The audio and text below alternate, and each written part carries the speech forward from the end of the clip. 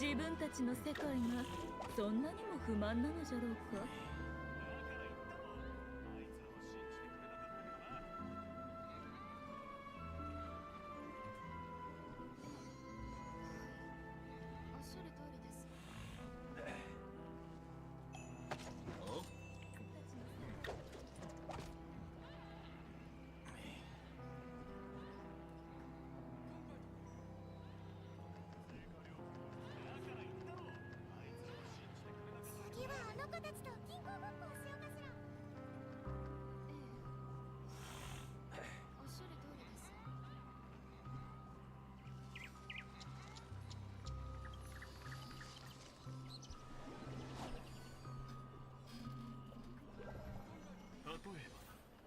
君にモルトジュースを飲むのをやめろと言ったら、まず何を思います？とりあえず一杯。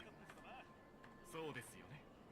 今この瞬間、君はそう思っているはずです。やめろ。わらわにとって普遍も一種の美。はあ、じゃが属性とはいつまでも変わらぬまま続くものではない。どんな時でも自分を見定めることは大切です。ほら、これが質問された時も君が思い浮かべたものですよね。しかしどちらを選んだとしても心残りはあるでしょう。なので現実ではありえない状況を想像してみてください。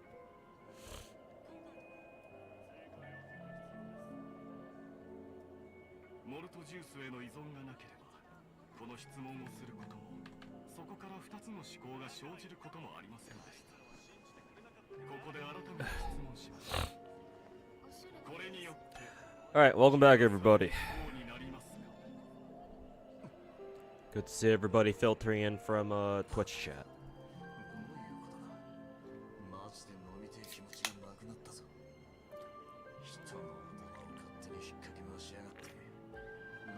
Rise and shine, rise and shine.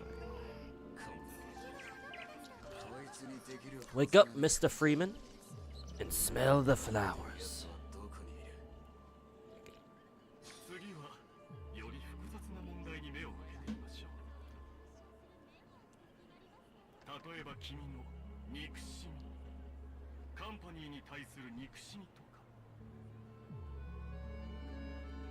大半の者の一生は紙に書いても数行にしかならず、そのほとんどが退屈な物語なんじゃ。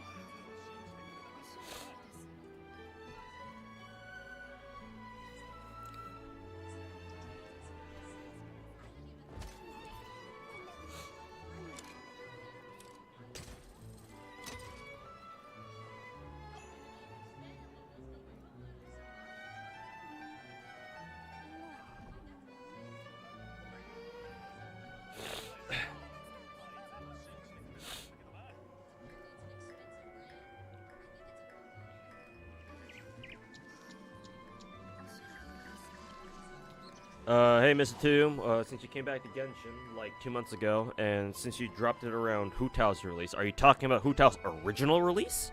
That was a long time ago, man. Could you explain the Dendro reactions if you know them? Sure, I can. You just pull from Nahida and want to understand them better. Okay, real quick, Dendro reactions in Genshin, there are 3 kinds mainly, or 3 main branches. I will explain what they are exactly to you in like 5 seconds. 5, 4, 3, 2, 1. Fuck, I lied. Okay. I was off by like another 4 seconds. Anyways, so yeah, Dendro and Genshin. Dendro and Genshin, how it works is this. Dendro can react with 3 other elements only. Pyro, electro, and hydro. Yeah. It can only react with those other 3. It doesn't do anything with any other elements. So it has no reaction with cryo, geo, or animo. Those reactions do not exist for Dendro. So when you want to build a Dendro team, the only other elements that it can really work with are pyro, electro, and hydro. Dendro is unique. Dendro reactions are unique from other elements in the game, at least on a basic level, in that they have secondary reactions with the elements that they react with the base elements that they react with. So when you have Dendro and pyro, that's burning, right? However, there's a secondary burning reaction called burgeon, and that's when you put together Dendro, hydro, and pyro on the same team. So what you would do there is you would react Dendro with hydro first, and that's what's called a core reaction. I forget what the actual reaction name is. Basically, it creates these things called Dendro cores. They're basically like these little Dendro seeds that pop out from enemies when you react Dendro with hydro or hydro with Dendro. You know, either or, doesn't matter which. But what does matter is then you have to then set those cores on fire, set the seeds on fire with a pyro ability of some kind. That's when you get burgeon. And what happens is when you set those Dendro seeds on fire, they're called Dendro cores. They explode if you set them off with pyro, and they do damage that way. You cannot get burgeon if you don't follow that exact reaction path, right? You're not going to get burning, or obviously you're not going to get burning if you go straight from Dendro to hydro. If you want burning specifically, you have to go from, Dendro to pyro. Now, I forget if, I've never tested this myself because I rarely ever use, burning or burgeon teams. Nobody does, for a good reason. I forget if you can go Dendro, pyro, and then hydro. I don't think that works, because the whole point of burgeon is that you're setting Dendro cores on fire. So I'm pretty sure there's no reaction if you were to set an enemy, start burning an enemy, and you apply hydro to them. I don't even know what that does. It probably sets them out, to be honest, or sets out their burning reaction, to be honest. But yeah. So burning. That's how the pyro and Dendro reactions work. You have burning as like the first stage of pyro, or like the pyro reaction. But then you have a second stage with burgeon, where you produce Dendro cores first with hydro and Dendro, and then you set them on fire with pyro. But that is currently the weakest. That is the weakest Dendro element. Nobody really ever runs it because it's kind of out of the way, and you don't get as immediate returns as, say, the other reactions, which I'll go over right now. Just know that we don't really recommend. It's not recommended to run burning or burgeon, even though MiHoYo has tried to buff it by giving us like a dedicated relic or artifact set for them that specifically buffs, I think, burning and burgeon, but it's still not really worth it. Matter of fact, they even gave out a whole ass character whose kit is supposed to buff burning and burgeon, but nobody even really uses her for that anyway. So just goes to show you how maybe burning and burgeon are good reactions on their own. It's just that their problem is that Hyperbloom and aggravate/spread exists. So that's an issue for them. And it's not like MiHoYo can just nerf those reactions. I mean, they already tried with Novelette, so look how that turned out for them. But anyways, that's the first Dendro reaction. The second reaction is with electro. When you put Dendro and electro together, depending on which element you put on, which element you react, well, which one is the driver? I think that's the term that the Genshin community uses. It has different names. I'm actually not too sure what the mechanical differences between those two are. I'm assuming they're pretty much the same, or they work similarly, but they have two different names for some reason. If you put Dendro on the enemy first, and then you put electro on them, that's called aggravate. If you go the other way around, where you put electro on a character, and then put Dendro on them, that's called spread. I think. I might be getting that wrong. Maybe they're both called aggravate, and then if you were to put Dendro again onto an enemy that has both Dendro and electro, that's called spread. I forget my electro reactions. But just like the pyro reactions, the electro and Dendro has a first stage and a second stage. The first stage is where you just combine Dendro and electro, I think. And then the second stage is when you, I think, apply either electro or Dendro again onto an enemy that already has those two reactions together, something like that. Yeah, I think it's probably something like that. Yeah, maybe I think aggravate is when you put electro again onto an enemy that has both electro and Dendro already, and then spread is is what the reaction is called when you put Dendro onto an enemy that already has Dendro and electro. Which would mean I don't know the name for the initial reaction that you get when you put Dendro and electro together. I'm gonna have to rely on chat for that. What's my number one favorite gacha? Well, that would be FGO as my personal favorite, but you know, is it the best gacha? No. Those two are two separate things for me. Dual grinding is crazy work. Hey, if you want to see what my hey, I even set up this stream thing. This is what my stream would normally look like if my PC were stronger. You think dual wielding gacha games is crazy? Wait till I start putting up all of my gacha games. Maybe one day I'll get like a fucking crazy ass PC with the strongest CPU you've ever seen, and that way I can run all fucking 11 or 12 my gachas at the same time. One day, a man can dream, can't he? A gacha god can dream, can he not?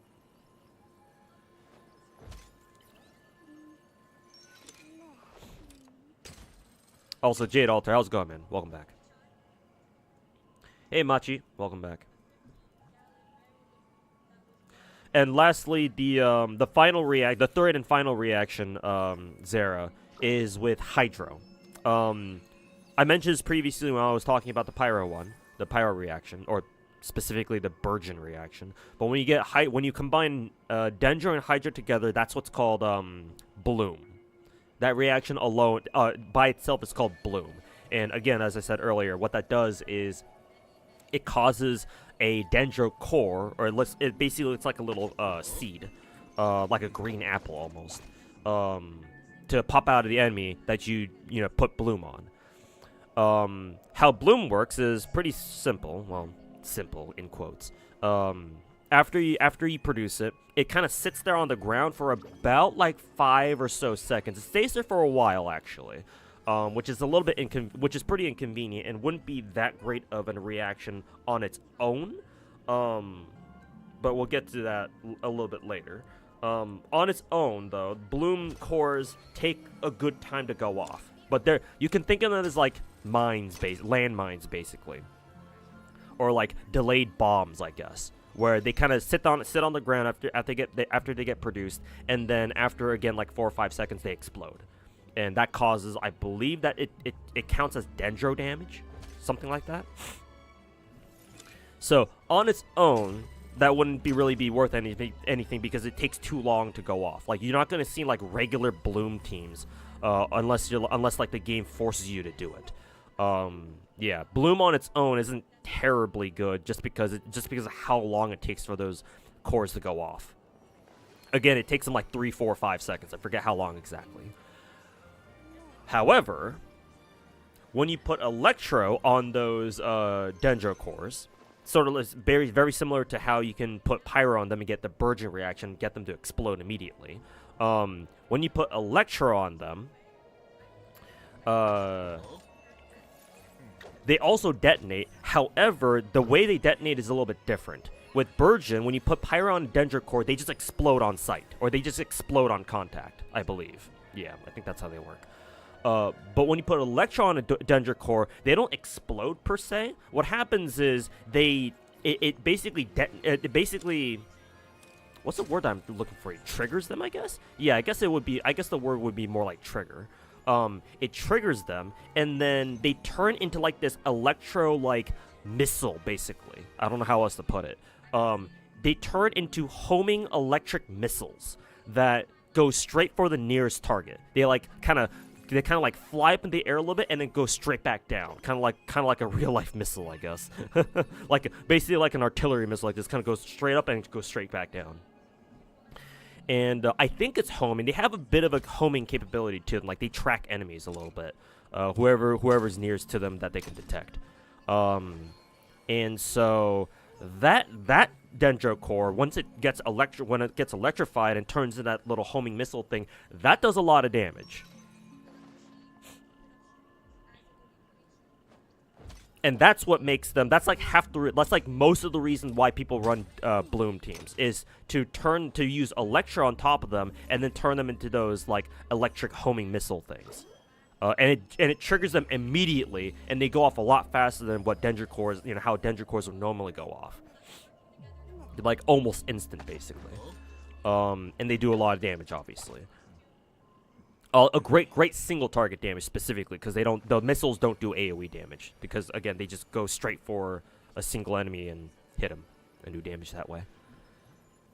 And we call those teams Hyperbloom teams for good reason. So yeah, you get that with Electro, Dendro, and Hydro. Because you make the Bloom course first with Dendro and Hydro, and then you pull out your Electro character, and they use their Electro ability or whatever, and that triggers the Dendro cores just kind of sitting on the ground and turns them into those missile things, and then they go for the nearest target, if they can detect them. However, there is also another Bloom related reaction, and it's unique to this girl right here. You may know her. Her name is Nilou. Nilou is unique in the game because she's the only character to have basically her own Dendro reaction, which is kind of crazy. You can kind of think of it as like Burgeon, but without needing pyro. Her team, if you put Nilou onto a Dendro team, that team automatically becomes what we call a Super Bloom team. Because her whole thing is that she can basically generate super Dendro cores, or whatever their official name is. I'm sure it says somewhere in her talent box somewhere. I don't know where does it say it? Does it say? I don't know. I don't know if it does. Excuse me. Oh yeah, not super Dendro cores. They're called bountiful cores. Yeah. So when you use specifically her water abilities, so when you use her skill, or one specific version of her skill, and you use that to react with enemies that have Dendro on them already, the cores she produced are called bountiful cores, or super cores, or whatever the fuck you want to call them. Basically, they're Omega Dendro cores, and they look visibly bigger. I think I forget if they actually physically look different. They probably do. Just to give you a visual cue that these cores that Nilou is making are different because it's unique to her. And unlike Dendro cores that take a little while to go off, her Super Bloom cores go off very fast, and they do a lot of fucking damage. So it's like she gives you it's almost like she gives you the benefit of running Burgeon, but just much stronger, and you don't even need a pyro character for that. Or something like that. I'm sure there's a few nuances about Nilou that I still don't understand. Playing her is usually pretty easy, because all you need to do is just, Nahida, put Dendro on people, and then pull out your Nilou. You tap her skill 4 times in a row. So she does that little sword dance thing, gets her hydro fuel around, just run around making Dendro core, super cores, and just watch everyone fucking blow up. Nilou teams are pretty hilarious. But she's the only character in the game, as far as I can tell, who has this sort of mechanic. Now, some of you guys may be like, but well, Kava does this kind of the same thing too, right? Because he can detonate Dendro cores with this skill. Yeah, but Nilou just does a lot better. Not to mention, technically, Nilou's is a completely unique reaction, whereas all Kava is doing is just like setting off, when he uses his skill that scans his area around him, basically all he's doing is just, telling the Dendro cores to go off immediately. I don't know if he does anything special to them, kind of like what Nilou does. Yeah. Also, Nilou's a 5-star and Kava's only a 4-star, so what'd you expect, right? Hey, Sleepy Jab, welcome back, man. Just playing COD Zombies. Hey, hope you enjoy it, man. I need to get on some zombies with my buddy Protagonist soon.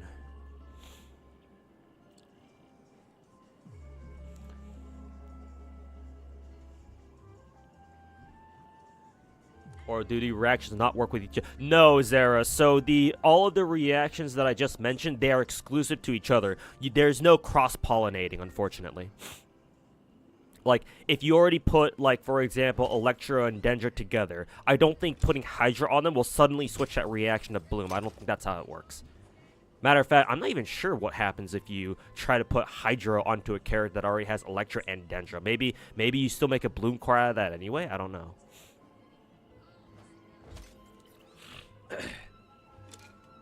But I can give you a quick demonstration of what those Dendro teams look like if you desire as such. It's up to you, because obviously a hands-on demonstration is always better than just, you know, yapping about theory.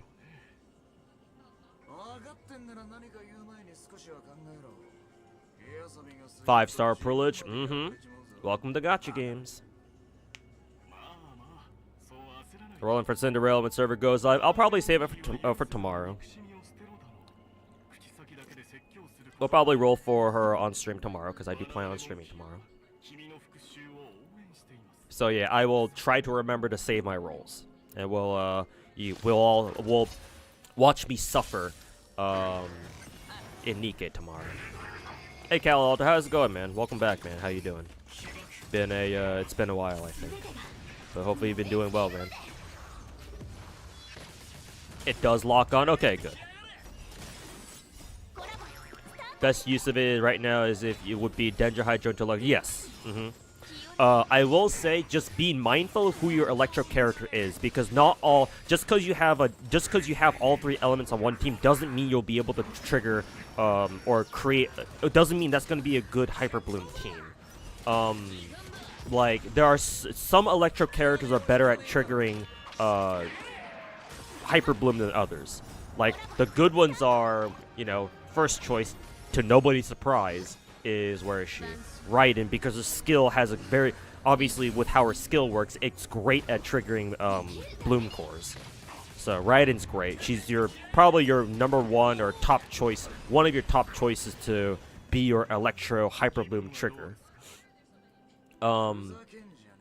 Another great one, surprisingly, is where is she? Oh yeah, she's probably in my team right now. Cookie, Miss Cookie. Just because of how her skill works, because her skill is like an electric field that kind of bursts out every like 2-3 seconds, right, around your active character. So yeah, her skill is great at triggering Bloom cores.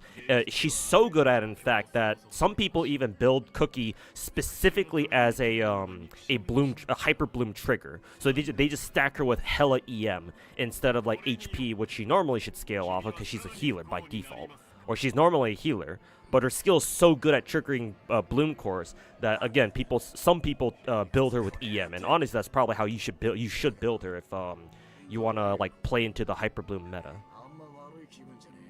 EM Raiden is sacrilege. I'm sure some people do it. I'm sure some people do.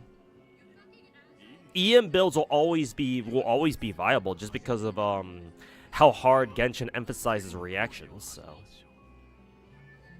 it's like, are we really that surprised now?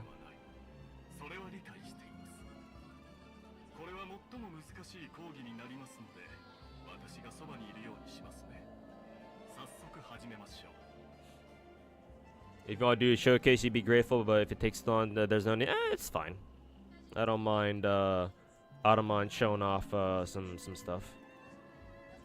Let's go over to Abyss though. Abyss.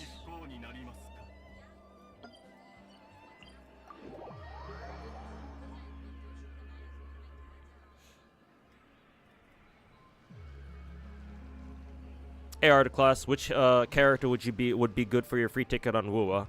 My video made you try it. Hey, thanks for trying out WoW, man.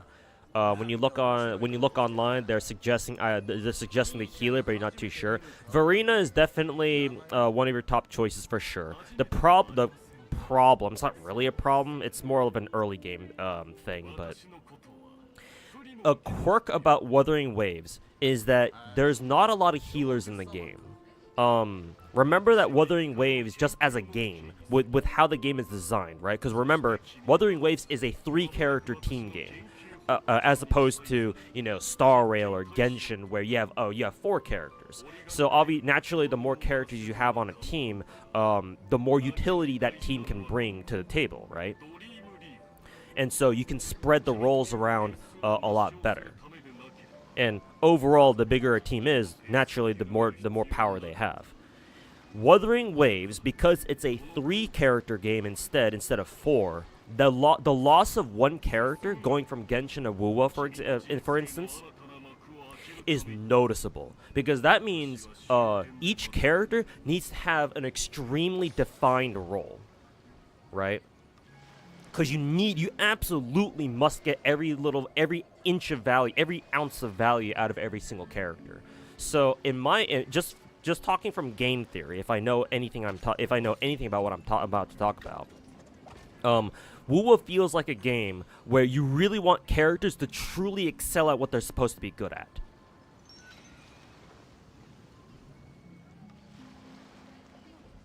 Right? Like, their roles need to be super defined. Like, there's not really much room for like gray areas or whatever, unless a character comes out that's so good that they just do everything. But the game doesn't really feel designed to be that, to allow for characters like that, at least not for now. Maybe like a year or 2 from now, we'll start seeing characters that have very, very strong hybrid capabilities, but certainly not right now. Certainly not for now. So Verena I would agree, Verena is an excellent pick, because besides Baiji, I think is her name, she's the only 4-star healer in the game for now.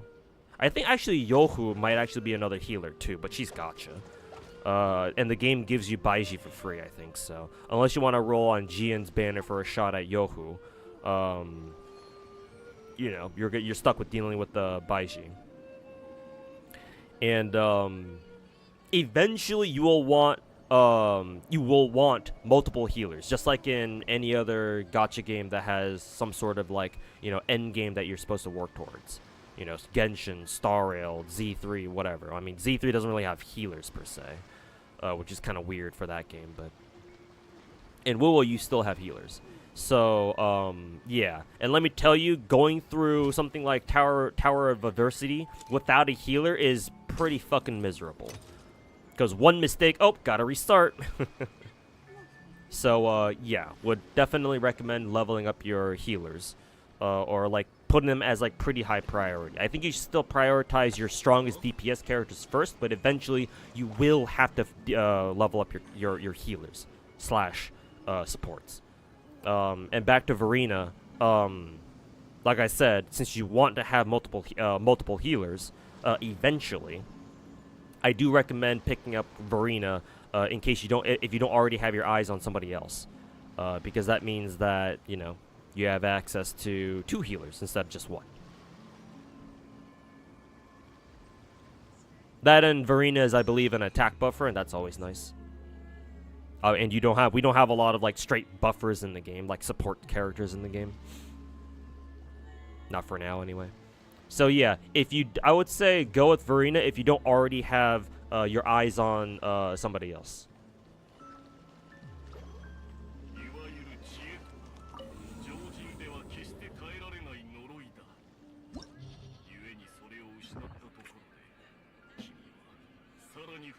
In your opinion, Miko is better than Raiden for Dendro reactions? My problem with Miko is that because of how her totems work, they don't have a great AoE. Unless you plan on using Miko's normal attacks, then sure, that's fine, because she's a caster, so all of her attacks do electro damage. So if you plan on running around and manually triggering all of the bloom cores with Miko's basics or her normal attacks, then sure, I guess.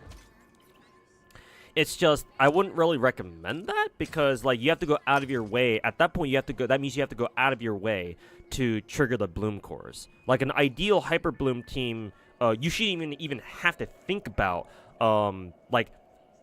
triggering the bloom cores on your own. A good Hyperbloom team, an ideal one rather, just sets them off on their own. Because haha, AoE electro moves, haha.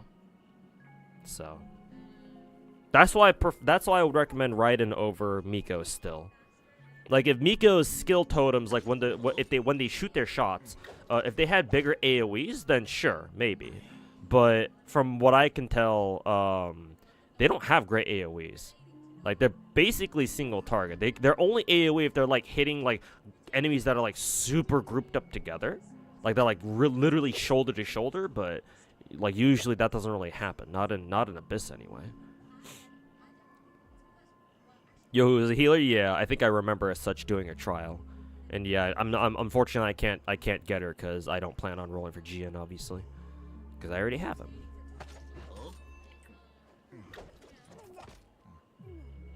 Wouldn't healing be resolved by the echoes? You mean you got that turtle echo and it was healing decently? It's not gonna be enough, man. Like unless you're just a fucking god at dodging. And hey, you might be. Hey, you know, if you years of playing Dark Souls, I'm sure will help you out a lot here in playing Wuthering Waves, or like a Soulsborne game that is. But unless you're a fucking Soulsborne god, and you've been playing Soulsborne games since the day you were fucking born, see what I did there? You're going to get fucking hit. You're going to get hit. You're going to get slapped. You're going to get punched in the face. That's just how the game is designed. Unless you are a fucking god. Unless your name is Rexland or Sweetly and you can fucking, you know, do no-hit runs on, like, difficulty 6 or 7 or 8 of any of the challenge stages that are, you know, you can find around the map. Most people are gonna get punched in the face. That's just what's gonna happen. And in Tower of Adversity, they're going to chunk your health by quite a bit. And when that happens, the turtle echo alone isn't going to be enough. Unfortunately. And not to mention the turtle echo, if you're talking about the echo you get from the weekly boss turtle, the big ass turtle with the bell on his shoulder, not shoulder, his shell. I don't know why you would even want to use that on like a DPS character anyway.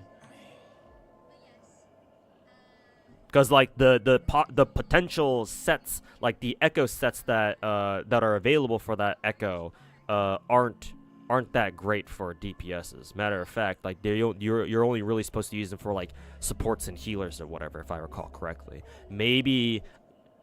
Because what were the 2 echo sets that the turtle boss gives? It's like it's the healer set, and then what was it again? The energy regen set or something? I forget. But like you shouldn't really want to use them on DPSs anyway. So like, if you want to use that at all, you're putting on a support, and you know. Yeah, just don't get hit, forehead.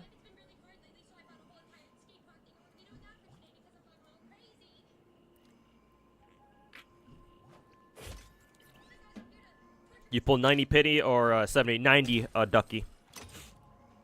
I don't trust if a gacha game gives me like kind of like what Snowbreak or what is it, Snowbreak or now Ether Gazer does. I mean, technically Ether Gazer did it before Snowbreak, I think. But if a gacha game gives me the choice to choose between like a lower guaranteed 5-star gacha, or a banner with a lower, what is it, gacha like pity requirement, but it's still a 50-50, or a banner that has a higher 5-star pity but it's guaranteed rate up, I'm always going for the guaranteed rate up every single time. Like I don't trust the rate up enough. I don't trust the coin flip enough to want to go for that. I'll gladly pay the extra gacha currency to guarantee myself a character. Because like all it takes is for you to lose the coin flip once, and that means it was not worth it. Like unless you got spooked by an off rate up really early on, right? Your first multi that you did was a spook, then sure, okay, just go for the 70 pity banner then. Yeah, at that point. Yeah, because at that point it's already, you know, it's probably gonna be worth it. Unless, of course, you get an early 5-star on the guaranteed banner, too. In which case, well, Moonlit Clouds. Yeah, isn't that... I think that's the energy regen set, right? Maybe it's not, I forget.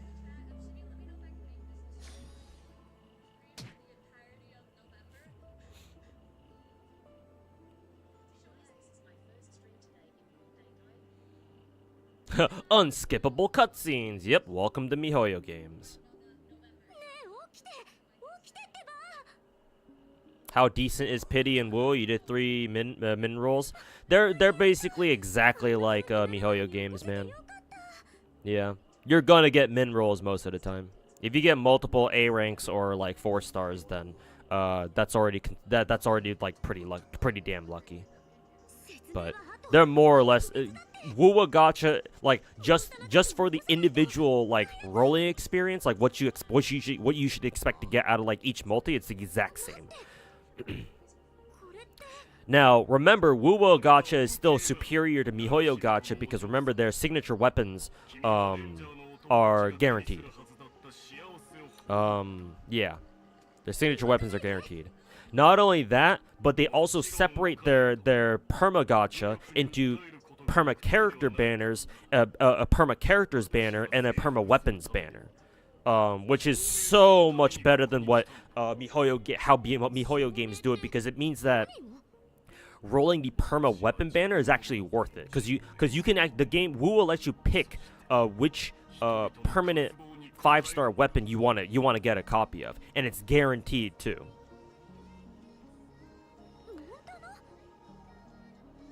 So Wuwa has the best like MiHoYo like gacha system that I've seen so far.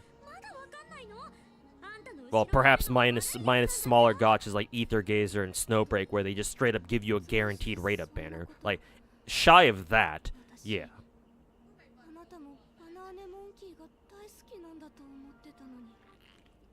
But I believe Soft Pity and Hard Pity works pretty much the same. They might not work. They might work a little bit differently, but it should be basically the same.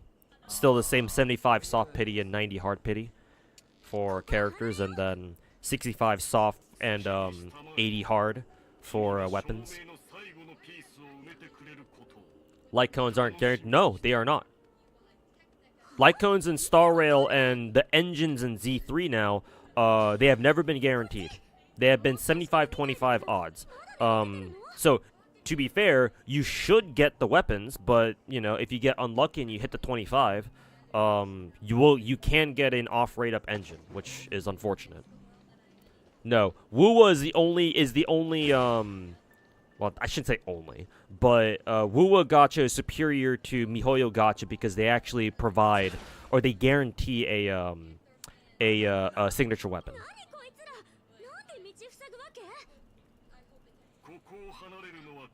Is Nilou that bad? She's new in global, but tier 3 or T3 in China. I mean, even Hades is still tier. Well, to be fair, Hades just got a buff, I think, this patch, or not this patch. Sorry, last patch when S rank Oneroy came out, I think.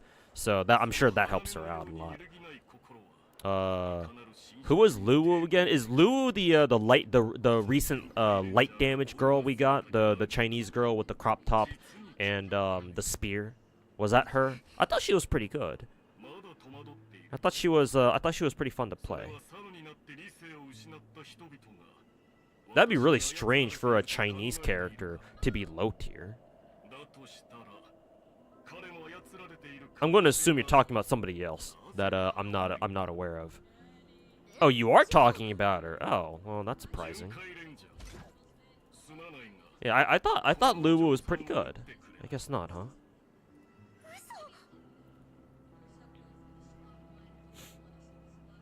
You're always scared pulling for Lycone? Yeah. Yeah. That's why Wuwa Gacha is so good. Well, relatively speaking. No gacha is ever good. But, you know, compared to Genshin, compared to MiHoYo games anyway.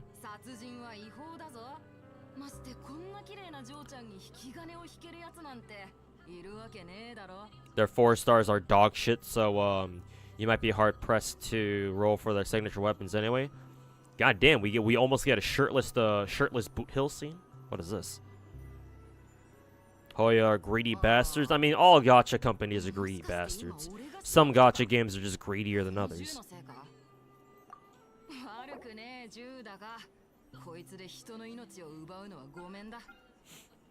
あんたらのトラブルに首を突っ込むつもりはね。Alright, let's see here. Let me just throw in a random Geo team on second side. Excuse me. And then, yeah, for first side, so let me demonstrate to you the aggravate slash spread team. The team that I had active when I was entering Abyss. So, who am I using here? Nikke, Tignari, Nahida, and then lastly Cookie.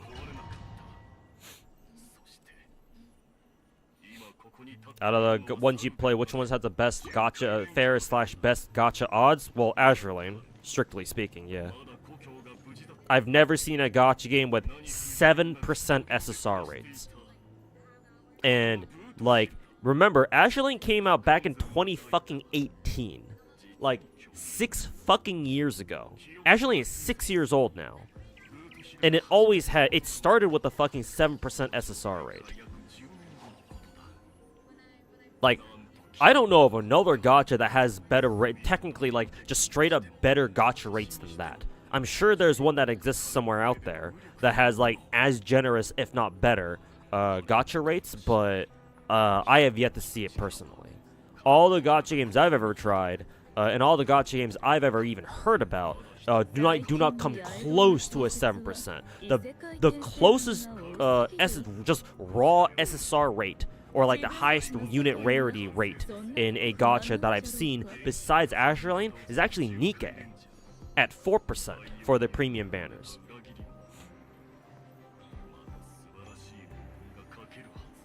And even still, that's not quite as good as obviously 7%. Like, when you get to 7% SSR rates, like, you can legitimately, like, expect an SSR on every single fucking multi. Obviously, it doesn't work that way. Obviously, you will get minerals and bricks from, like, you know, still like half the time. But like, you can reasonably expect to get an SSR of some kind whenever you roll on Azure Lane Gacha. Whereas you just can't expect that for most other gachas. Not even for Nikke. Not even Nikke can you, like, expect, like, oh, any random multi you do on a premium gacha to give you an SSR of some kind. Like, that is the difference between, you know, 4% and 7% rates. But aren't URs like 1%? Yeah, but they also have 20 multi-pity. Or Spark Pity. Same thing as Blue Archive or Nikke. And Art Clause, not to mention, unlike basically any other gacha game, Azure Lane actually has, I have Azure Lane put up right now. So I can actually show this to you. Let me just pause this. Streamlabs. Where is my Azure Lane window? There it is. There it is.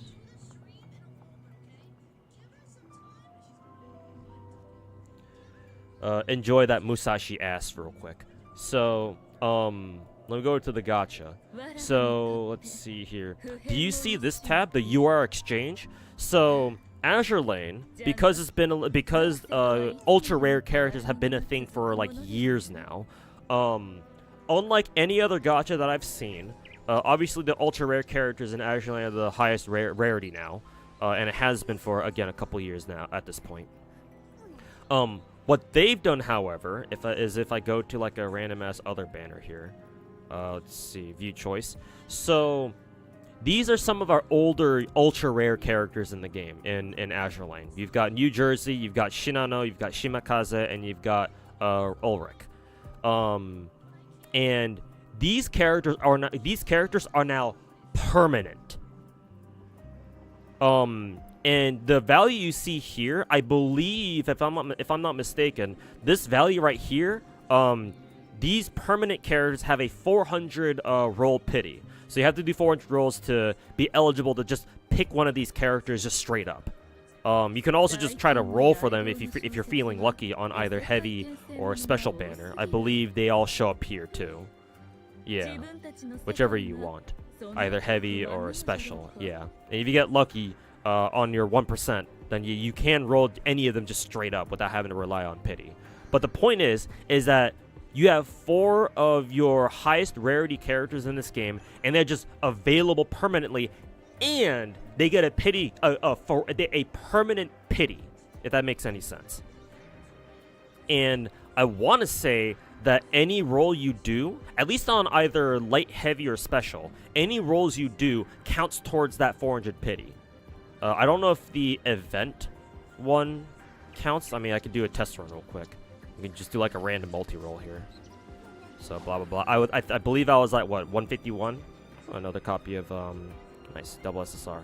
I mean, see, you can kind of see what I was talking about with 7% SSR rates. I just get double SSRs just like it's fucking nothing. I have no reaction to it whatsoever, because that's what you can expect out of this game. But yeah, the pity did increase from like 161 to like 171 or something. Or did it go from 151 and 171? I forget. I wasn't paying attention. But I know it wasn't 171 before. So yeah, you do rolls on literally any banner in Azure Lane, it counts towards this ultra rare permanent pity. So when you eventually hit 400, the game will then let you just choose whichever. Any of these 4, because these are 4 of our older ultra rares. No other gacha game will let you do this. So like, yes, ultra rares are 1%, sure. But when their banners are live, they have a 20 spark pity, and you have a perma pity for the older ultra rares, and they're all still extremely powerful, because ultra rares are in general the strongest characters in the game. Like, technically speaking, every single ultra rare, with maybe the exception of Mogador, I think. There are certainly some ultra rares that are stronger than others, obviously. But, like, even the weakest ultra rares are still probably better than, like, 90% of the roster, because they're ultra rare. So it's like, yeah, the ultra rare characters are the best characters in the game, or the best ships in the game. Generally. And even the older ones that we had on Raid Up, so New Jersey, not Musashi, New Jersey, Shinano, Shimakaze, and Ulrich, they're all still extremely strong.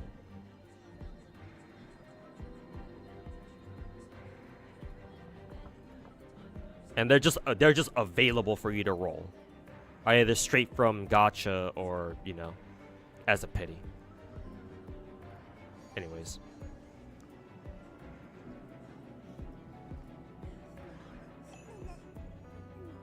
Since I have the Azure Lane window up already, I'll just leave it here, I guess.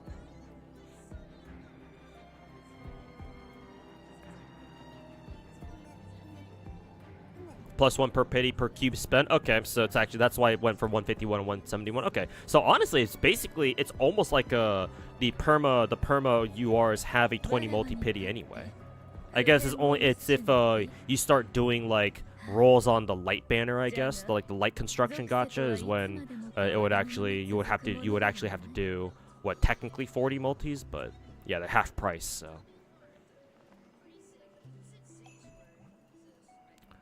No real difference there, I suppose.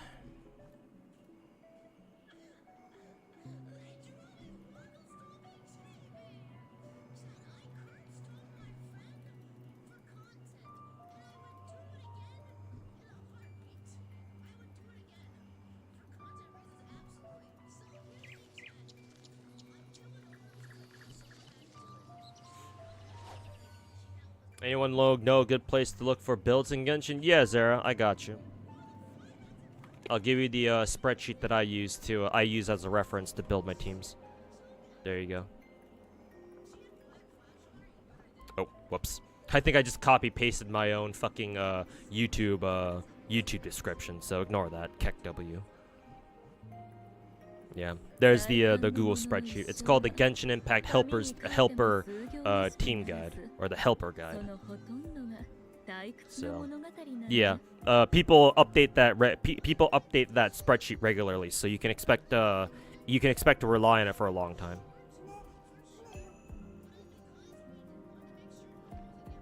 But yeah, You can use that. If it's this generous, how do the devs make money? Costumes, yes. Skins. Yeah, basically skins.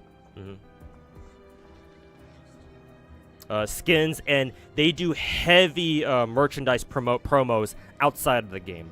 Like every single live stream that JP Azure Lane does, half the stream is them shilling like another Azure Lane product, which is fine because the merch they make is absolutely insane. Yeah, they do a lot of promos in Japan and I guess China, and more in Japan, more like in Japan, honestly. But they run a ton of promos. Yeah. So they make a lot of money. I'm sure they make a decent amount of money from the game itself, but they also make a ton of money outside the game too.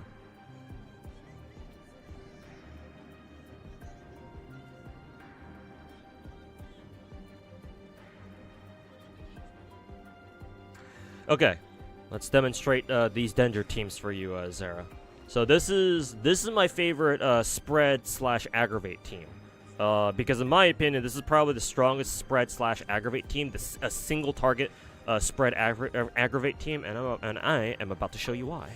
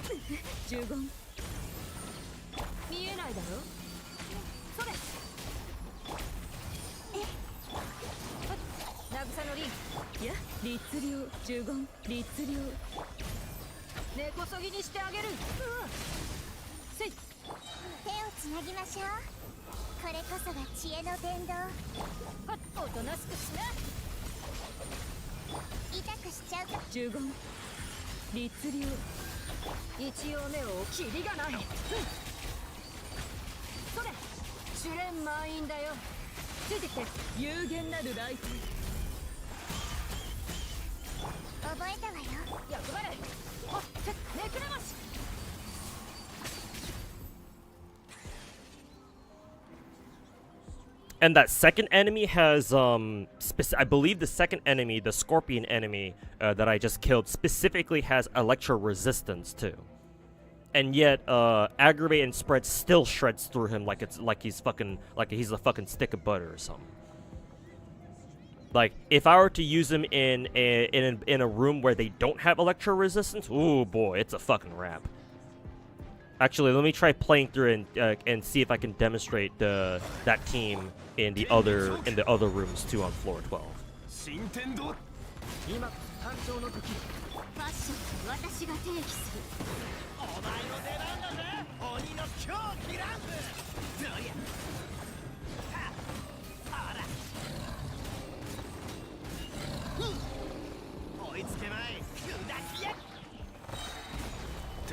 Oh, that angle? No, I still got both. Also, I should have brought, instead of, who is it? Instead of Albedo, I should have brought, what's his name? Goro. So I can buff, Ito's insane DPS, even harder.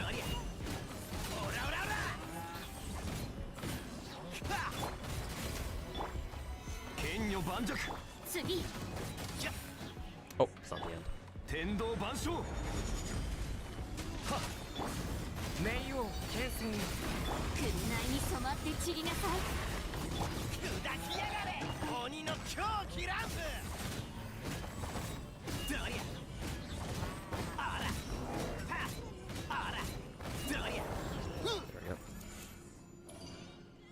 You lose a lot to the Azure Lane figures as well, as you should.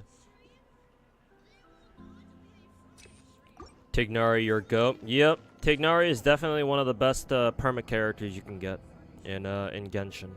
Matter of fact, he might be the best. If you're not planning on running, like, I don't know. Yeah, Tignari is probably the best. I guess maybe Keking might be able to compete with him, but Tignari is probably a little bit better. And unless you want to run, like, I don't know, absolute nuke Mona. But anyways, let's see how my hyper or spread / aggravate team works on 12 too. 呪言律令 Oh yeah. These guys should be absolute fucking chumps. 私のお家にいらっしゃい。根こそぎにしてあげる。やっ I fucking missed that shot.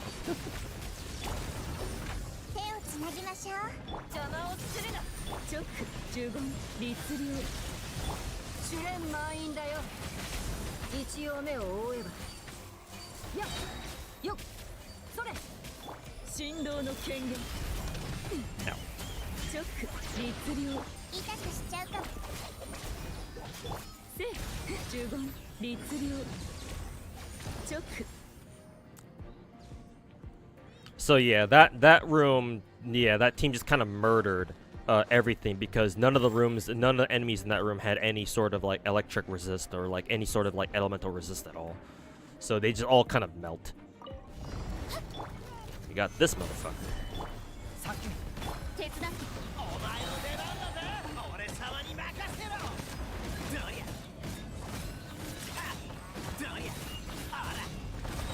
Plunge mechanics? What are those? I have Geo, bitch.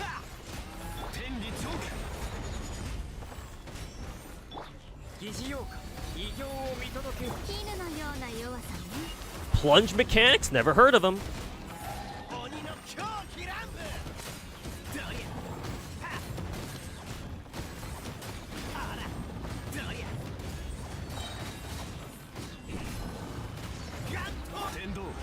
Brute force, baby.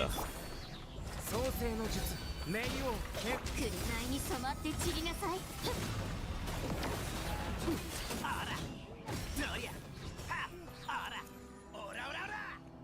Is Akali, who's Akali? Worth raising even at C1, or do you want more constellations? Yeah, who's Akali? I ain't never heard of a Genshin character named Akali before. Unless isn't that the name of like a League of Legends character? So unless you're memeing somebody by calling them a nickname or something.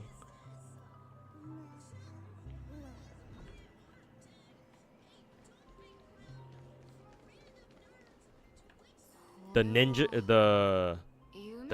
Oh, Cookie?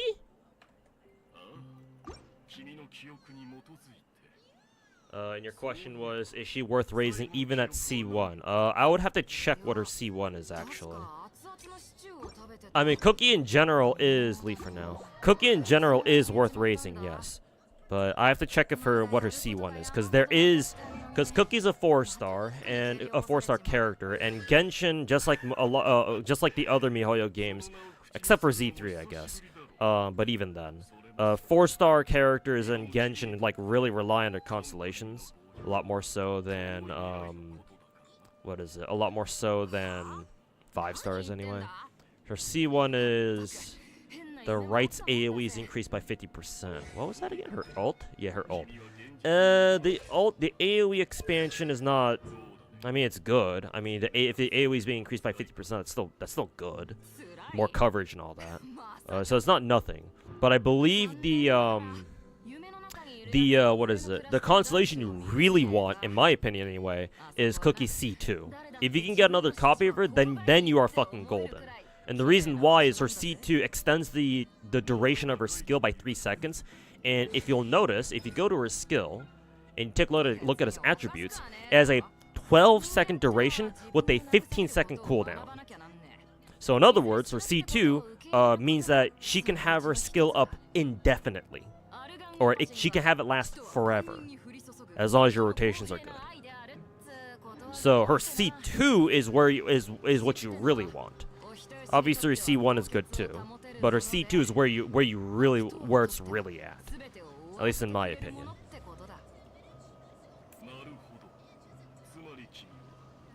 Did Abyss resist? No, it didn't. I don't think so anyway.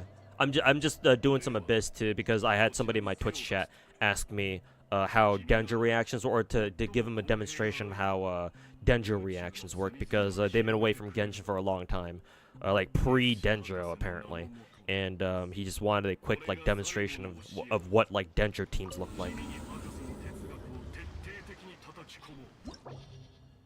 So no, it didn't reset or anything. I'm just doing it just because. I think you should still build her, Zara. It's just try to get her another copy, another constellation if you can. Because, yeah, her C2 is where she really gets going. Because it makes her rotations a lot smoother. Or maybe not so much her rotations themselves, but it just makes playing her feel a lot smoother.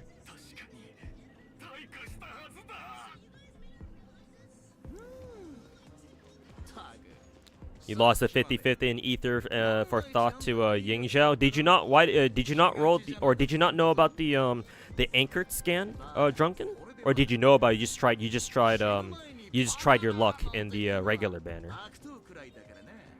Do you think C0 main DPS Chiori could work with Ayaka's signature? Main DPS? No, not really. Unfortunately, Chiori is pretty much locked to being a sub DPS or an off-fielder until she reaches C6. C6 Chiori is like the only reasonable way to turn Chiori into a main DPS. Because remember, Chiori C6 turns her normals into Geo attacks, or gives her normals a Geo infusion. So at that point, then yeah, sure, you can turn Chiori into a main DPS too.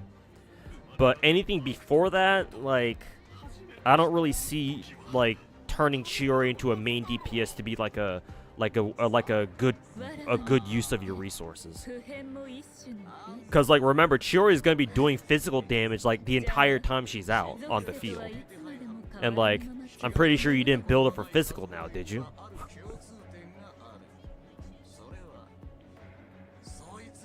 Oh yeah, they do have the Geo Infusion. Yeah, they just don't have very good scaling. Yeah, I still don't, so my bad. They do have Geo Infusion. It's not like her C6 gives her the Geo Infusion. Because I think I was thinking of, who was it, Kazuha. Because Kazuha's C6 works like that. Where Kazuha's C6 gives him an actual Anemo Infusion for his normals. And Chiori is not quite like that. She still gets her Geo Infusion, sure. But yeah, I still don't think it's quite worth it. Because her scaling, her normal attack scalings on their own is dog shit. Like, they're not really much better than her like actual uninfused normals themselves. So like, if you really want to make her a DPS, sure, go ahead, because she does have her own Geo Infusion at least. So I don't know what you do at that point. Maybe just give her Geo damage bonus. I'm pretty sure my own Chiori already has Geo damage bonus too. But yeah, like good luck trying to squeeze as much damage out of her normals as you can, man. Not to mention, like, running main DPS Chiori is not what you want to do in the first place anyway, because remember how she works, right? I even made a whole fucking video about Chiori too. Remember that Chiori's whole thing is that she wants to put her dolls out and switch to another character, because when she does that, then her dolls get 2 free extra hits that do a lot of damage. And so missing out on those 2 extra hits is kind of painful, actually. Because the dolls themselves don't attack very, very fast. So, like, having them attack more or throw out more attacks is what you want them to do, or what you're looking for. So by making Chiori a DPS, you're probably not going to be switching her off to another character, is the problem. I don't know, maybe with, who is it? Now that we have Zilonen, I don't know if she can reduce people's, like, enemies' Geo resist? I don't know if that's a thing. So close to Walter? Yeah, tomorrow, or like 2 days from now or something.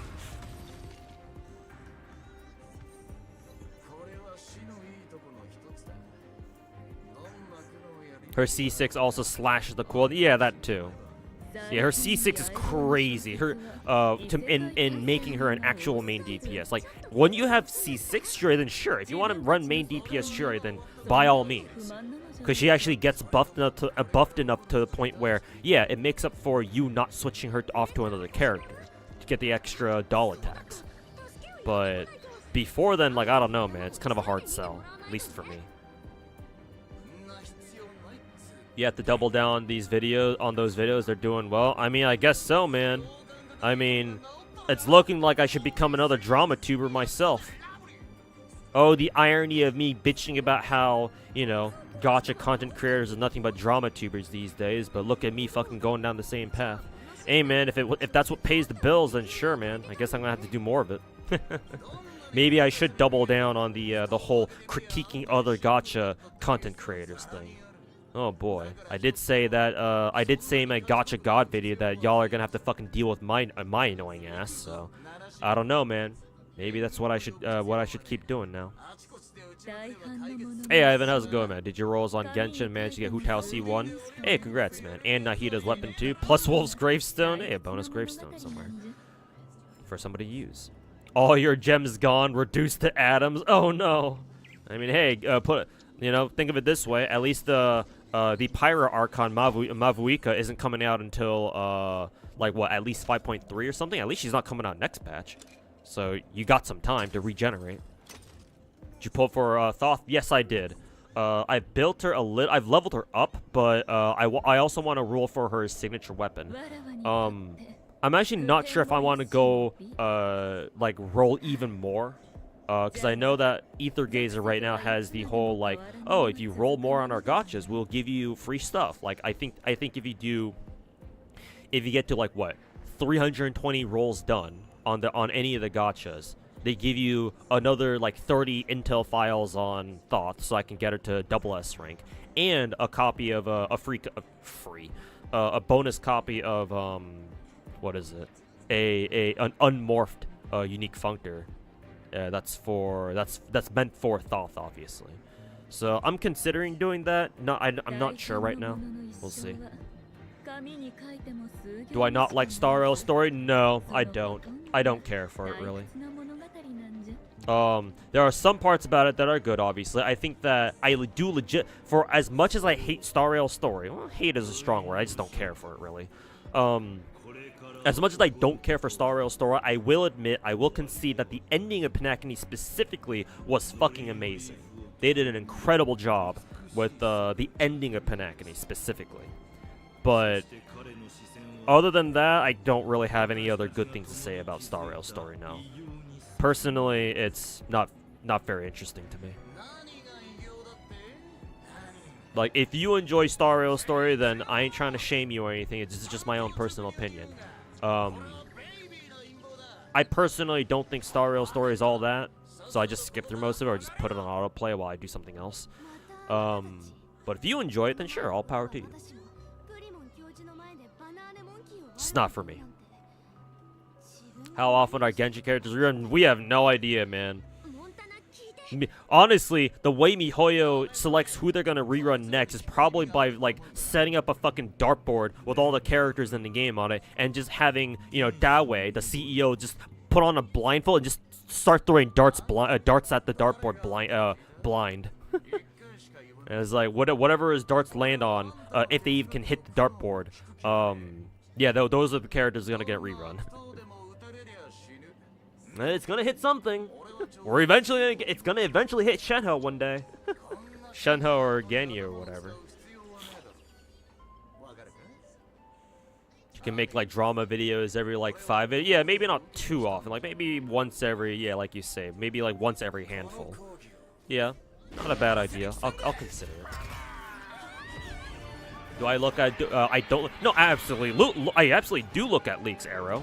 Now I'm not gonna go out of my way. Oh, is there a cutscene going on? I'm not gonna go out of my way to like hunt down leaks specifically. Like I'm not gonna fucking, you know, pull up Twitter every 5 seconds whenever it's patch time or whenever there's a beta out or whenever a beta client comes out and like glue my fucking eyes to my screen waiting for, you know.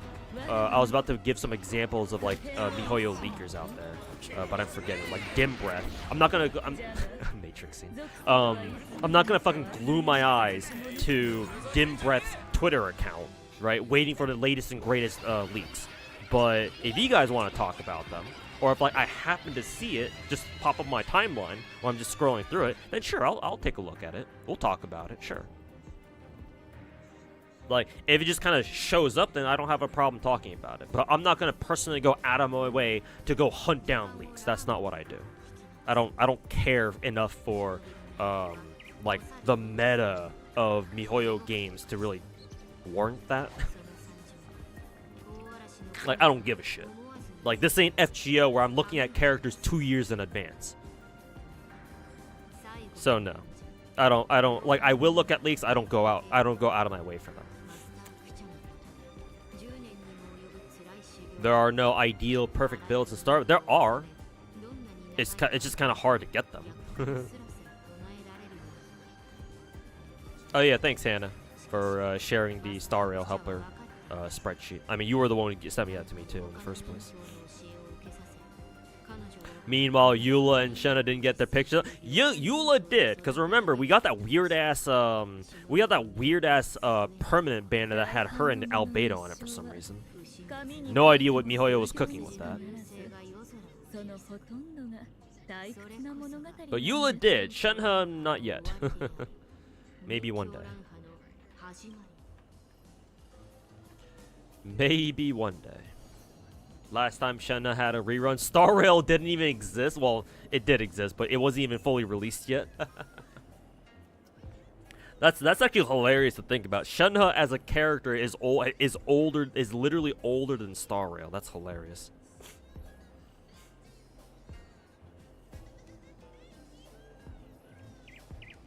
Applied for my guild in Ether Gaze. Oh, did you? Cool, cool, cool. Let me pop up Ether Gazer then, real quick.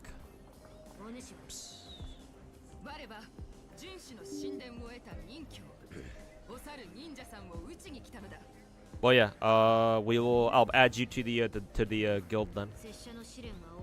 I don't even know how many people in the guild are still active. Like 90% of my guild in Ether Gazer is probably inactive. Because they all joined at like the first like week or two of the game and they all quit.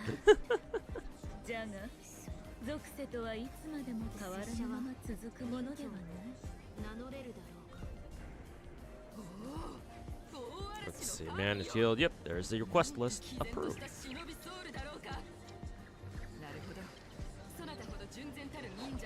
Yep. There we go. Let's see. Yeah, we only have like 5 or 6 people who are like still active, who are like active at all. Everyone else is gone. All right, back to Genshin. Okay, let's try to beat this with this team. Should be doing it.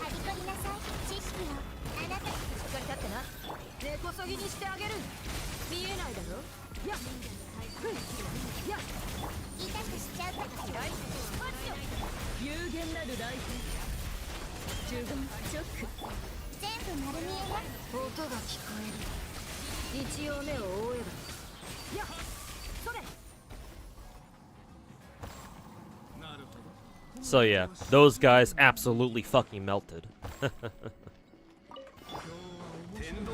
We have this guy.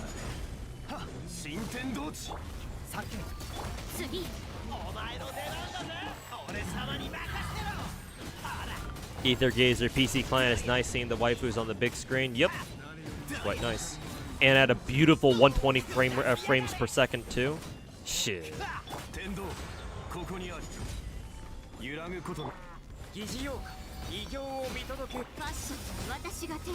The buttery smooth, or the buttery smooth, oops. Okay. The buttery smooth 120 FPS.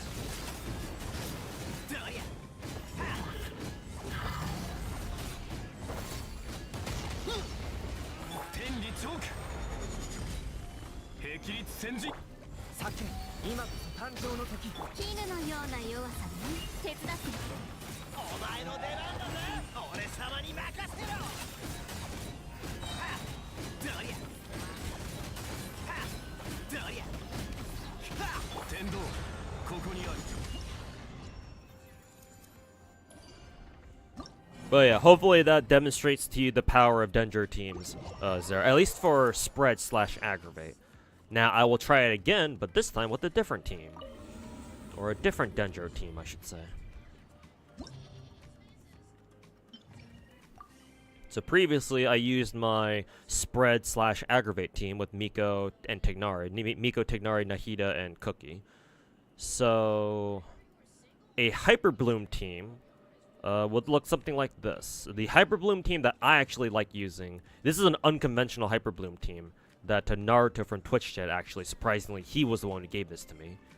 I believe it was Yelan, Raiden, obviously Nahida, and then Jean, surprisingly.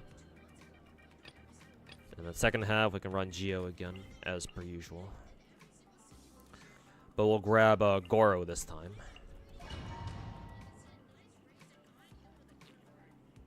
Wish they did like triple banners. I mean, at some point, I think that MiHoYo will start doing that, yeah.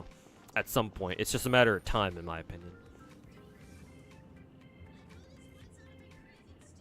That team seemed pretty straightforward. Yeah, that team is great because you don't have to worry about, like, with the order of shit you have to do shit in.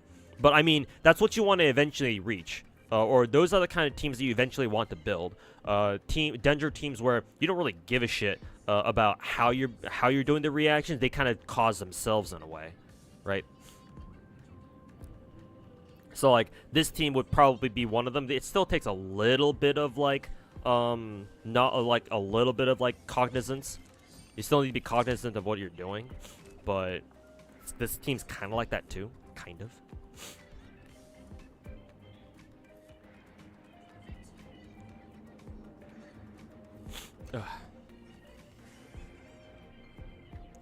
Anyways, this is how this team is gonna work. 手をつなぎましょう。これこそが知恵の源。剣に誓う。糸よ、工作せよ。かかれ。逃げ道はありません。ここより弱滅の時。ストップ。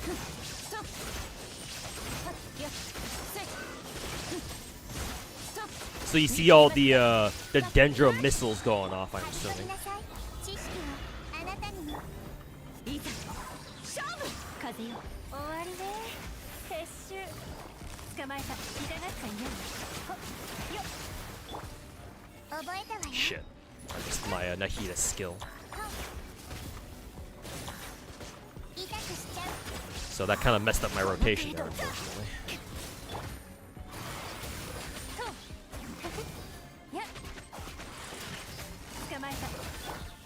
Yeah, I'm gonna try doing that again. Because me missing Nahida's skill on the second enemy kind of fucks that rotation up.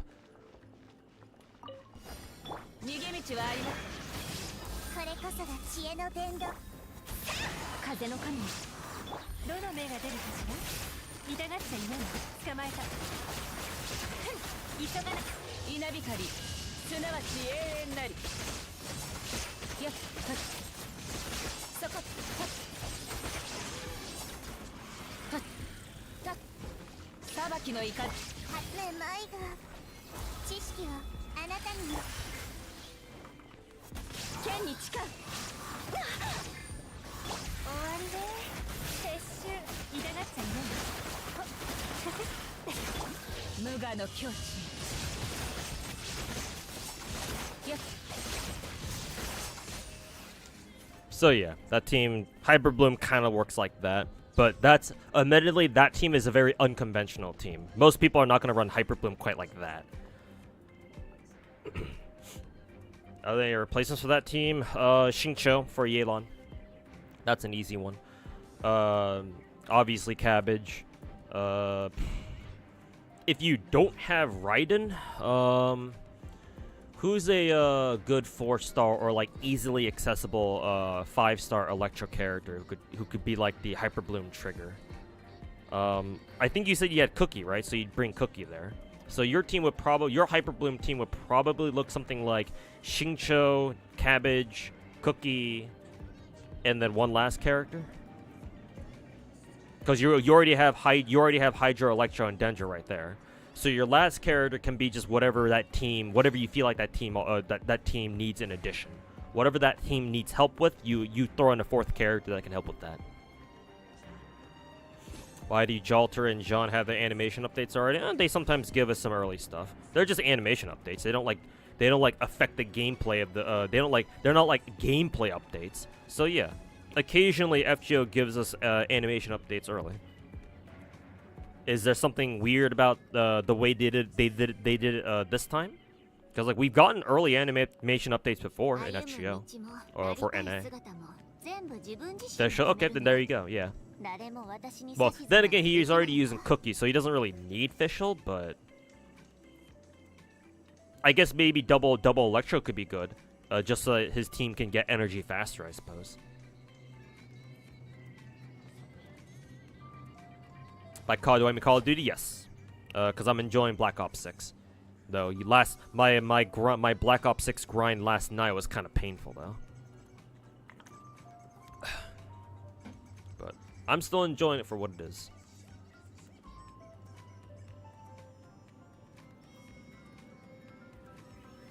Still understand why Hoyo games can't have skip. My conspiracy theory, and it's been this way for a long time, is that MiHoYo wants to force their players to read the story in order to get them to force them to get more invested into it. It's either that, or they're trying to like establish themselves as like the dominant literary like influence in the gacha, in the gacha world or whatever. Either way, it's arrogant as fuck.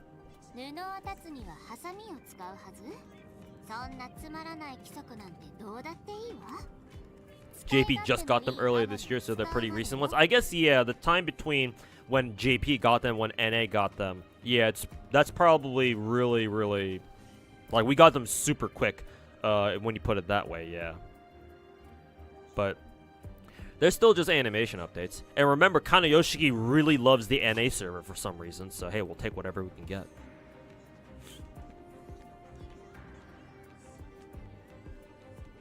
You have Fischl, but not okay. Then use Fischl then. Yeah, use Fischl. But then again, if you don't have Cookie, then maybe you could use Barbara, because she's a healer.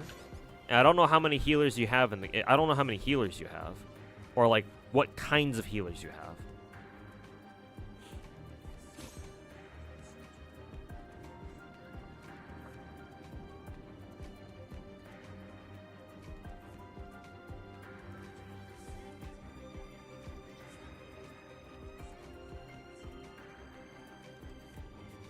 Chance of you pulling for Rappa disappeared after reading the story. Why? Because the story was just that bad.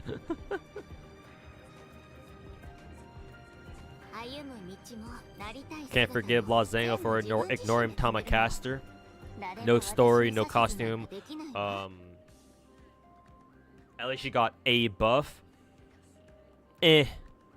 No surprise to me. Remember, Lozango fucking loves Nero. Type Moon in general and Lozango love Nero. Like, Tamacaster at this point is a fucking afterthought. Like, Nero is the one that lives rent-free in Takeuchi's and Nasu's and all of Lozango's heads.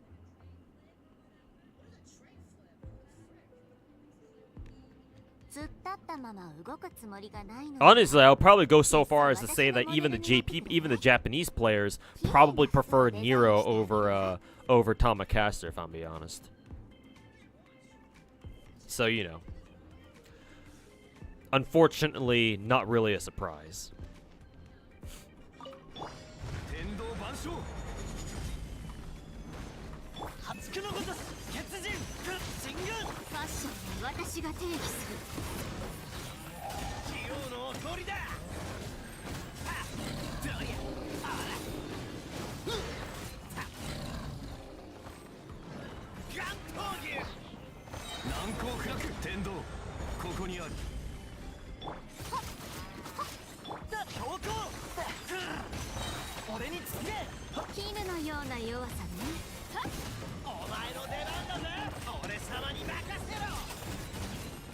Bonk, bonk, bonk, bonk, bonk, bonk, bonk.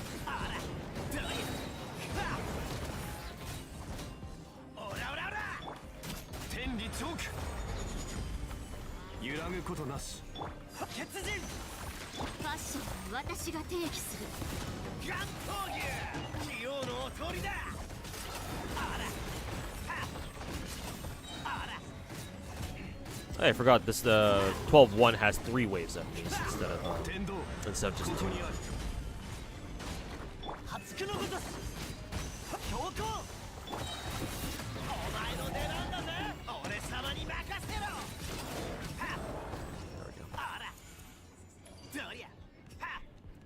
You expected Rappa to be fun, to have around just like Boot Hill, but she just ended up being annoying with her fucking Chuny shit.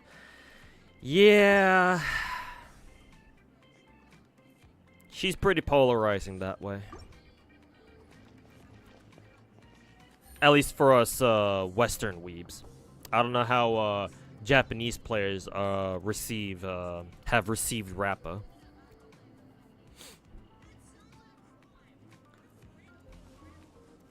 Why the hard-on for Nero? Because remember, Japan loves cute shit more than everything else. So much so that it's basically a cultural thing for them. And I would suspect that Japan views Nero to be cuter than Tamamo. Or fucking something like that.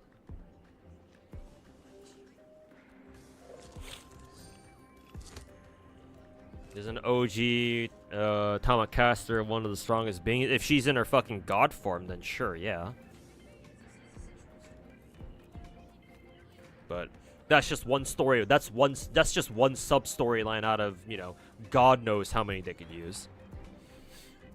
Though, to be fair, they put Drake in the fucking game. They put Beast Nero in the fucking game. So yeah, it's like, why don't you throw Tamacaster a bone here too? Will they ever? I don't know.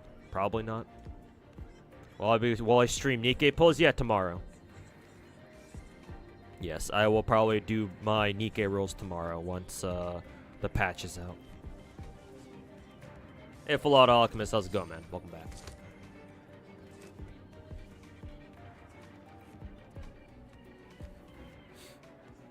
Best Tamamo has gotten lately is Arya. Yes, the retarded Tamamo variant.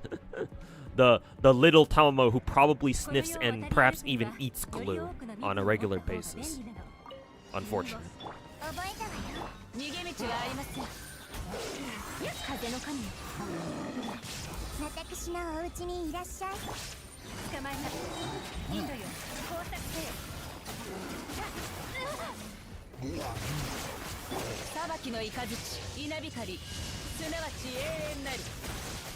Oh yeah, these guys don't even have since these are new enemies, these don't even have Nahida's thingy on them.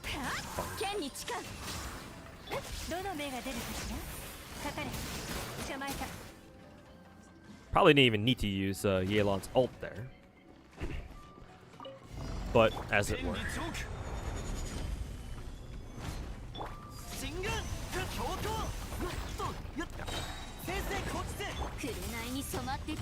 Plunge attacks? What are those?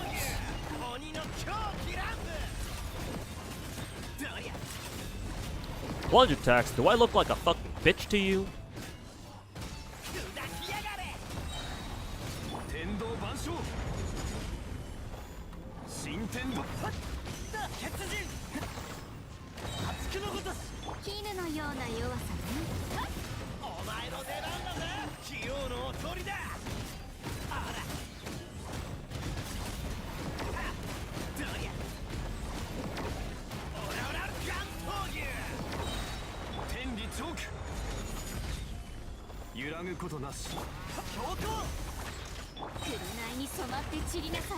Got Shiori's ult literally right when I switched to her.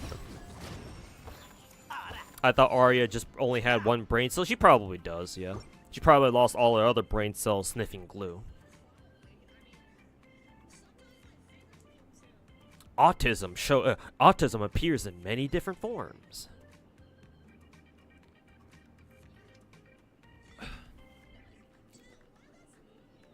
Don't you talk shit about Iori. Yeah, Iori is cool.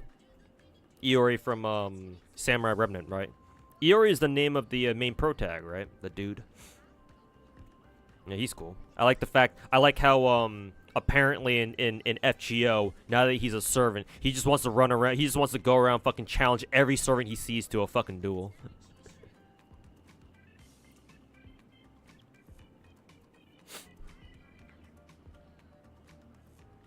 I'm sure he has dialogue with Musashi too.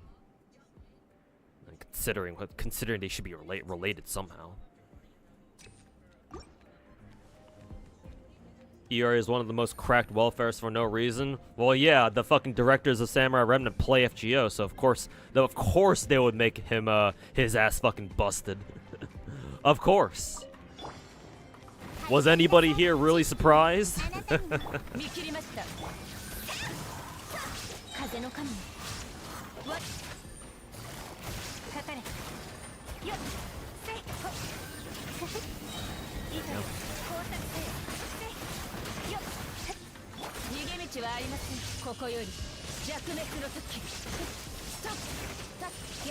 Oh, Iori's Musashi's son. Okay. Well, I guess in FGO, he has a mom dad now. It's like Mordred all over again.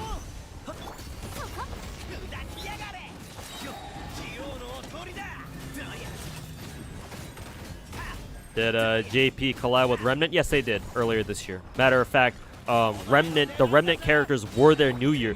Who is it? Yeah, one of the Remnant characters, the servant of Iori, I think, forget her name, is literally the New Year servant from this year for JP. Yeah, man.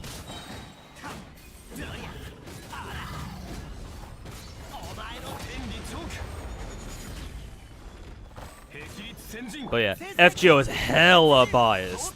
Fucking letting Samurai Remnant devs get a whole ass New Year's servant just for them.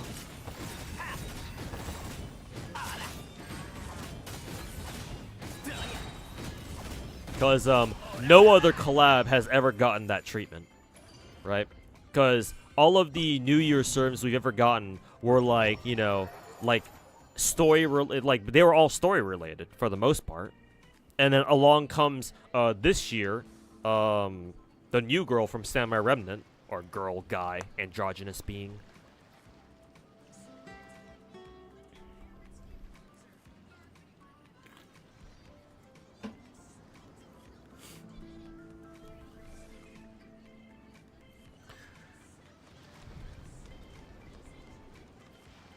But yeah, Zera. That is how the Hyperbloom team works. And then lastly, final team that I want to show you here. Lastly, I would like to show you the Nilou team. And this will be fucking hilarious. And we'll put in Kokumi here too. Same team as before, the usual Geo team. Chiori and her Geo boys. Her gender is listed as unknown. Yeah, so androgynous. Nilou sexo? Yes. So this is how Nilou works. Or at least I think it does.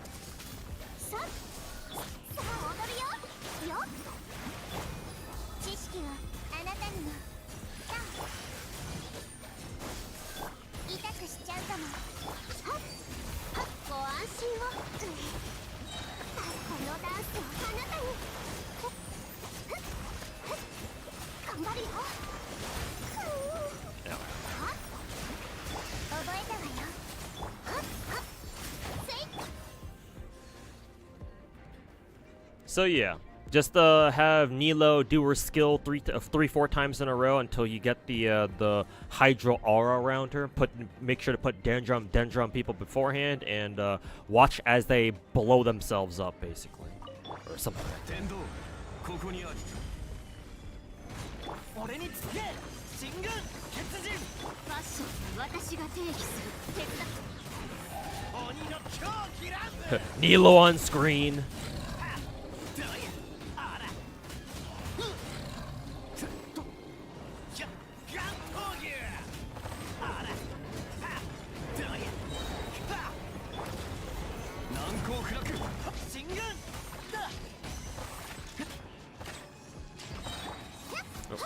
Use this. You don't have Nilou? Yeah, it's been a while since she last rerun or had her last banner. So if you haven't, if you weren't playing for a while, then yeah, obviously you wouldn't really have her at the moment anyway.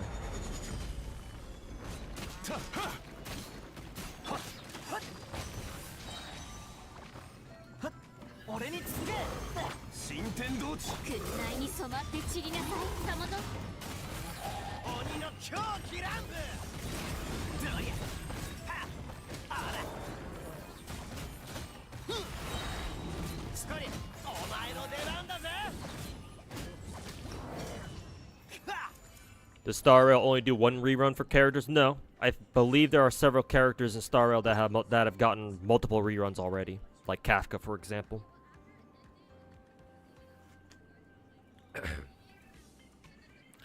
And matter of fact, Star Rail is doing what Genshin should be doing, which is rerunning multiple characters at the same time.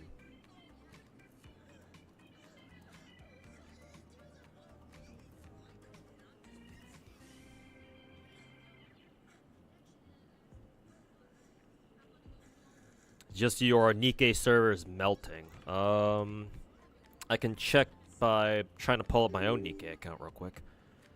Yeah, but I should probably log on before the servers go down for maintenance. Let's see.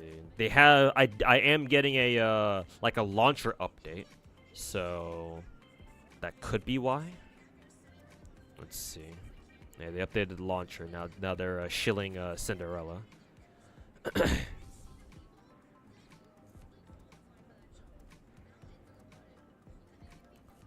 Launcher update was pretty quick. Launching the game itself.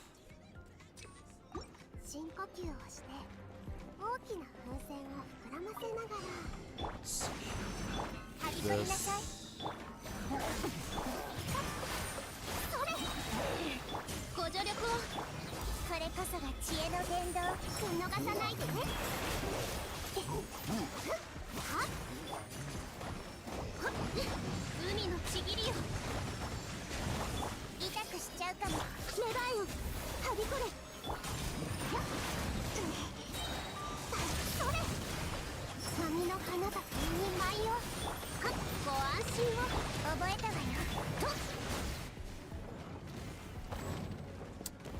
Superbloom, ladies and gentlemen.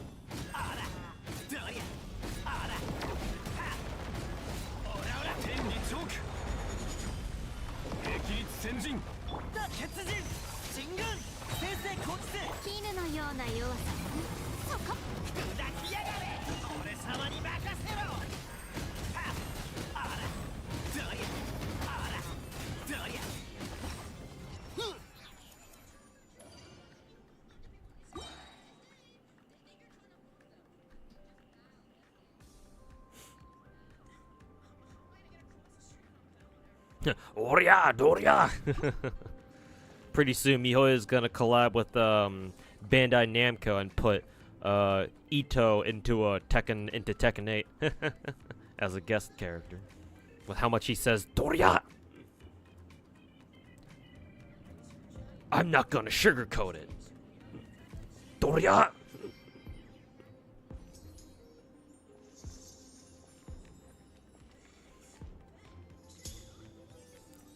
Win single target ult lady face out, yeah. She was really recent though, like literally last patch, so I don't know when you can expect her to come back.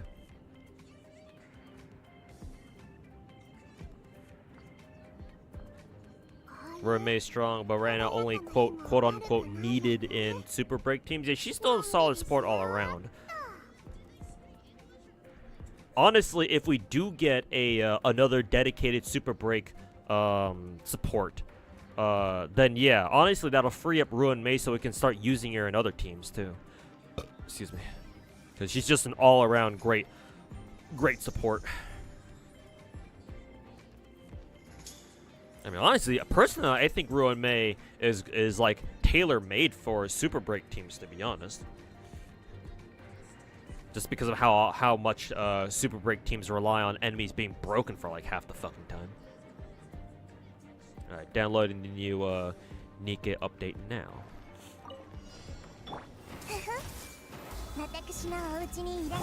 Ow.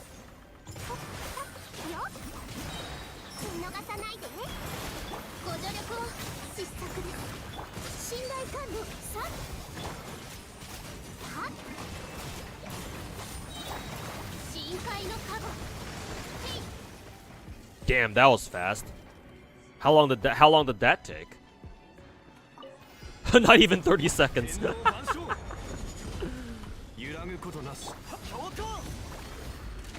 Shit, I didn't actually hit this dude with Goro's skill.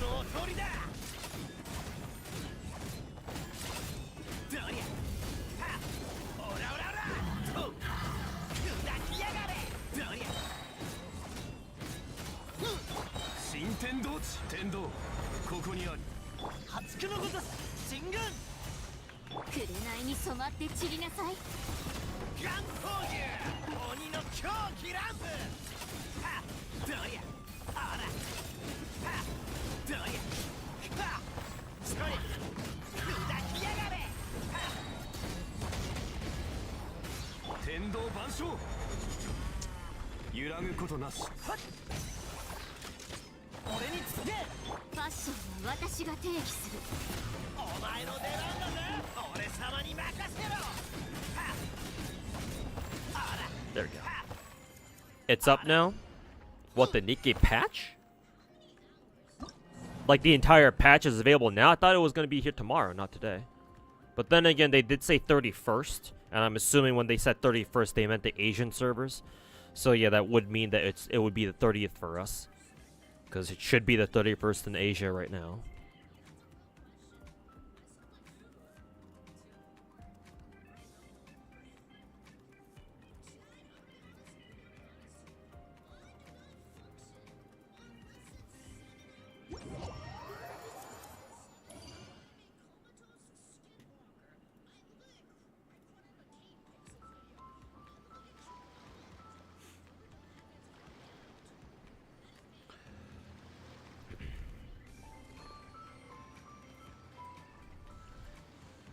Let's see if I can get into the servers on PC, or if the update is even live right now. Cause yeah, mentally I'm still thinking it's tomorrow, not today.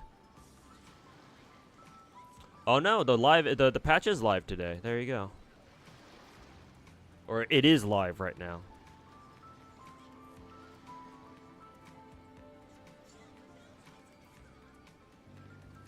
Yeah, look at that. Okay, well, I guess we can do Nikke rolls right now.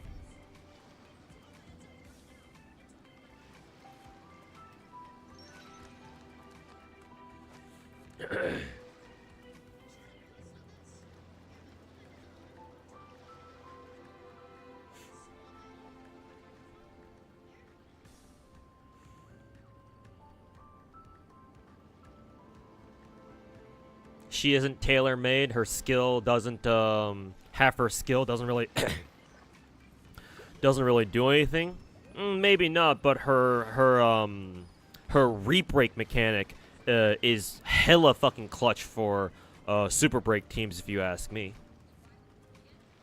Like, you can't tell me that MiHoYo didn't look at Ruin Mei and was like, oh yeah, we're gonna build at least part of her for part of her ass for what is it? For super break teams too. All right, the free Pilgrim or the free Rapunzel.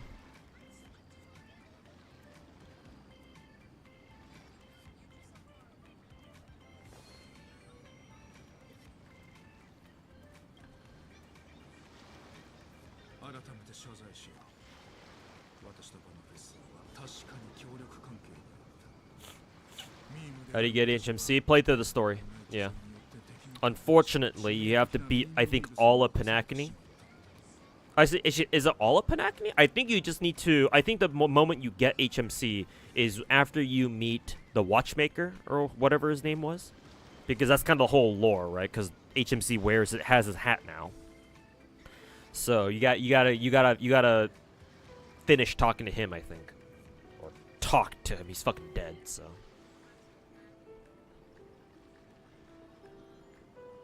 But you have to go pretty deep into Pinakini's story to get HMC, unfortunately. Robin re-ran 3 patches after her, so maybe for 3.0.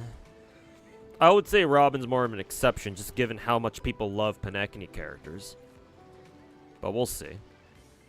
If they keep rerunning 3 characters at a time, then maybe, yeah.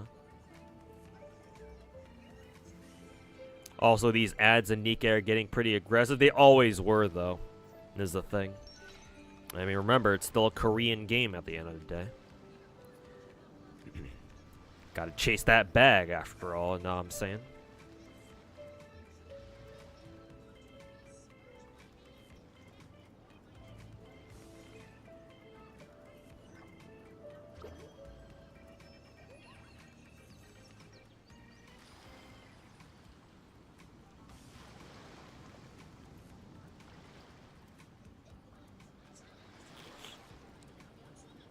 Can't skip shit. Yep, welcome to Star Rail, or welcome to MiHoYo games.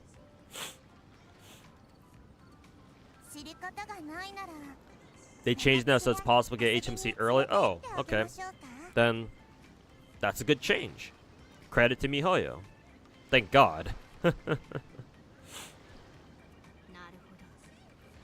Yeah, if you can get it early, then that's no problem. I suppose the bad thing is that you can't get her Eidolons, I guess. And HMC's Eidolons are pretty useful. I forget how useful though. Last I remember, they were pretty good, so they were nice to have for sure.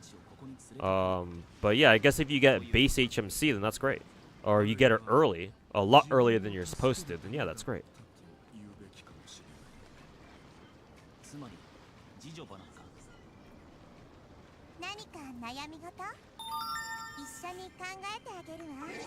Anyways, let's do our Nikke rolls real quick. Let me mute. We can actually just leave the Star Rail window at that. Shouldn't be too noisy. Anyways, settings, audio, unmute.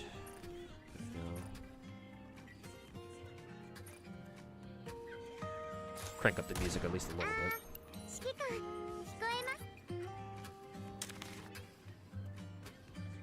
Oh god, system error.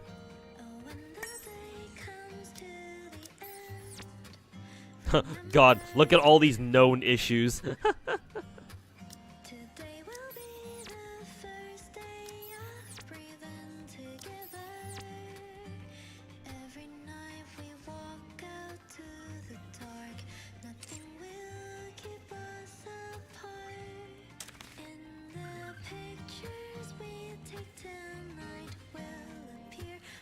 There we go.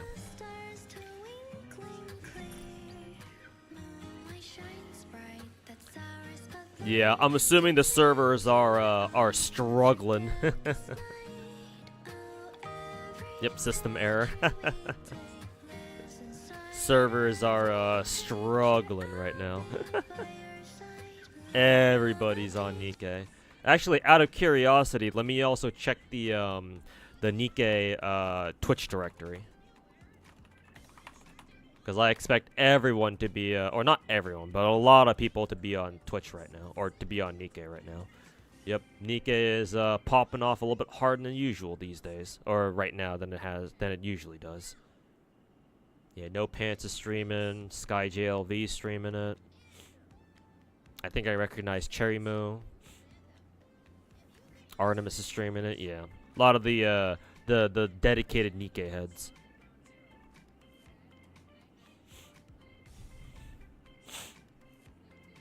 And I'm sure bigger streamers like Cinder will be doing sponsor streams for them.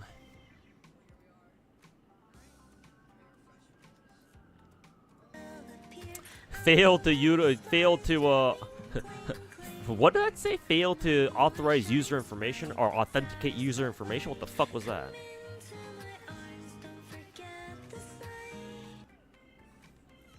Yeah, failed to authorize or failed to initialize user information. Okay, cool. Oh god, I'm stuck in a loop, chat. Help! Help! Help! Help! I'm stuck. I'm stuck. Help, chat. Help.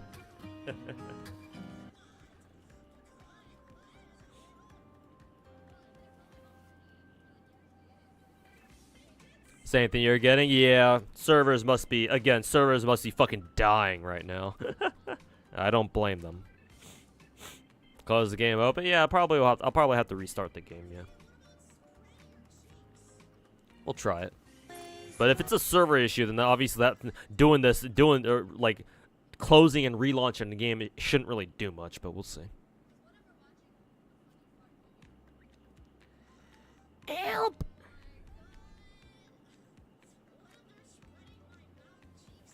Nikke servers are cooked. Yep, we're burning them right now.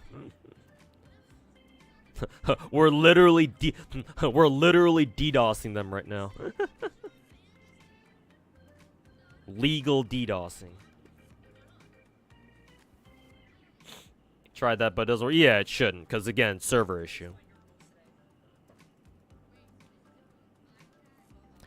Takes me back to the good old days of all of us FGO players back in like year 1 or year 2 trying to get on the game to start farming lotteries. Remember those days, chat? Remember those days?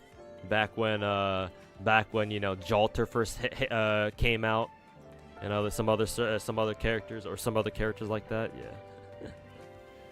I remember those days.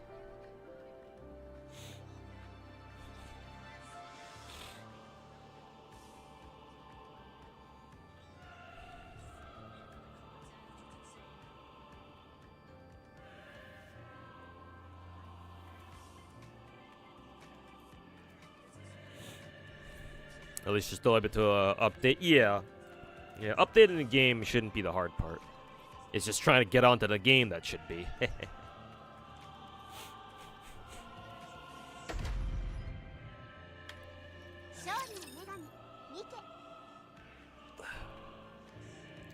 Old, yep.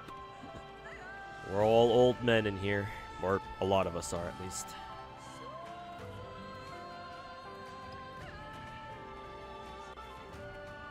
Old gacha gamers. Ancient, even.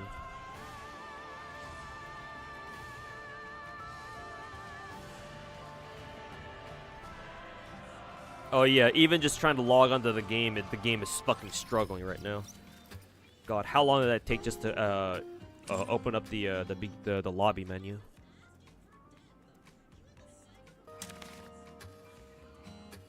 Huh, it says I already claimed them. Let me check the gacha screen to see if I did. 80 rolls. Well, I'm assuming I must have gotten them somehow. But yeah, I guess I must have received them all. Okay. Oh god, the dreaded connecting to server. or connecting the system menu screen. System error. Ah!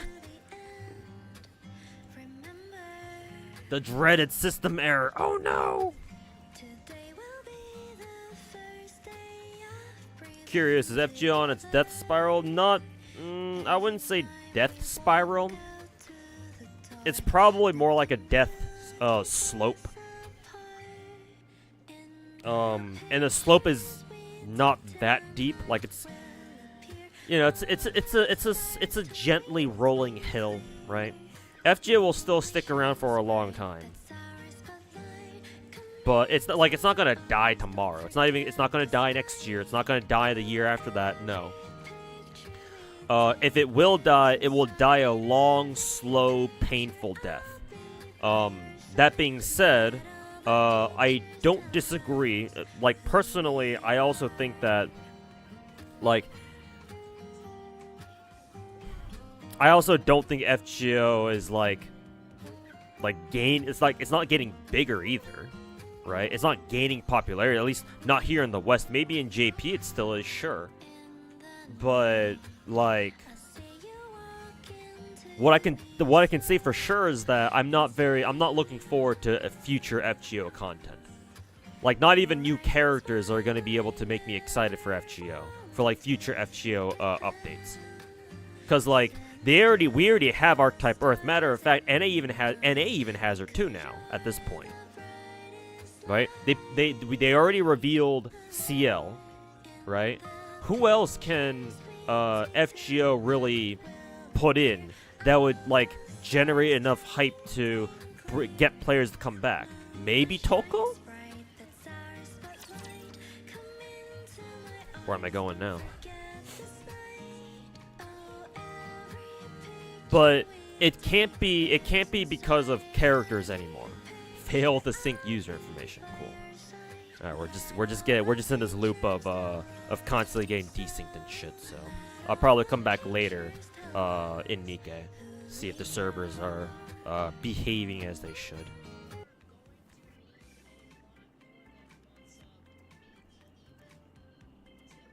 That Red Hood skin is so good. Can't believe they gave it to us for free. Yeah, I know, right? Oh. Maybe, perhaps the game actually works? Yeah, the game actually works a little bit.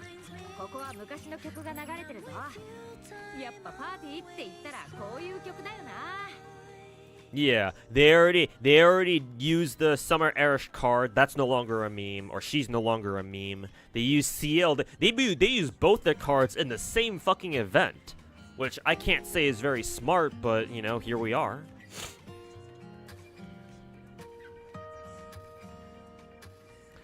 What teams do you recommend for Fairy Cup Lottery? Because you're wondering if she should go multi-core or double coin like usual.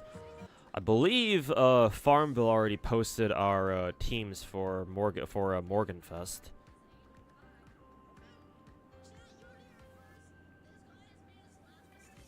Are you talking 90 plus or 90 plus plus teams? Wait, blast.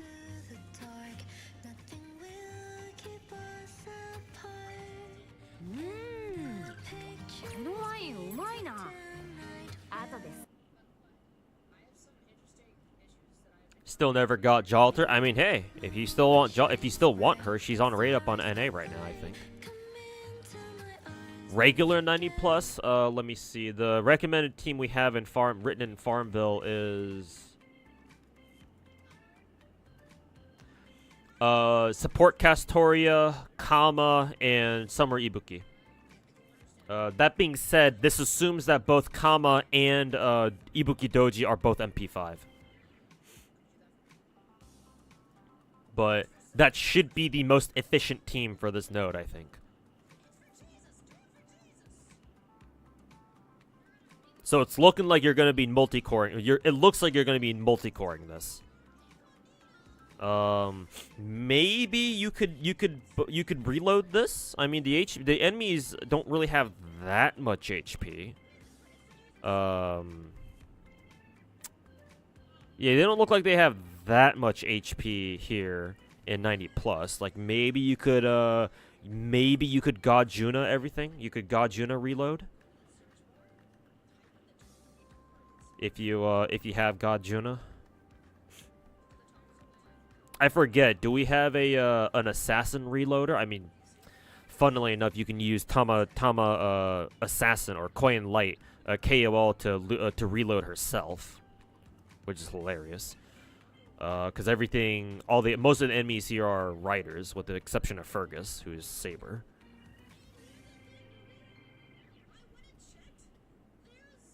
But for round 1, for rotation 1, the 90 plus node, you want to use Castoria, MP5 Kama, and MP5 Summer Ibuki. Ideally. Oh, and specifically you have to use the Splendid New Year's Mystic Code, apparently. Actually, do you have to? I don't know. This graphic's kind of hard to read. Or at least that's a team that us whales are using. There's a spreadsheet for Lada. Okay, just look at Hannah's spreadsheet then. Or the spreadsheet that she linked in chat just now.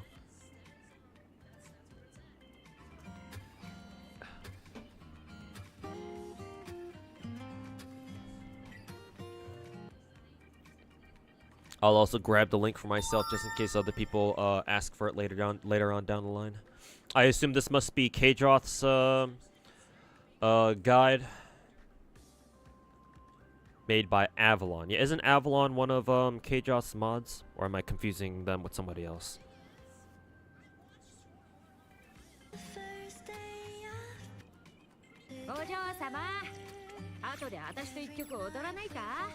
He is? Okay. Then yeah, I recognize him.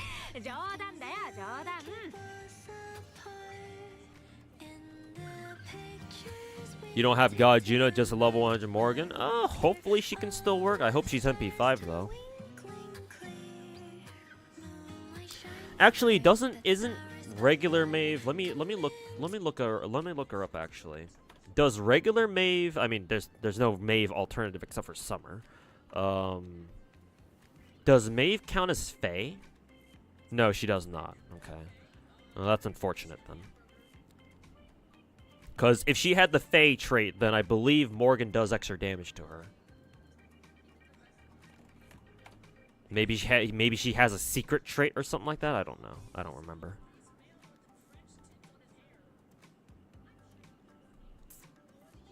Yeah, she gets a power mod against round table or Fae enemies. Let's see. And Maeve is Earth, so Morgan can't hit super effective mod against her. And yeah, she's not even a Fae herself either, so yeah, you're shit out of luck with this one, man.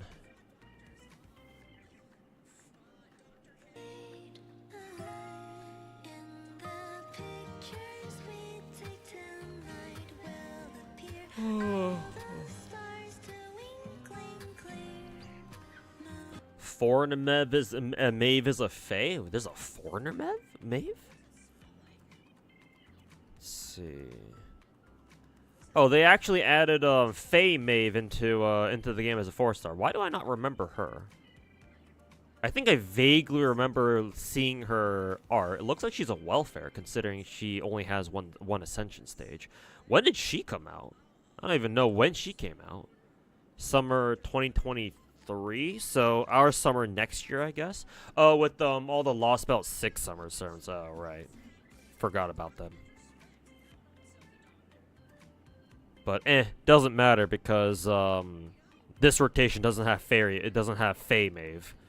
We just have regular Maeve, and she's not Fae, so still shit out of luck. Yeah, Nocnaria, or whatever her fucking name is.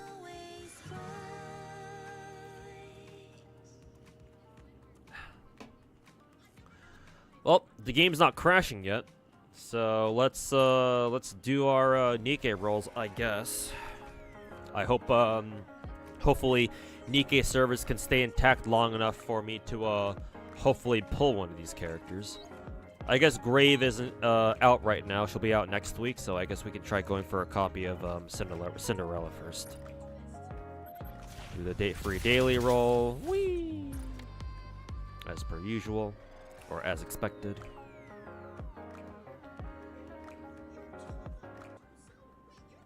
Good luck on your rolls. Thank you, Emperor. Hopefully we can actually get Cinderella, but 1% rate up rates, so I don't really know. I'm still kind of nervous, or I'm definitely pretty nervous here. Kind of mentally preparing myself for the worst. Because once again I remind you guys in chat from last year, or in chat that last year I had to like dump 15 to 20 multis just for a single copy of fucking Red Hood. So we'll see how it fucking goes, I guess. There's the first multi. Nikke worth pulling? Bro, it's a fucking anniversary event. Of course it is. Ain't no way they're gonna make Cinderella. It's fucking shit. Or at least, you know, that's the expectation. Like, maybe what I can say is maybe you should wait until Graves is in the game too, or Grave is in the game too, so that way people can, like, kind of run the calculations and see which pilgrim is better than the other. And so that way, then you can start rolling on whoever. But, like, Cinderella should still be really good, too. Third multi, nothing at all. Alright, looks like this is my usual Nikke luck these days. God knows no fear? No. Gods do know fear. Gods can be slain. And I say this being a god myself.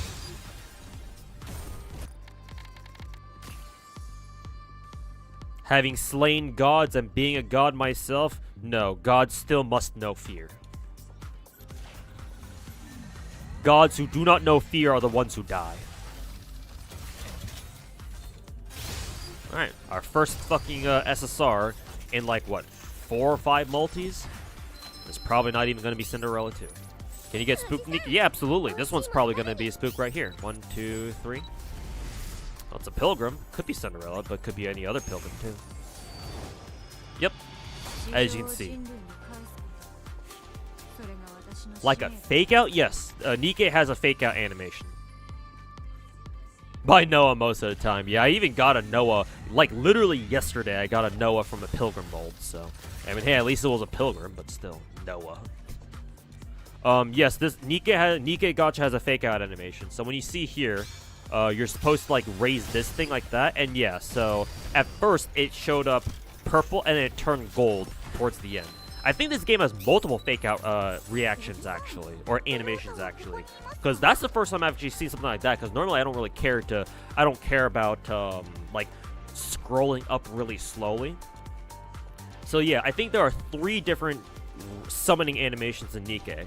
The first one is where you drag it up really fast, and it just kind of turns gold immediately when the latch hits like the top, and then so you know it's a gold right away because the bright like gold flash, the circle flash at the beginning. However, if you also drag it up very slowly, if you hit its SSR, there's a chance that it starts glowing gold right away, even before you fully pull it up, right? So that's how, I guess. But that time it stayed purple until it hit the top, right? Until the latch closed, and then it flashed gold. So I guess there's a fake out animation that I didn't see. But the one that I know is when you pull up the latch, the Gacha latch or whatever the fuck, and then it glows purple. So you're like, oh, okay, I didn't get SSR here. But then the secondary flash turns gold. That's the second fake out. So yeah, Nikke has a couple of fake out summoning animations. You got a pilgrim from mold? Yeah, what magic? Yeah, what fucking voodoo did I fucking commit there, right? Yeah, I know. You actually get pilgrims from molds? News to me. Tetra, yep, so I don't give a fuck. It's Sakura, though. But yes. 2 SSRs, one of them was a pilgrim, but I got spooked. Could have been Cinderella, but the game's like, nope. Fuck you.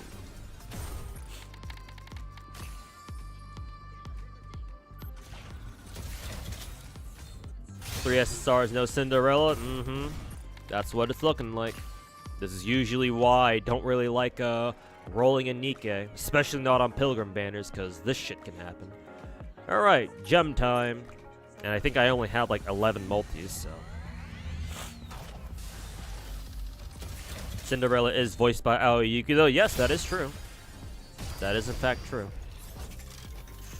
So, if you're a big fan of Aoyuki, then then Cindy is basically a must pull. Another Pilgrim. Let's see if we get her here.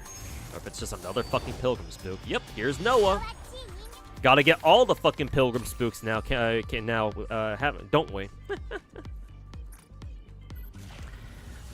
Who are we gonna get next? Isabel? Alright, Isabel. We're just missing you from the Pilgrim spook lineup. Well, at the very beginning. Yep, Elysian, don't give a shit. Another, what was her name? Query, yeah.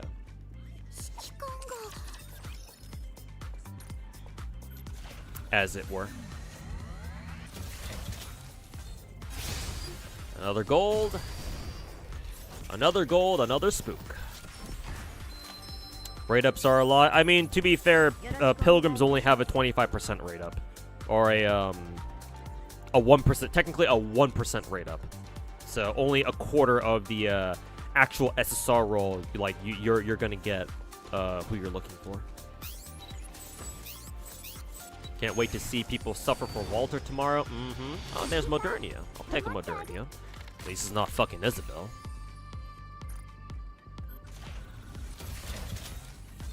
Gonna sit here for 2 hours waiting for the patch to go through or to fully download. Don't forget Huron. Don't forget Huron. Hey, I won't be happy if I'm gonna get spooked by Pilgrims. I'll take Scarlet. I'll take both Scarlets actually, not just regular Scarlet. Both Scarlets, Red Hood, Modernia. Sure, I'll take those. Everyone else is. All right, we got a double. First one up, Tetra. Don't give a shit. It's Folkwong too, so I really don't give a shit.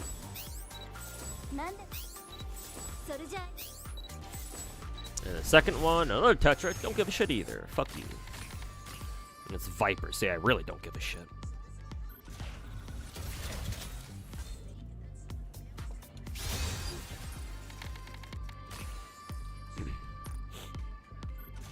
Someone's gonna be rolling for logos, but get Walter instead. Oh no! What an unfortunate series of events.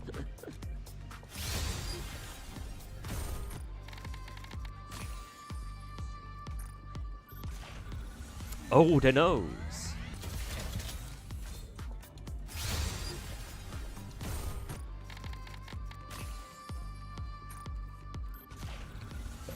Excuse me.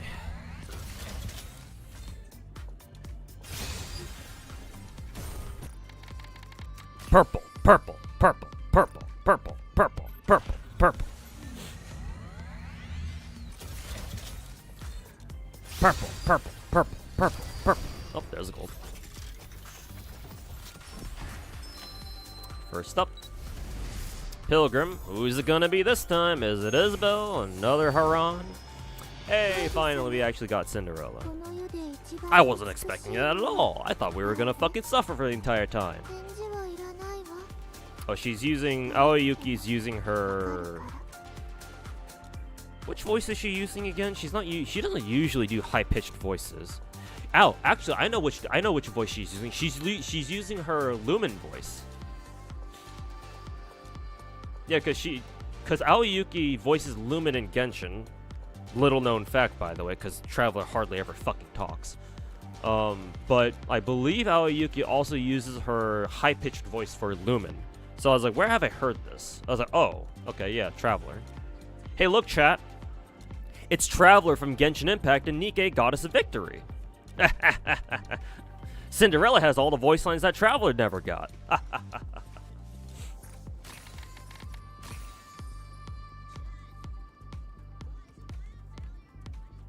Oh god, chat, I can't even click the confirm button.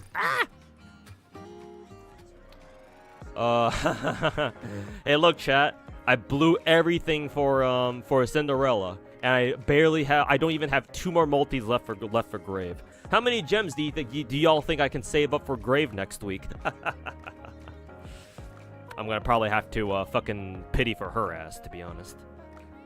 I'm free, yeah. I mean, hey, I'll consider myself lucky I even managed to pull her from Gacha at all.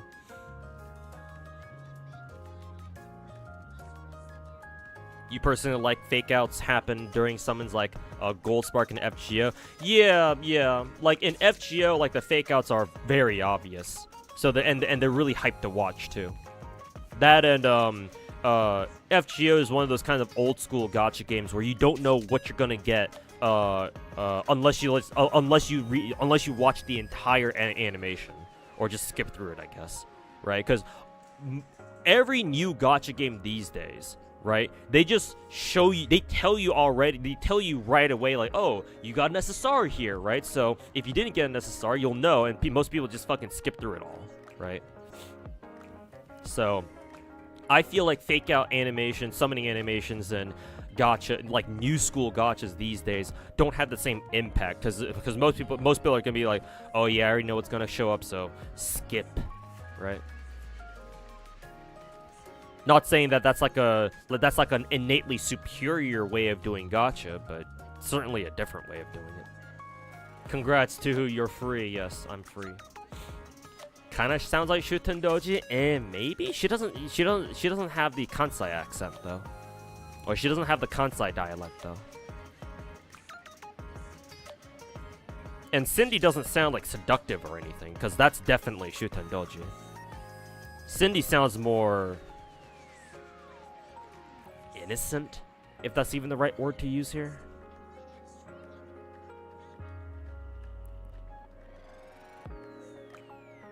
Reminder for Draco and Space Eris, you actually don't want to see the rainbow animation. Yeah, because if you do, that means it's not her. Yeah, because they have special summoning animations.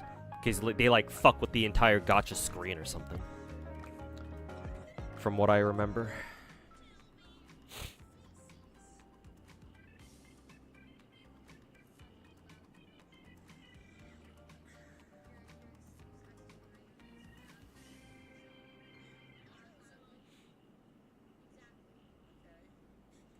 Z3 even removed the surprise if it's multiple SSRs, unless you see 2 S's.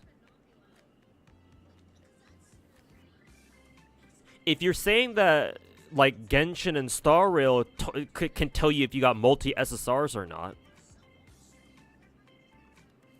Oh, no. I know what you mean. Yeah. No, you're right. Because, yeah, in Z3, not only do they tell you if you got an S rank or not, but it shows you, like, the entire lineup. But to be fair, Nikke does that. So other gacha games do that, too.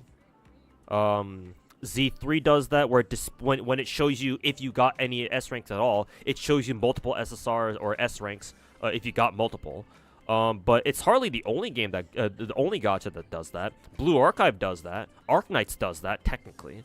Though, to be fair, with Arknights summoning gacha animation, sometimes you can't, like, on rare occasions, you actually can get multiple 6 stars, even though the initial, like, gacha, like layout, like, when it shows you how many, like, what your files are and how many, 6 stars you got, sometimes on rare occasions, it can give you multiple 6 stars, but it only shows you, like, you got 1. Because it doesn't actually show you all 10 files. So, like, that's happened to me, like, once or twice, I think. Where it's like, oh, yeah, I think I only got, like, 1. Or, like, oh, yeah, which one was it again? My triple Rosmontis roll, I think. Yeah, my triple Rosmontis roll, the gacha preview, the file layout thing, only showed 2 only showed 2 6 stars. So after I got my second one, I was like, okay, that's it. So I skipped the rest, and then it gave me a third one, a third fucking Rosmontis. I was like, whoa, what the fuck? How the fuck did this happen? So I guess technically Arknights is not you can still be surprised, but usually not. But there is at least a small element to surprise if you get really lucky. But yeah, Blue Archive shows you if you got multiple high rarities or not. Same with Nikke. I don't know if I don't know any other gacha games that do it. That the ones that I play anyway. But yeah, I get what you mean. Yeah, it took me a little bit to understand what you're talking about.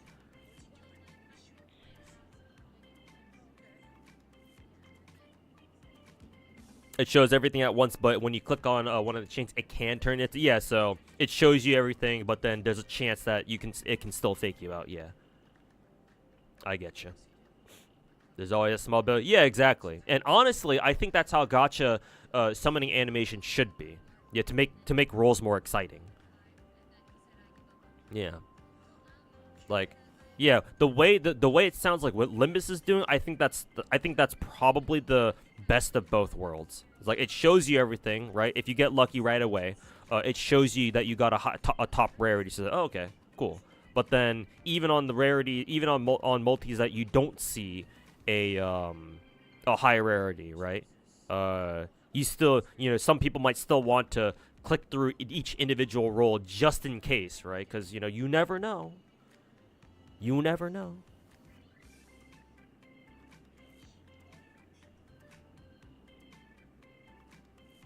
Yeah, Z3, yeah, the guy in YouTube chat was right, yeah. Z3 just shows you everything you got right away. Is Cinderella strong? Yeah, probably. What team should you run with her? I don't know. I did see that she scales with HP, which is odd. But, yeah, I don't know what that means for her team builds. Wait a couple days for people to, like, now that Cinderella's in the game.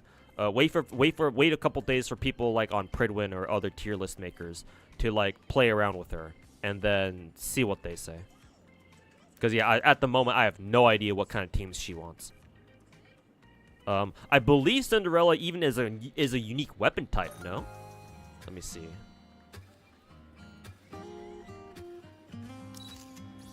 Is she a unique weapon type? No, she's still a rocket launcher. Where the fuck did I hear that? Where the fuck did I remember hearing that or seeing that she was supposed to be like a unique weapon type?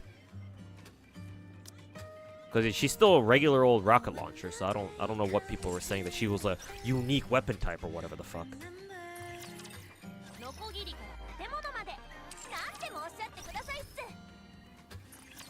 Anyways, let me throw Cindy into synchro real quick.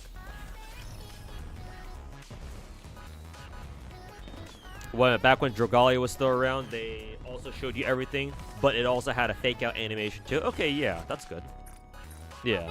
In my opinion, that's probably the best way to do gacha screens now. Or gacha animations, summoning animations now, yeah. Like, show you everything, but there's always that small little chance that maybe, just maybe,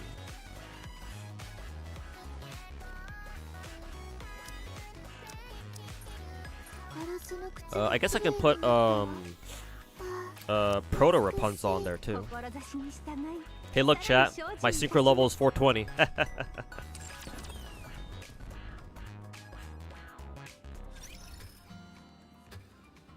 It's not odd. Look how thick she is. I mean, what gets me personally is where is Cinderella? Where is Cindy? What gets me is her Omega fucking what is it? Do you see that fucking thigh gap, bro? Bro, Cindy's thigh gap is fucking diabolical.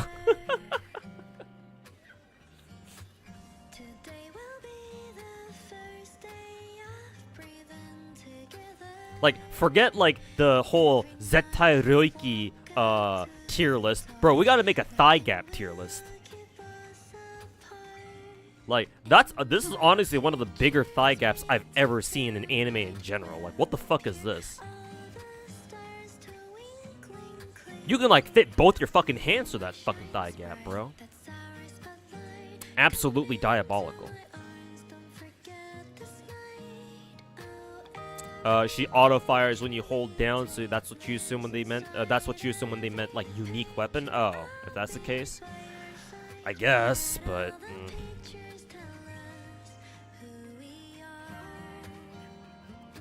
not really a fan of game gachas where it's just like, oh, purple or gold, purple or gold. Yeah. It's like, I guess it's good in the sense that, oh, it saves you some time, right? Because if it doesn't glow per gold, it's like, okay, whatever. All right, next. But yeah, ideally a good gacha summoning animation should have like at least 1 or 2 fake outs. Yeah. Thigh gap degen confirmed. I'm not even that into thigh gaps, but the one that Cindy has is fucking hilarious. Or it's insane rather. Like shit, man. You seen this?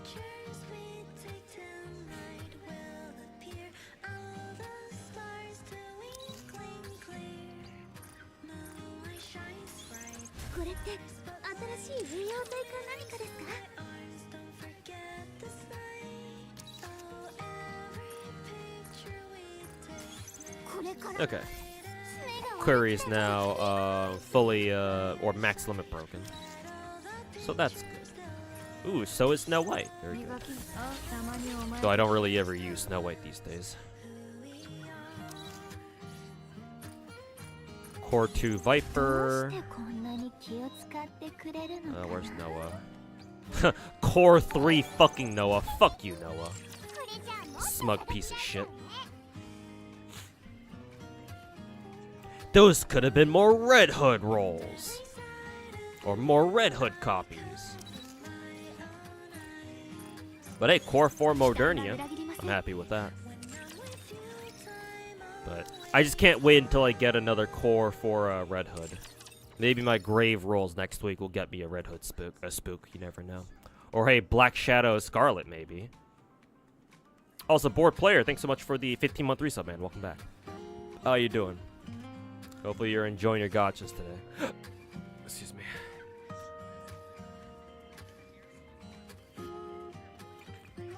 You still miss Dragalia Lost? Yeah, I've heard some good things about that game.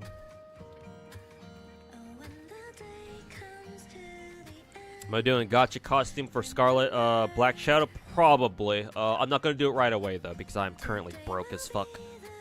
I am waiting. I'm going to hold off on that until I know I can start spending money like a fucking idiot on gachas safely. Or at least a little more safely than I can now. Oh, yeah, that's right. I forgot. I have a core for Sakura as well. To be fair, I don't really use Sakura anymore these days, especially ever since they gave us a new interception. Cause I used to use Sakura for the Altice interception mission whenever it rotated in. Her and Ludmilla, I think, because those two together could tank all of Altice shots. But now that we have upgraded or we have interception 2.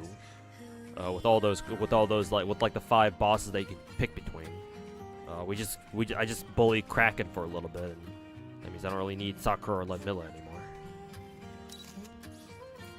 Which Nikkes are good to reset skills. Oh, speaking of resetting skills, I can definitely reset my skills on who is it? Where was she again? I forgot her name. It's the lolly with the Randoseru or whatever. Yeah, add me. Here she is.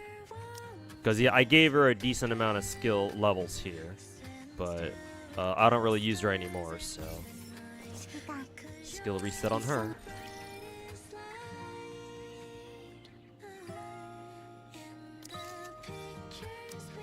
Let's see. I don't really use Pepper either, so I could probably reset the skills on her.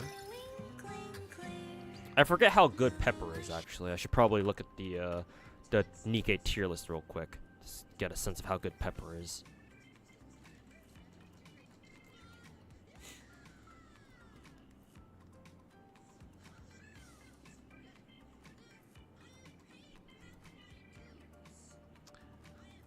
Not very good, apparently. Only just B tier.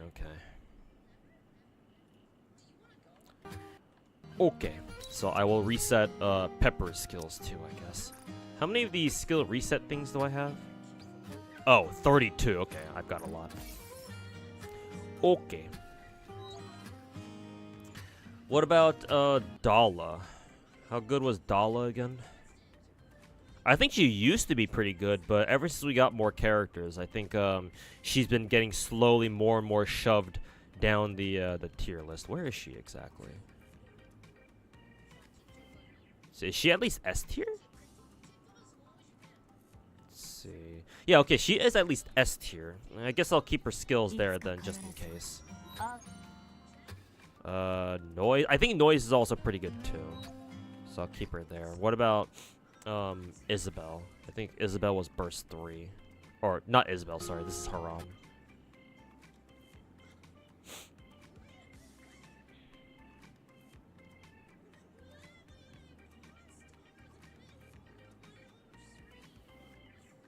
Yeah, I don't see Haran anywhere on the bossing on the boss tier list. What the fuck is she? Oh, she's C tier. Ew, I didn't know she was C tier. Holy fuck. I knew she wasn't that good, but C tier? Yikes, okay. When's Shift Up gonna buff some of our characters, bro? Haran being C tier is disgusting. Oh my fucking god.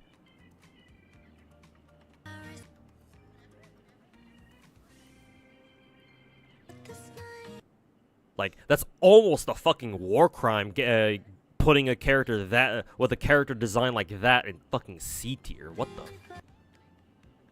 What about Emma? Emma's probably not that good. Yeah, D tier. Okay. Boop. I think. Well, this is again Guillotine. I think is okay. Yeah, she is A tier. She's not bad, but. I'm already focusing on other electric DPSs. Like I already have the 2 Pravadis. I already have Scarlet. I already have actually no, the Pravati made Pravati is electric. Actually, yeah. Pravati regular is water. Is Hydro. Yeah, but I already have Ein, Scarlet, made Pravati. Yeah. So eh.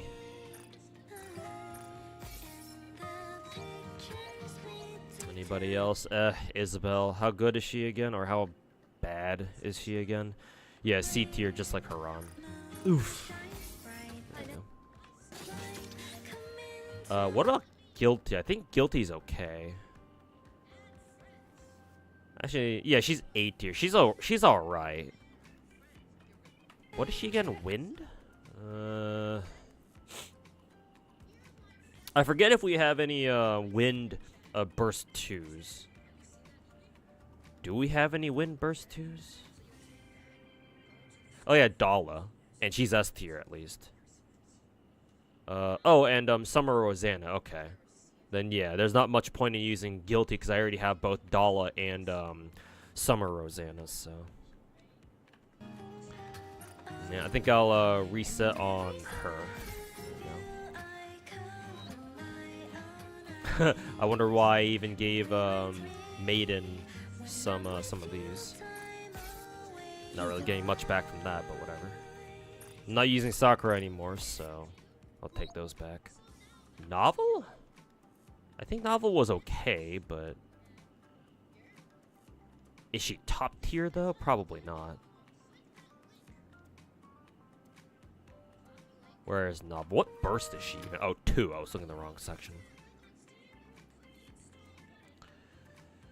She is. Oh, she's A tier. Okay, she's alright. But it seems like she needs to be high investment for her to actually be an A tier. So,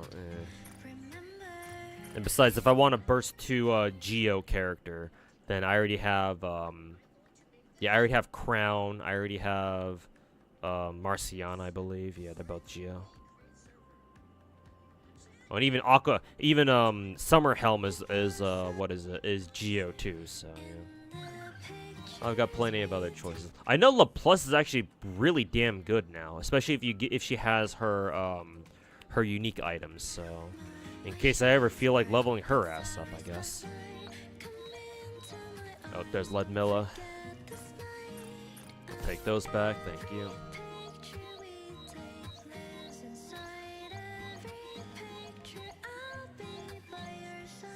What is this again? Oh, Signal. I'll take those back, thank you.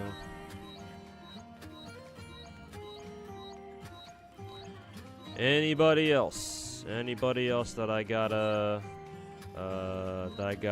take back skill levels on? Or skill mats on?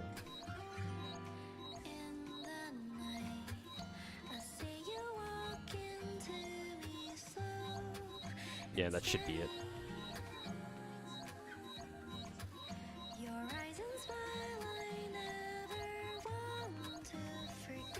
Alright, and we're back up to the top. Ooh, Modernia now overtook my sugar as my strongest, my single strongest unit in the game with that core upgrade. Nice. Okay. New Nikke code, by the way. Oh, thank you. I will try to input that now, and hopefully the server doesn't blow up in me trying to do it. I think it's under notice. Yeah, notice, CD key, redemption portal, tap to enter. Boom. Redeem now. Alright, yep, it worked. Thank you. Hey, 100 gems. Woohoo! Hey, it did get me over, get me to, two multis now. Hey. Thanks for the free gems, though. I'll take it. Playing modern gacha and seeing so many tier lists has made you realize you've never seen an FGO tier list. Like, you know who's broken, like Oberon or Castoria, but you've nothing more than that. I mean, there have been other content creators out there who have made tier lists, like say Honako and Mist. So if you want to watch like people try to make tier lists for FGO, then sure, you can look up those two on YouTube, Honako and Mist, MYST. And yeah, I'm pretty sure they've made tier lists for FGO. The reason why tier lists don't really work in FGO is because FGO is very complex. Because servants are not always like very straightforward in what they do. I mean, obviously with the most broken support servants, yeah, it's like you know what they do, sure, but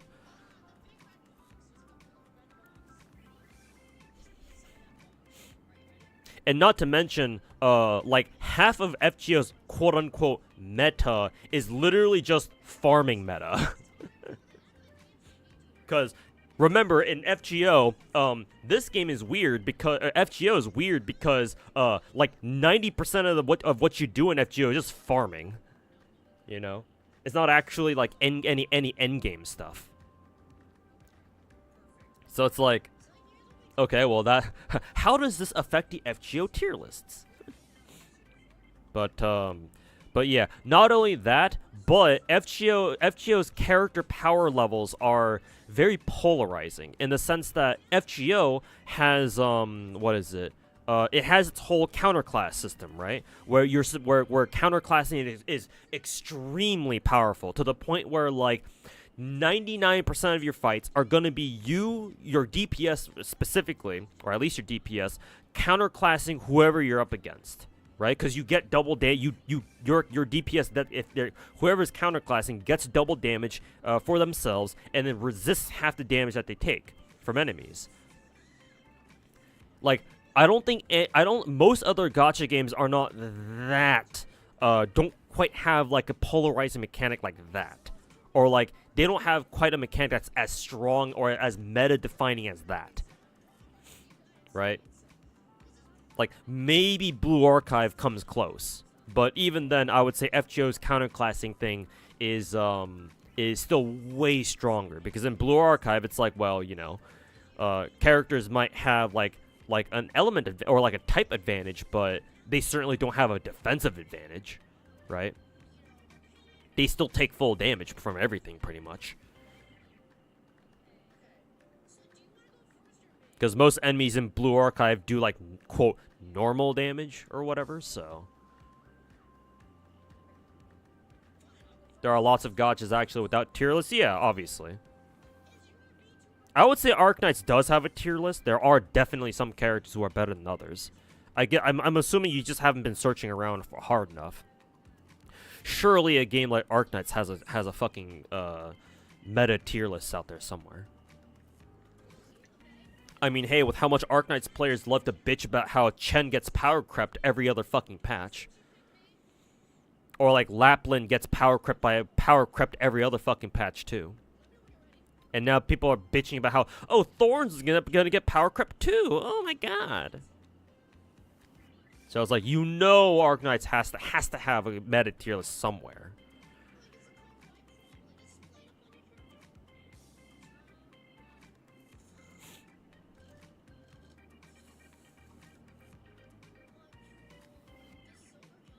Yeah, farm grand order. You only look at Google Docs for farming events. Pray you can do the 90++. Oberon check. Do you have Oberon, motherfucker?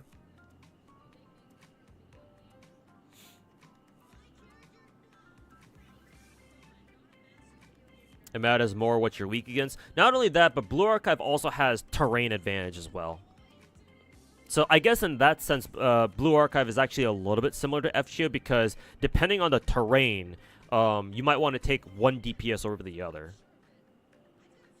Like, I think, for example, for one of the Pedotozilla raids, you either used Bunny Karen or Maid Alice, depending on the terrain. Because Maid Karen, imagine. Maid Alice has a different terrain advantage than Bunny Karen, I believe. So it's like, yeah, it actually depends. The terrain actually could determine who you want to use, but I still wouldn't say it's as impactful as FGO's counterclass mechanic. Just don't use game press or tier list. Yeah, probably not. Go with a trusted member of the community or whatever.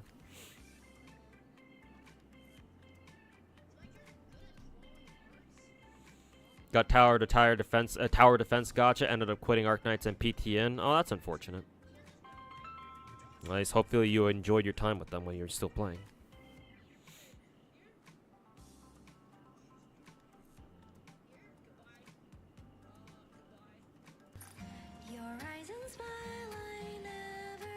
Why does the thought of IGN doing an FGO tier list scare you? They're not actually doing a tier list now, are they? Are you just saying that because I heard IGN did like a gacha tier list recently? Maybe I can react to that. Holy shit. I just realized. That's prime react content for me. Yeah, didn't IGN do like some sort of gacha tier list or whatever? I heard some people talking about it.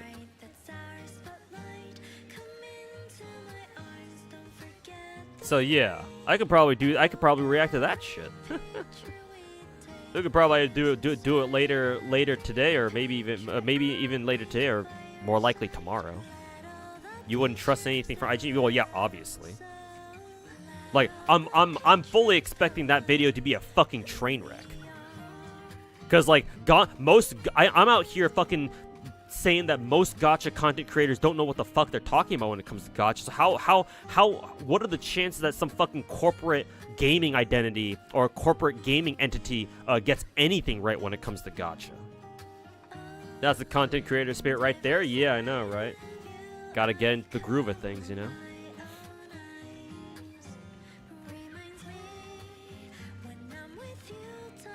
Then there's a whole attribute system that most players don't even know fucking exists. Well, attributes a little bit less. Honestly, attribute system, the attribute advantage and disadvantage system only really matters in farming. Like, sure, it can probably make a difference in like boss fights, but usually you're not thinking of attribute systems in boss fights. Like, sure, yeah, if you have to use a character who's at an attribute disadvantage against whatever boss they're fighting against, yeah, that sucks and all, but like, that's not like a make or break in that situation. Not as much as a general counterclassing does. Yeah. Honestly, attribute advantage / disadvantage matters more for farming, because farming calculations do like you want to get every single advantage you can get when you're in a farming situation, because you want to be able to guarantee kills.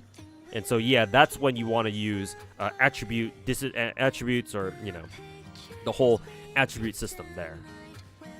And to check to see if attribute disadvantage is gonna fuck over a potential DPS for a particular farming node or something.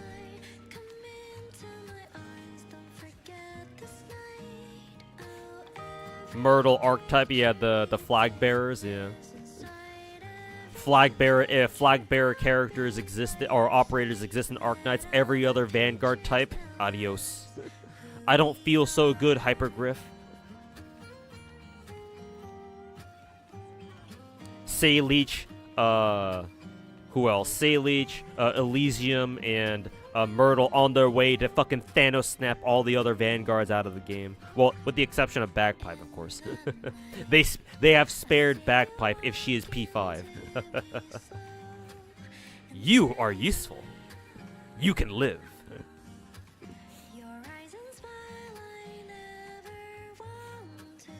How Watch Mojo pronounces Talopsis.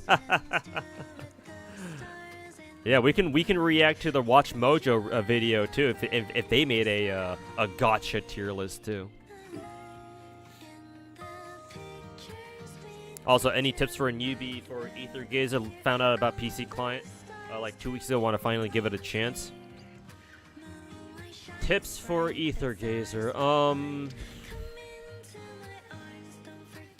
I guess try to join a guild. Yeah, try to join a guild. You can join mine if you want. What's my guild name called again? Just in case you want to. Our guild, my guild name is called Arts Meme, like as an FGO. Arts Meme ID 786486. I'll put the number down in chat actually for you. I would say join a guild because you then have access to like guild shop currency, and there is one thing in the guild shop. Which one was the guild shop again? The Matrix shop. Yeah, it's called the Matrix shop. That you want to buy out every week, and it's the tier 3 sigil modules. You're gonna want to buy those out every week because of how important tier 3 sigils are. So join a guild. You can join ours if you want. Ours has plenty of space. Most of our members are fucking have quit the game anyway, so we have a lot of inactive. So we got plenty of space. Or you can join somebody else's guild in case you have friends playing Ether Gazer, you know, as unlikely as that is, and you want to join their guilds. But yeah, join a guild, do your guild missions, and grind up some guild shop currency. For the Matrix shop, it's called that in this game, and then buy out the tier 3 sigil modules, or like the tiers, the sigil slips every week, because you're gonna want as many of those as possible.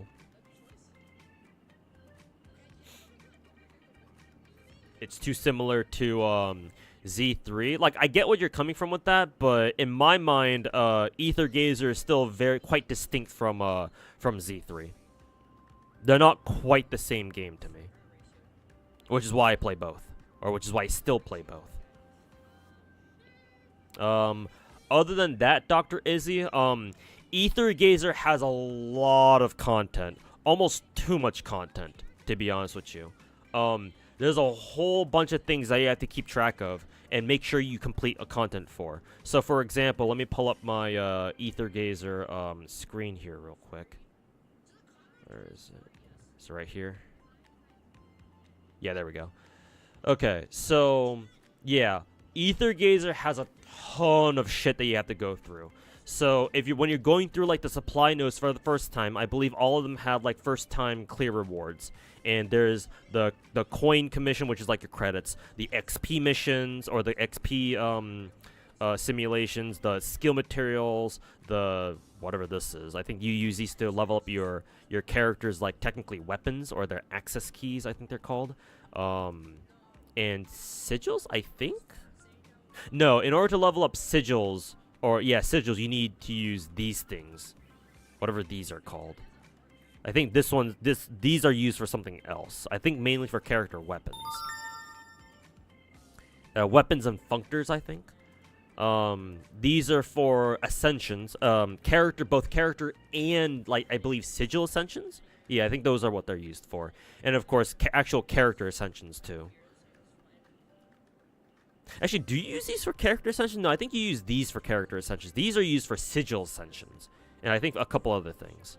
And these are for character ascensions. But anyways, like, all these nodes, if you're going through them for the first time, they all have, like, first-time clear rewards. And then, most importantly, these are the game modes that recycle, that refresh every so often. You've got the Hazard Cleaning Zone that refreshes, I think, every 4 or 5 days. You got Recurring Dream that refreshes every week. You got Dimensional Variable, which is your roguelike game mode for this event. And this resets every patch, I think, so anywhere from, like, a month or 2. Yeah, and then we recently got this new iterative testing game mode. This resets, I think, every week, I think. We got Causality Survey. These are, like, exploration puzzles, I think. These are not repeating, but there's, like, a ton of them. How many are there? Like, at least 20 of them? Like, 20 maps? And they all give you rewards?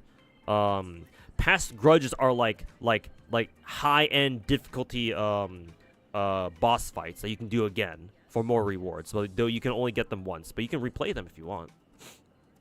And how many of them are there again? There are like fucking 20 of them? Yeah, 20 fucking stages. And they each have like 10 stages each, so like 200 stages you can go through for past grudges. And of course you got your tutorials for every character in the game.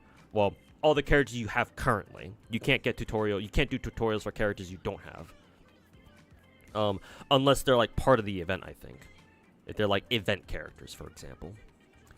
So you have all those. You also have the basic tutorials that teach you, you know, the basic mechanics of the game. I still have to do the armor break one here it seems. But yeah, those are just the permanent stuff. You then have the actual time-limited ones, like for example, the side stories or the main story expansions that are most recent. You have the event farming nodes, which is this one right here. These also have first-time clear rewards, and on top of that, it also has like a special farming node where it takes like a different kind of currency, basically these things. You use these distress call items as currency to farm this particular node. And then you have whatever the fuck this is. It's like that's like a combat event of some kind. This is just like a gacha related one, so not an actual event. You've got like a special one-on-one, like you versus a really strong boss enemy game mode here. And if you want to play the highest difficulty, the disorder one, it's basically a mirror match in a fighting game. You have to use Jinne against Jinne, and you don't get a choice. So basically, basically skill issue the game mode pretty much. And you can play through like some trials for new characters and whatever, you know, new costumes that they might have, blah blah blah. Yeah. It's just, and not only that, but some events can have like a lot of like mini games that you have to do eventually, and they all give you rewards for doing them too. Basically, this game has a ton of shit that you have to do. And even when you go through, even if you're like a veteran player, or when you become a veteran player, you still have to keep stay on top of like so many different fucking things. Cause like, and you need all of it too. More gacha currency, cause the gacha in this game is very expensive actually. And like a ton of like different upgrade materials too. Like you have to stay on top of this game's content. Like thankfully it usually gives you a lot of time to go through it, but like if you're playing like a lot of other different gachas like I do, like it's kind of hard to stay on top of everything. Like there's a chance that you might forget about one thing or two, and it can get overwhelming very, very quickly. So just keep that in mind, is what I would say.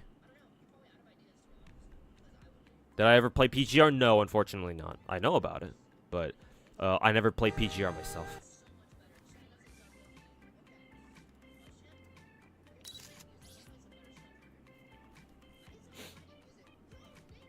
At least we have Suzu's mom now. I don't think chat answered my question yesterday when I asked this, so I'll ask again. Is what's her fucking name? Like Vulpix, like Foglia or some shit? Google the sensei. Foglia. Yeah, Vulpix Foglia. Yeah, that's literally her name. Vulpix Foglia. Is she actually canonically Suzu's mom? Like blood related mom? Because I was always under the impression that Suzu was like pure blood, like Japanese or whatever the in-game equivalent of Japanese is in the Arknights universe. But if Vulpix Foglia is her mom, that would mean she's half Italian at least. I believe so. Yeah. I guess that's what people are assuming then. Because like yeah, there's more than just a passing resemblance between the two of them. Not only that, but I've been seeing more and more funny pieces of art on Twitter of people showing Suzu and Foglia together. I mean, hell, I remember one that literally shows Suzu introducing Docta to Foglia, and Docta is bowing at the both of them, is like full fucking Dogeza bowing to the two of them, but the caption says something like, I would like to ask your mom in hand in marriage or whatever. And Suzu's just like, huh?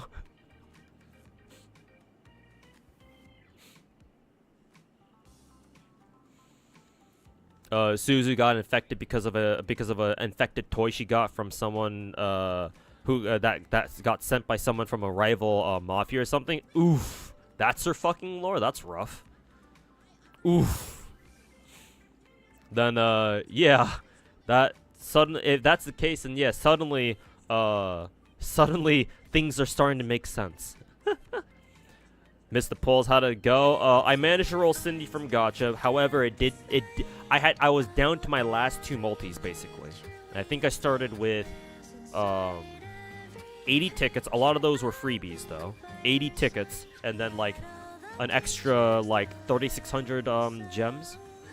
So how many multis did I end up having to do? I think actually let me check shop, because I could just count how many gold ticks I have now. What is this button? Oh my god! You can actually convert materials into other materials? Oh my god! They did it! They actually did it, chat! Actually, what is this new? What is this new material? Random console bet. Wow, that's really good too. Wow! Wow! They actually fucking put in this like exchange shop for like other materials that you have way too much of. But the exchange is probably really fucking shitty. But hey, at least something is better than nothing. Yeah, core grinding easier? No way! And actually, no way! I'm not even trying to meme about this. Like, legit, no way! What? They actually fucking added something like this? Bro, no fucking way, dude. No way! Like, actually, no way! Yeah, that's really fucking cool, dude. Too bad they didn't fucking put this shit into the game a year before, but at least, hey, it's here now. Yeah. Holy shit. Wow. But yeah, like, I know for a fact that I have, like, so much of this bonus re-energy shit. Like, do you see how much fucking re-energy shit I have right now? Literally 15,000.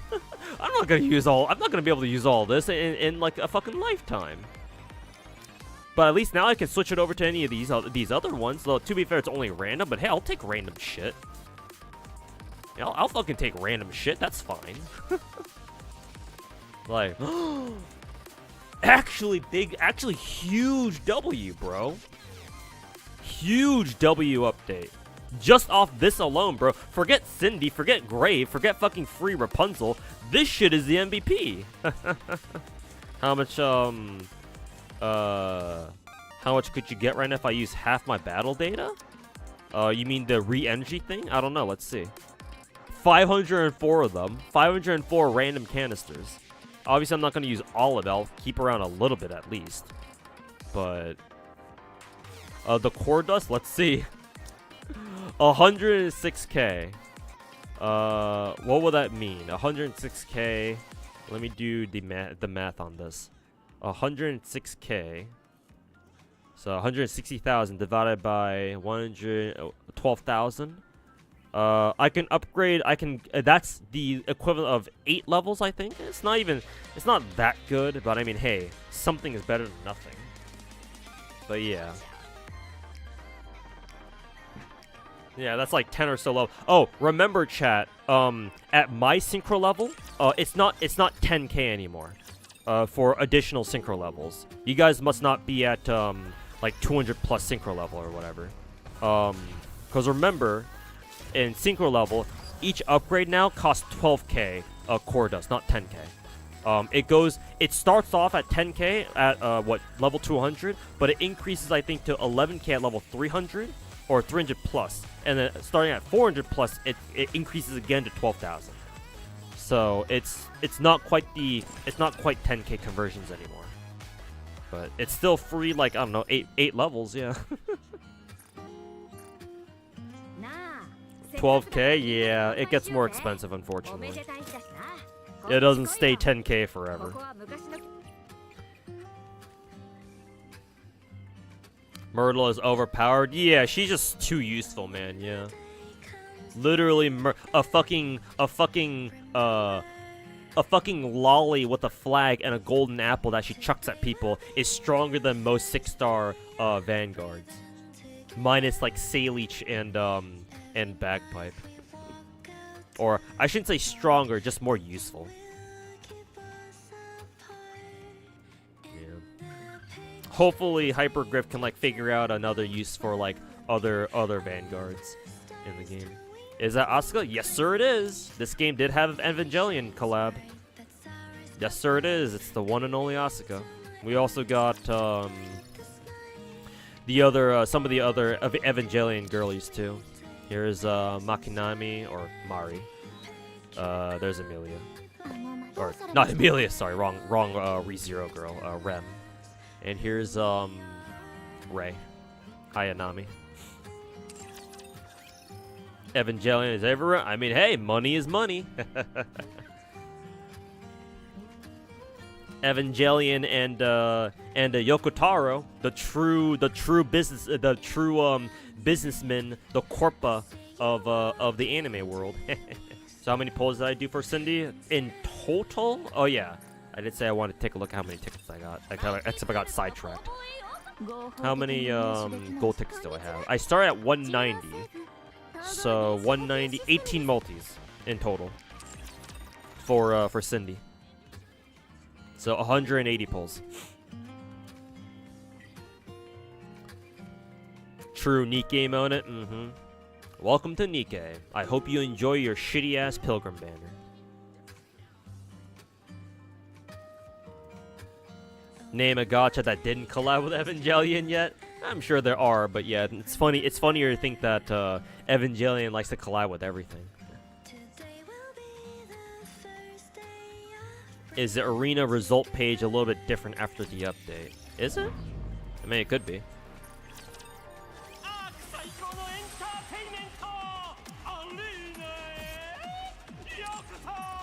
For rookie or special? Let's take a look. Yeah, it is slightly different. Yeah, they touched it up a little bit. Like the gray bars on the side, those weren't there before. So bit of a fancier result screen. You like to see these. Yeah. Nice little touch up. Makes it look cooler. You started the event already? No, not yet.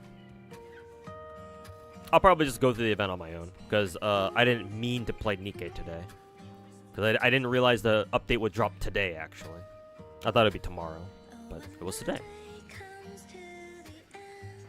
FGO didn't collab with Evangelion. True. And they probably never will.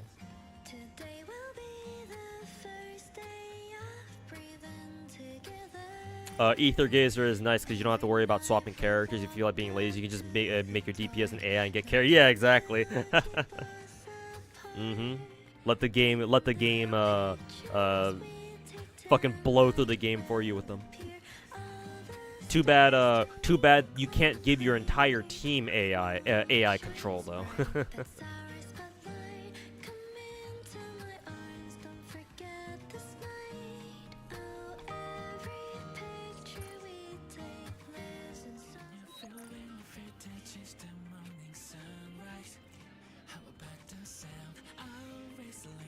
Where's Cindy? Let's give her some shit. Quick equip. There we go. Upgrade time.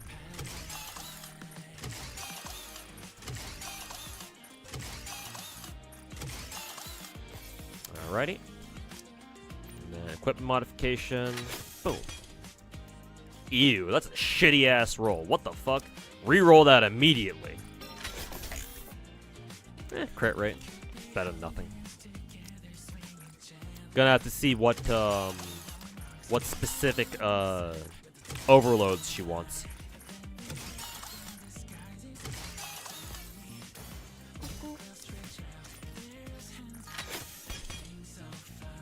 Max ammo cap. That's a pretty good roll too. It's like a higher roll, I think. I wonder if she wants max ammo cap. We'll keep it on there just in case.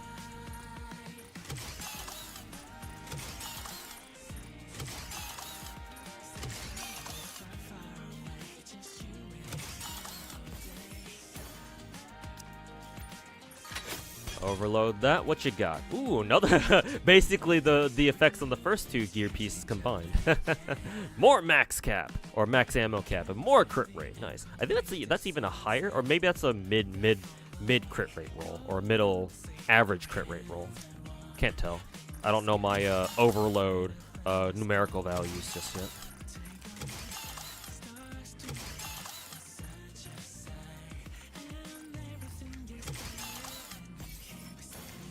You getting the Scarlet skin? I want to. We'll see. I won't get it today, though. Can't. If I will get it, I'll be getting it later. Probably off stream, too. What is with my Modernia? What is with my Cindy and rolling crit rate max ammo cap every single time? Or like, for like the past 3 gear pieces. That's kind of weird. Well, hopefully she wants both of them. It's gonna suck if it turns out that she wants neither of them.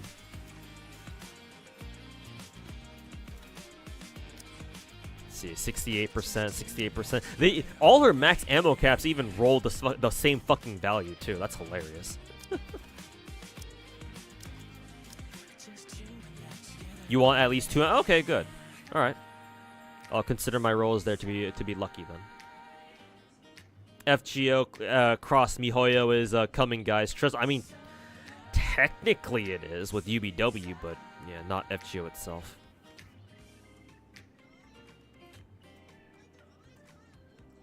Let's see.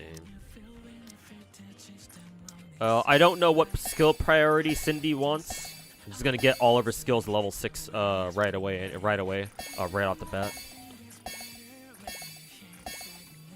I usually max out a if a character is like meta, I usually go out of my way to max out all of her skills anyway. Pretty good. Hey, that's what's good. I will get all of her skills level 8. Seems like we have I have the skill mats for that at least. I wonder if I can take all of her skills to level 10 right now. Probably not. If I can, it's gonna be very expensive. Let's see. I'll try going for it. 1, 2. Oh yeah, I can get her straight to level 10. Fuck yeah. Oh, she just needs more electric cores or electric thingies. Don't worry, I got plenty of those.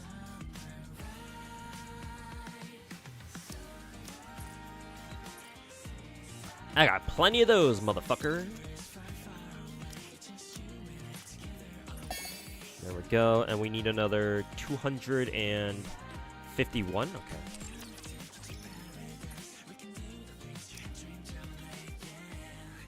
Rouge might be good with Cindy. I don't have Rouge, unfortunately. I had to skip her.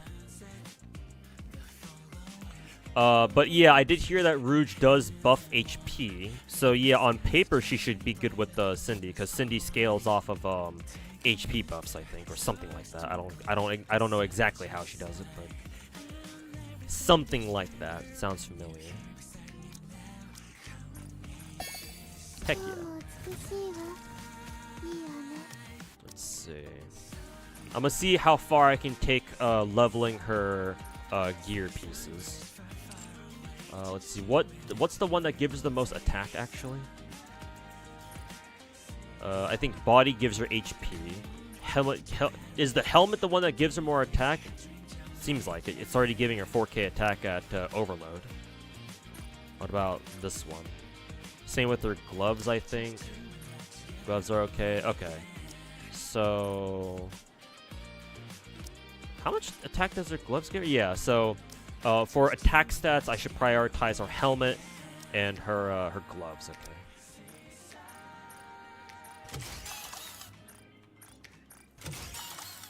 Just try to get it to maximum. See if I have enough spare gear for that. Okay, that's maxed out. Thank you. $5 for 10 advanced recruiters is actually a decent. Yeah, that's a really good deal. Yeah. Just $5 for a full multi. Yeah. Most gacha games these days, the average cost of most gacha games is multis is anywhere from like fucking 15, 20 to even $30, or even worse sometimes. So yeah, $5 for a multi is a hella fucking good deal, yeah. It's a fucking steal at that point, honestly.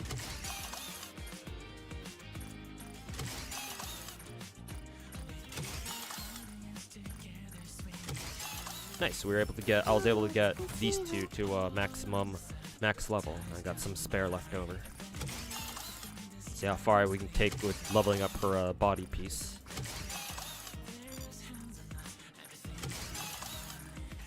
Ooh, nice. We can actually get 3 of her body pieces, or 3 of her gear pieces to max level. And we'll go as far as I can without using up the class-specific ones. I believe, yeah, this will start using the class-specific ones, so we'll stop there. You came for horny, not to end up crying over a fucking cat. Oh, you must be playing through Nero's event right now, right? The side events for Nikke are actually, from what I hear, they're actually fair. They're actually pretty good. Yeah, they're pretty fun to play through apparently, and just to read through. Yeah, Nikke does a great job with their side events, like their smaller side events. So yeah, I heard a lot of people got secondhand depression from Nero's event. Like maybe $15 on a deal, yeah, exactly. So $5 for a full multi in a game like Nikke, whoo, whoo baby. Now time to play arcade. Yeah, don't they have? I guess they must have put MOG, EX MOG into arcade, right? In arcade now, huh? Skip this shit. Let's see. Yep, there you go. Yeah. Hey, look at that. That's cool. Yeah, they put a lot of our old games in there. Where is the new arcade game though? Does anyone know? Because all I'm seeing is MOG, FTK. Gift Factory and BBQ Master. I mean, where's the new game mode? The platformer with Cindy, whatever game that's called. The Metrovania, yeah, the Cindy Metrovania. OG Love Live, a multi was close to $30. Yeah, not fucking surprised. Probably in. Oh yeah, that's right. Good point. Yeah, it's probably in the game itself, or in the event itself. Yeah. Yeah, they usually do it that way. Yeah. I forget. I forgot that they fucking new events are part of the fucking or new mini games are part of the event itself. It's like, duh. They only put the old ones on the side here in the main menu.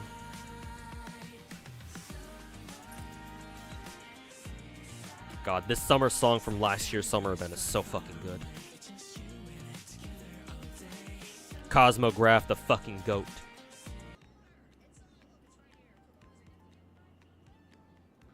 Cosmograph, the fucking goat.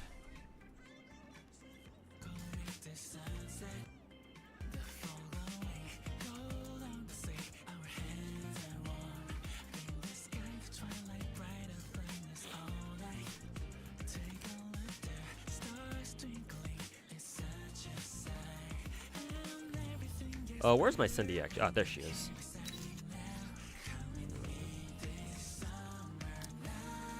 Ooh, I should probably also think about which Harmony Cube she wants. Because if she scales off of HP, maybe she might want one of the HP cubes, like bigger cube. But if she's a DPS, then she might want to compete. She might be competing for a resilience slot too. That's gonna be kind of awkward to figure out. Like, I'm planning to put my Red Hood into Adjutant slot once I get max level Adjutant.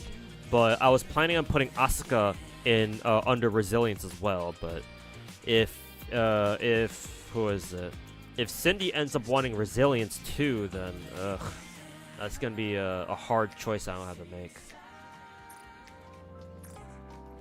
Oh yeah, we can also give her some gifts, I think. Whee!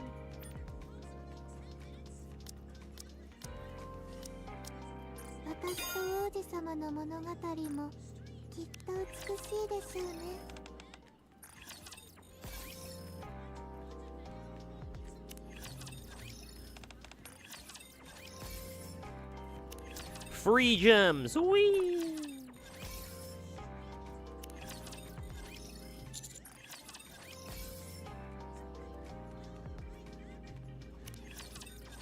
If you want to receive depression again, you read the fucking the text message from the event.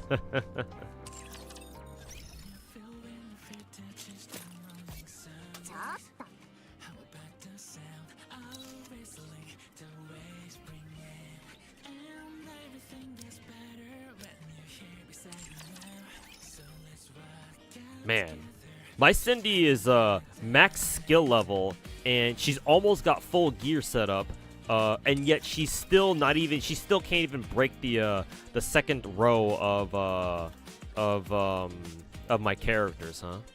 I guess extra copies must be that fucking baller. Fucking Keck W, bro.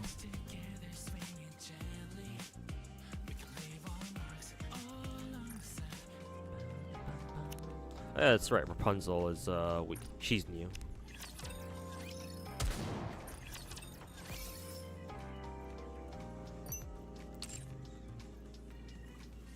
And we'll work on hers.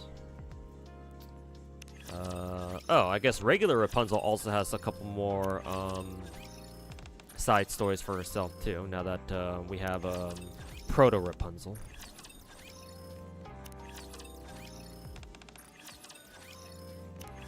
You forgot collection. Oh yeah, that's right. Yeah. Good point. Thanks for pointing that out. Yeah, this one. Yeah, the little doll thing. Unfortunately, Oh no, I just have one for. I already have her. I thought I needed to use because I have that one item. Let me show you. I have this one item, this one right here, where you can just pick an SR commander doll. So I was expecting to have to use that for Cindy, but I guess I already just have one? I didn't even realize. Yeah, thanks for pointing that out. Boop. There we go. And I have a couple of these. I don't have too many, but I'll use what I can on Cindy. Rub-a-dub-dub. I'm a grown-ass man. I can do this. Come on, you can do this. I won't cry. I won't cry. Cries.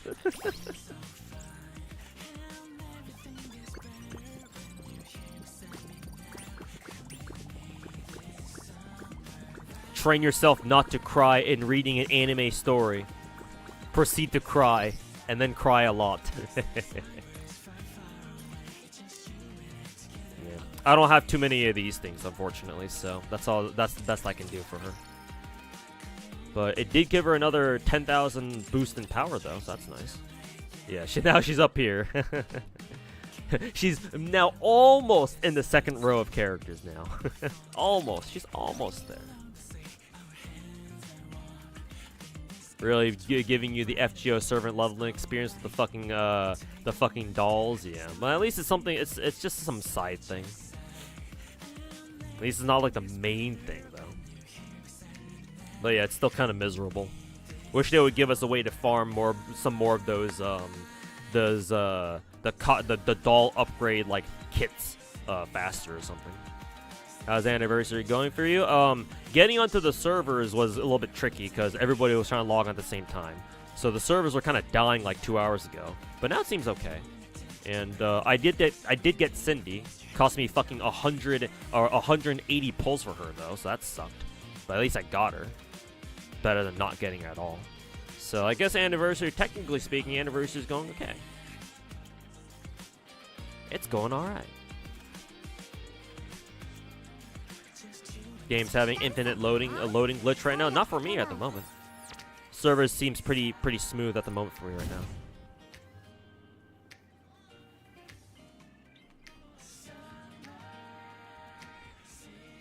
You should play Cookie Run. I've heard about that game. I heard it's pretty good too, surprisingly.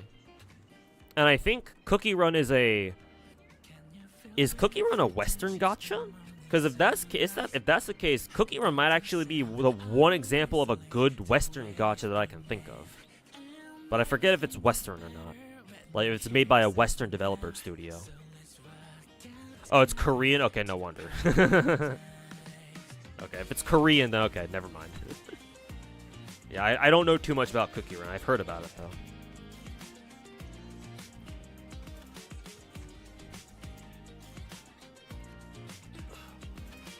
Which cookie run? I don't know. I'm talking about base cookie run. Apparently, there's another game called Tower of Adventures or some shit, but I've never heard about that one. I only know about the base cookie run gacha game.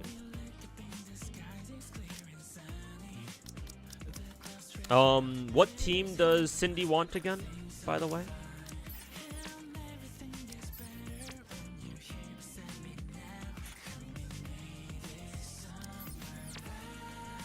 What is this again? Link Pass? I'll do that later if I remember to do it.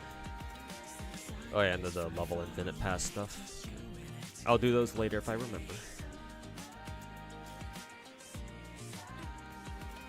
Oh, it's a new game that's coming out next year. I assume it's not a gacha game then. It's just like a spin-off. It's a dungeon crawler, endless runner, so kind of like a Subway Surfers kind of thing.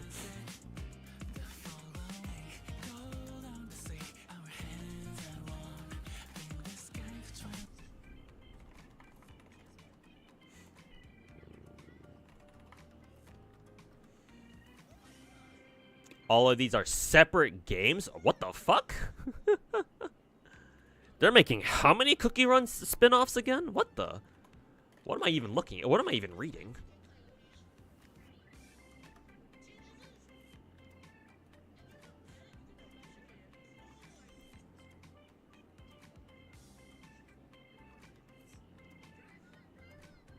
Let's see. Oh, I just realized that the Nikke website, Nikke.gg, already has a Cinderella entry.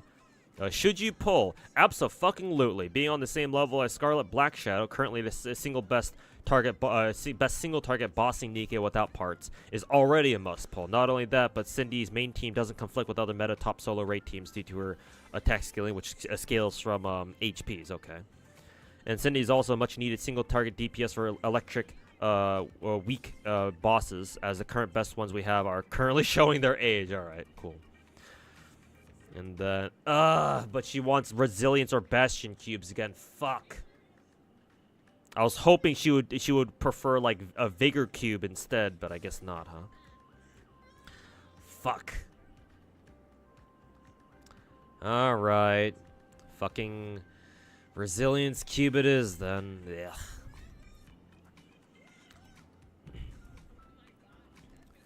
So her best team is currently Cindy, Ayn, Crown, Summer, Anis, and Rouge. Unfortunately, I don't have Rouge, which sucks.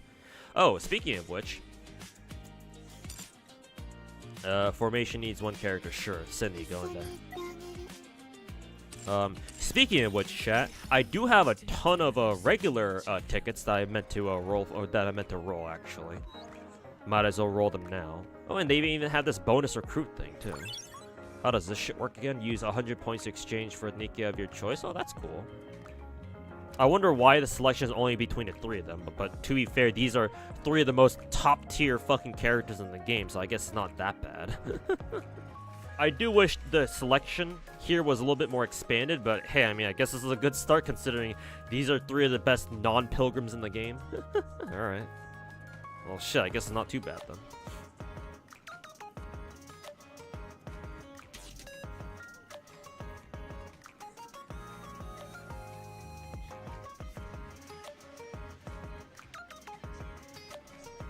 The auto battle? Yeah, I must be thinking of the auto battler gacha then. Yeah, Cookie Run Kingdom. Yeah, I've seen I've seen people do sponsor streams for that one. And then Cookie Run, and then Kingdom makes whales cry with how much money you need to play it. Oh god. Now I get why it's a Korean gacha. For newbies? Is it only for newbies, or can anybody? I feel like anybody can take advantage. Can use this. No, or is it just for newbies?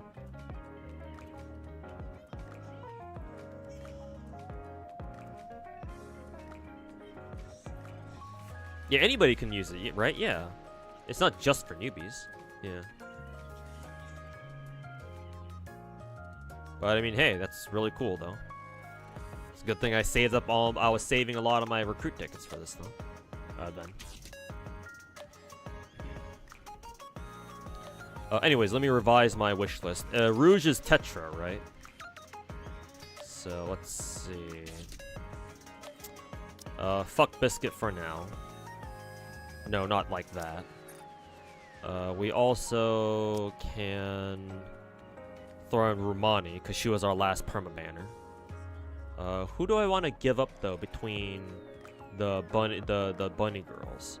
I want to keep Noir on there, though, because I want to max limit break. Yeah, I want to max limit break Noir. So it has to be either between Soda or Alice. I'll pull out Bunny Girl Alice and keep in Bunny Girl Soda, because Soda has huge fucking titties. There we go. Anyone I'm missing from Missilus? Yes. New Quincy. Who do I want to replace from there? Jackal, I guess. Quincy, and then do we have any new Elysian characters? Oh yeah, sorry, we have Phantom. She's our latest Elysian character, I suppose. We will take out you. I don't know. I don't even know how good Zwei is, or Zwei is. The proper German pronunciation. Yeah. Okay. Thank God leader isn't really needed that much more anymore. Isn't really needed that much anymore. I mean, still doesn't change the fact that she's still one of the absolute fucking top tiers of the game, though. Yeah. But yes, it is nice that we have a lot of different good options now for burst 1s these days, as opposed to like fucking a year or two ago. Last year, or 2 years ago, leader, only leader. Leader's the only one you need.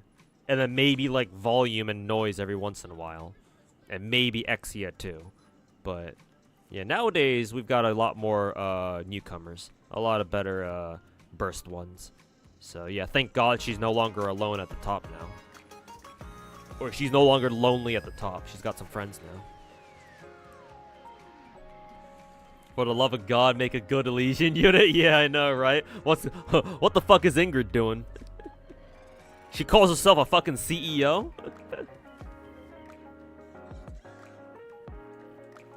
Don't know why Bernice and Soda must have similar IQ. I mean, to be fair, the way they behave isn't too different from each other.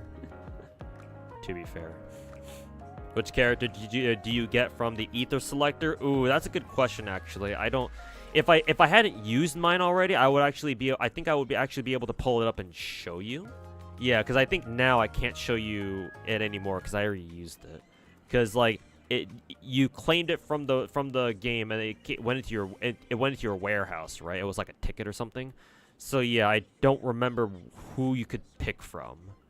Do me a favor and if you can, write down all the names of all the selectable characters you can get, and then I'll try to decide on who you want to who you should think about getting.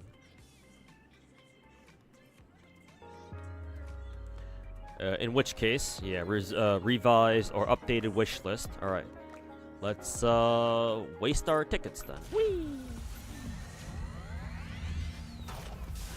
Apparently, it has like the best support in the game. The best support in the game, I believe, is Hera. Yeah, Hera and or Lingguang. I think S rank Hera is better, but S rank Lingguang is also extremely fucking top tier. If it has Hera on it but not Lingguang, then go for Hera. If it does have Lingguang on it too, then I still think you should go for Hera, because I think Hera is still absolutely top tier. But Lingguang is also an extremely good support too. It does have Lingguang on it too. Oh, well, time to flip a coin. But I believe Hera is the one that's the Omega top tier though. She's like a support for... Yeah, the way Hera works is she just supports everybody. Yeah. It's to the point where I think if I understand this correctly, the Chinese Ether Gazer community calls Hera, or Hera has this trait that the Chinese players like to call the human rights card. I don't know. I don't quite understand this meme because it's Chinese and I don't speak Chinese. But the logic is that they call Hera a human rights character because you can use her for anything. Like, that's how apparently good she is. Or that's apparently how good she is. But yes, she is a truly universal character. You can literally put her in any team and she just works. And then I believe Lingguang is like that too, to a certain degree, but she's better with other Chinese characters because she actually has ult chains with them. So like Gang Chen or Jinwoo or some of the other ones, I think. Yeah, you can literally just shove Hera into any team and you'll be fine. Yeah, it's never a bad idea. Like, she's just that universal. So yeah, I would say Hera, but Lingguang is also acceptable too if you don't have her yet. Because yeah, they're both limited time S ranks. You just got to the 160 walls. You're just waiting for your next limit broken character. Only got Alice and Clay so far. Let's see, 160. Oh yeah, because that's your limit for limit breaking SR characters. Yeah, okay. So yeah, just playing the waiting game now to get more gold characters. Yeah, for more SSRs. Considering you're new, okay, if you're a new player, then probably Hera. Yeah, probably Hera, just because she can work with anybody. Or yeah, a little bit more so than Lingguang at least.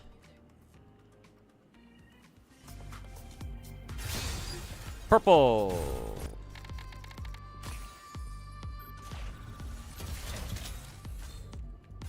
Hey, there's a gold. Rouge, please. I am once again asking for your luck. Shift up. Please give me a rouge. Elysian. Yeah. Who's this gonna be? Hey, Maid Pravati. I'll take that. I will take that. I think she's what, core 2 now or something? I forget. But sure, I'll take it. Ingrid heard us. Yeah. Gacha screen is kind of lagging though. Maybe it's just because of my own personal PC though. I don't think that's because of servers or anything.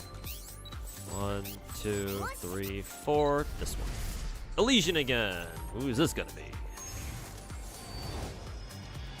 Mast. She's cute at least. Oh, actually, does that mean Mast is full core now? Yes, it is. Okay, so I can take off Mast and switch her for somebody else, I guess. Who else should I put on here? Or who should I put on here now? Either Zvi or D. We'll just go for D, I guess. Where is that a tail attached to? Good question. I don't know. Do I want to know the answer to where? I don't know either.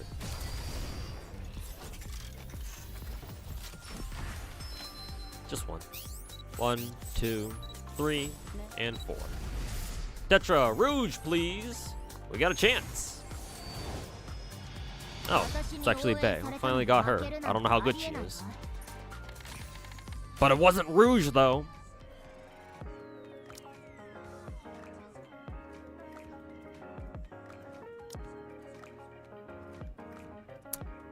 Let's see. We'll throw Bunny Girl Alice back on there.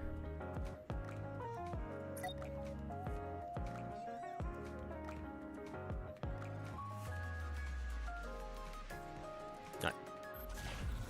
My SSR is pretty damn high. Yeah, I'm getting all my luck here because I got fucked over in Cindy's banner. But hey, sometimes you can have pretty good luck when rolling Nikke Gacha. Doesn't happen all the time though. Let me fucking tell you. It's not always like that. And as you can see, our luck has turned to shit again. More purples.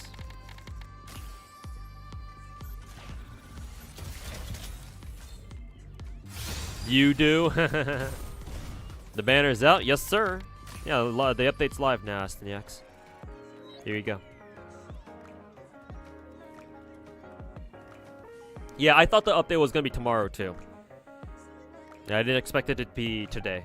Or at the very least, I thought it would be tomorrow morning, like 2 a.m. in the morning or something. But no, it's live already. So, here we are.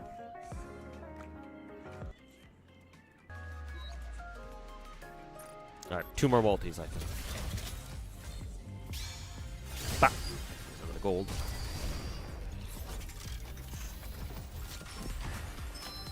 Just 1. Tetra, another chance.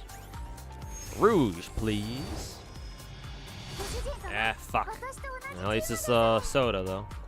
Ain't complaining. I believe this is gonna be my last multi. Purple!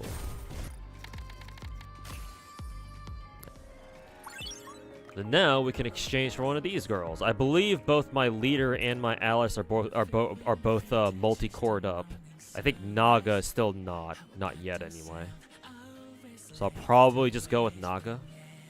Where's Naga actually? Yeah, right here. Okay, yeah. Then that copy will be fully cored now. Yay!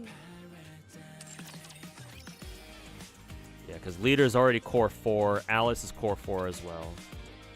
So yeah. Back to the gacha screen. Exchange. Naga, please. Yay!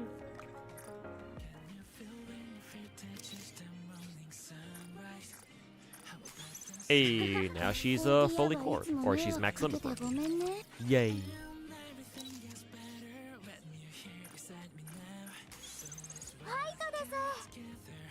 And core 2, soda, bunny girl soda. Ooh, nice. My maid Pravati is now fully max limit bro. Nice. Heck yeah.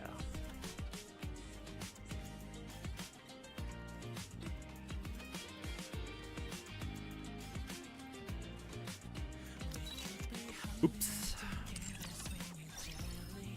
Now we mold orange. I ain't got any molds. I used my pilgrim mold yesterday, and I actually did give me a pilgrim, but it was only Noah, so yeah. Alright, I gotta go limit break mask now.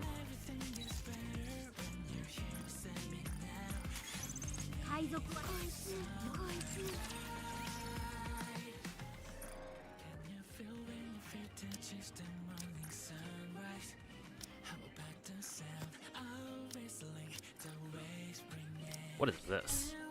Obtain all the following second anniversary present. Oh, how generous. You shouldn't have.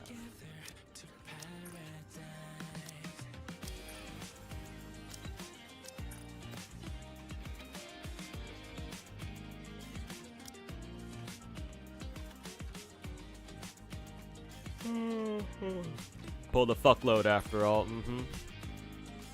But yeah.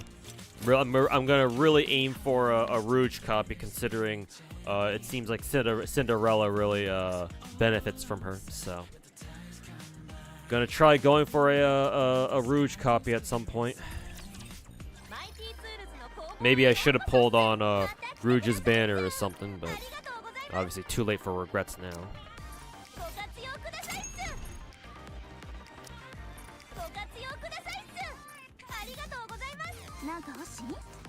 私のモールへようこそ。合理的な選択だ。ショッパフリックはいつでもお買い上げあざーす。衝動買いってなんでこんなに楽しい。ゆっくりご覧ください。指揮官。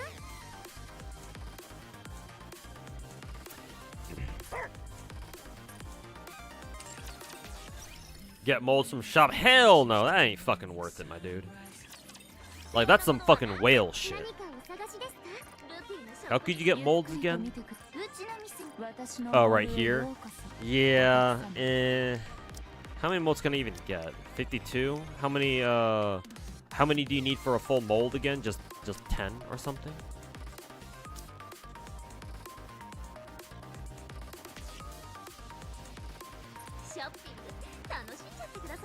Rouge benefits her? Yeah, she should. Rouge buffs HP on your characters, and Cindy scales off of HP.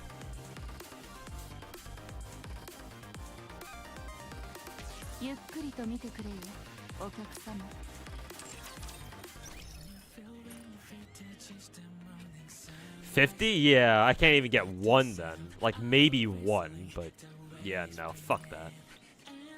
Yeah, that's some fucking whale shit.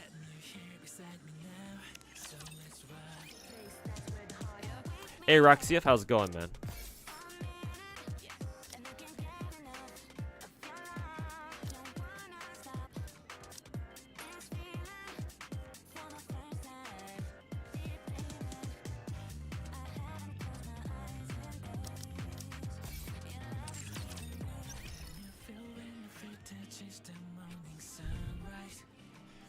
You get 5 per. Oh, that's right. I forgot about that. Yeah, you don't just get 1. Yeah, you get 5.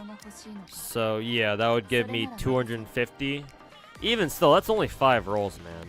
Not to mention, this is a This is just like a general mold. It's not even like a It's not specifically a tetra mold at all.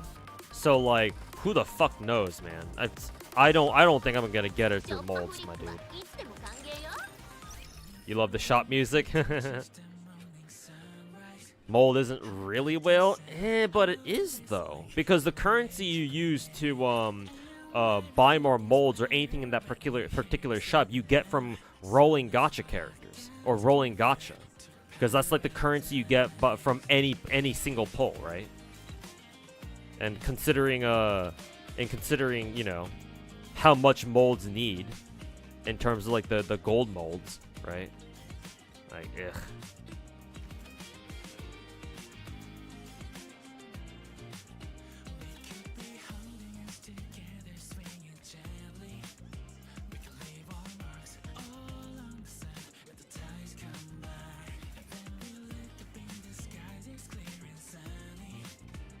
You also get gold mold currency from friend gacha. Yeah, but not too much. Because like, it's not like you can just roll friend point gacha all fucking day.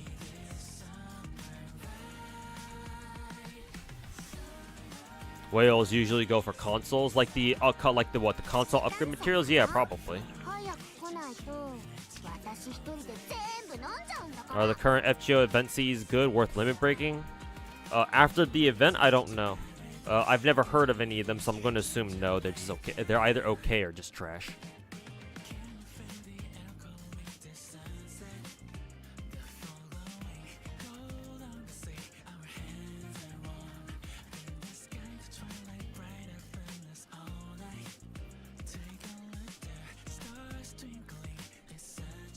Rarely upgrade your console, so you just go for molds. I wouldn't really recommend that, even for free-to-plays, to be honest. But you know, you do you.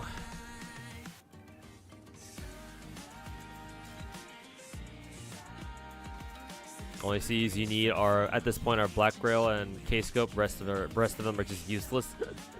You know, 2030 is good. Prisma Cosmos is also good too.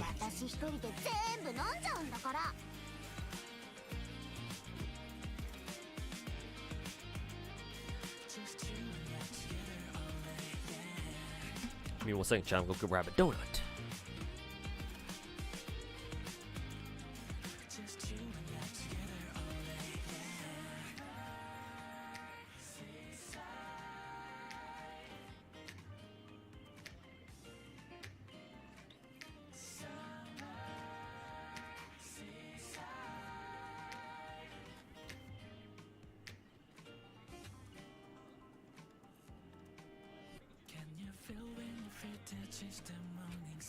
Donut.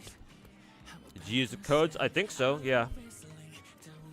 The ones they shared during the anniversary stream? Yeah, I'm pretty sure I used those.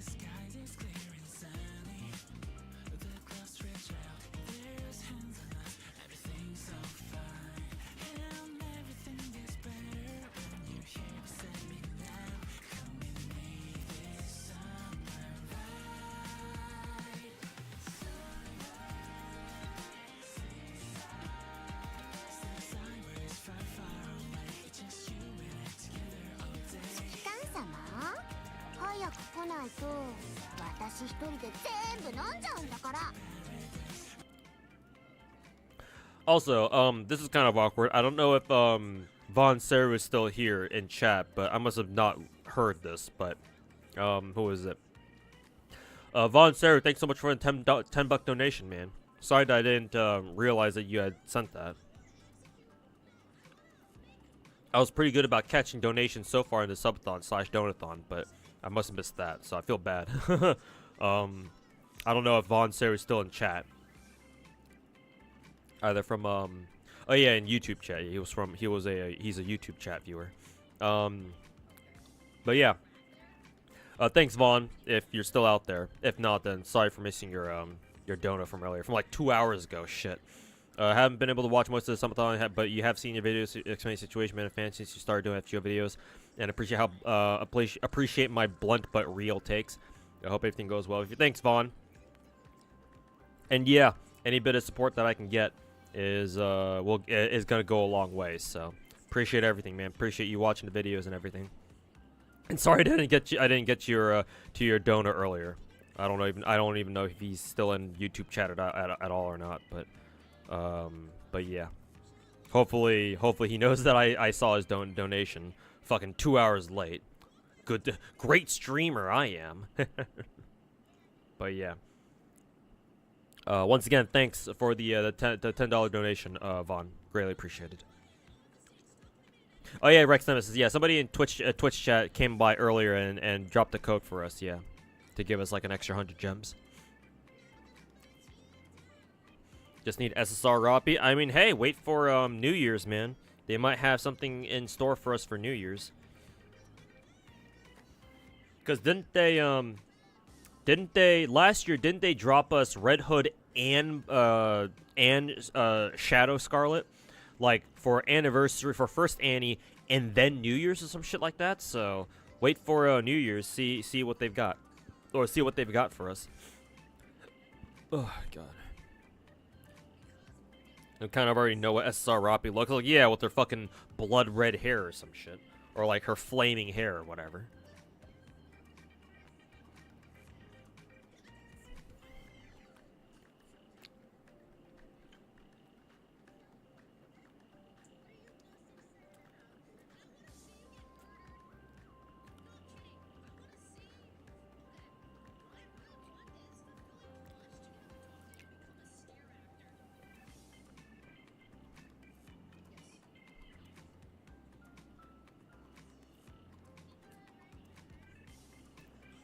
It was shown at a in an art pamphlet that they gave out at like conventions. Okay. Then yeah, I'm sure the design is like floating around out there somewhere on the internet.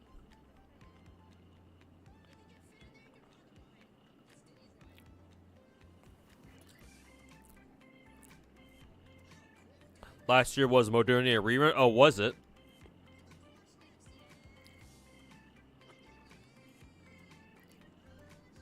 I don't quite remember.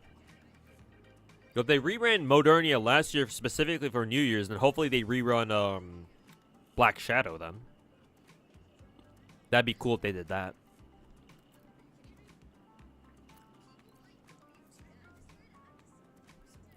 You just got back from work, time to grind. Hey, Finkel, welcome back, man.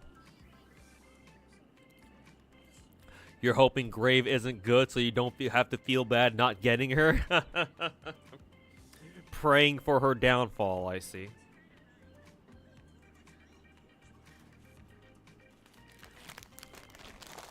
Out here praying for Graves' downfall.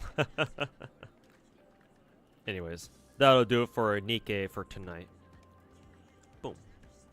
I'll take care of Nikke later today, or later tonight on my own time.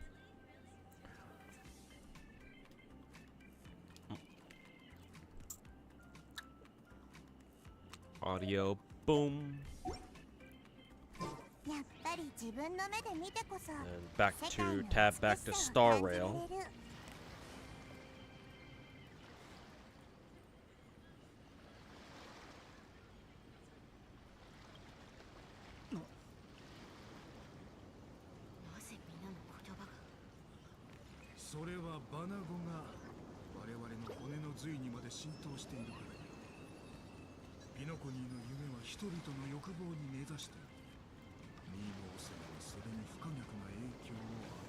And there's that crazy director dude.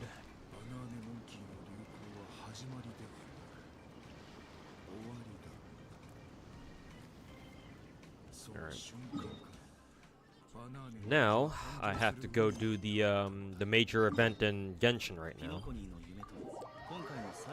Hey, Link2890, welcome to the stream, man. How's it going? Thanks for stopping by. Brave is really good. Yeah, I kind of expect her to be too. Yeah, like she's basically a Burst 2 version of Asuka with her Pierce mechanic, I believe. And we all know how good Asuka is.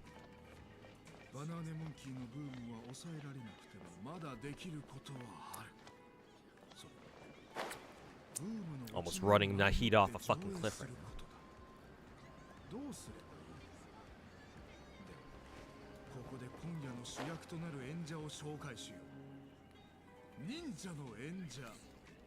Oh god, Fillions interacting with normies at fucking Disneyland. Do I do Abyss on other accounts or fix other accounts? I do account reviews, but I don't play on other people's accounts. I don't go that far. Matter of fact, I don't even want to like access other people's accounts from my computer. I don't really trust myself enough to be able to do that just yet. But I do account reviews. However, right now I'm doing a subathon / donathon, and I have a bit incentive where if you give me 300 bits, I'll do an instant account review for you.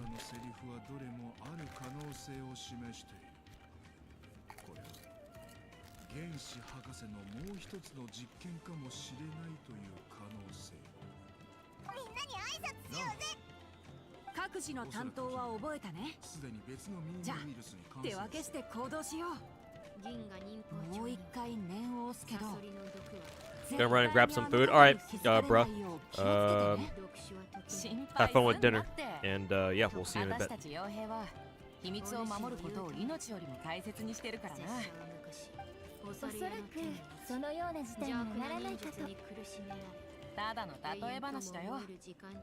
Here you were hoping for me to bless your rolls by having me roll on your account. I don't know if I would do that quite yet. The best you're getting is asking me to bless your rolls, and I will, but I don't know if you want someone like me to bless your rolls.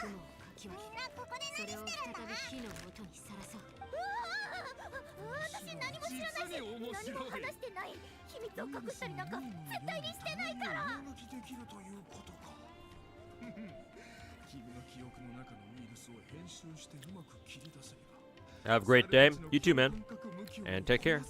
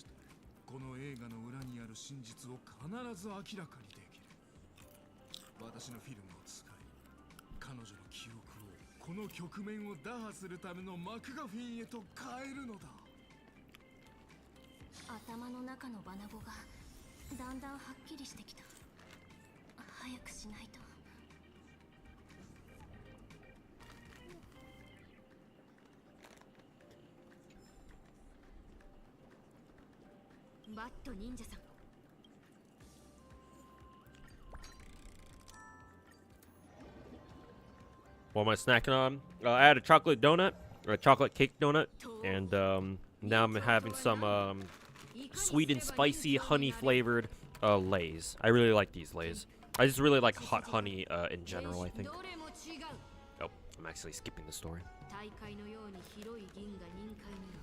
Not a fan of streamers going into people's accounts and pulling for them. I mean, we come from a background where doing that shit is actually TOS for a lot of other gacha games. Apparently not for MiHoYo, though.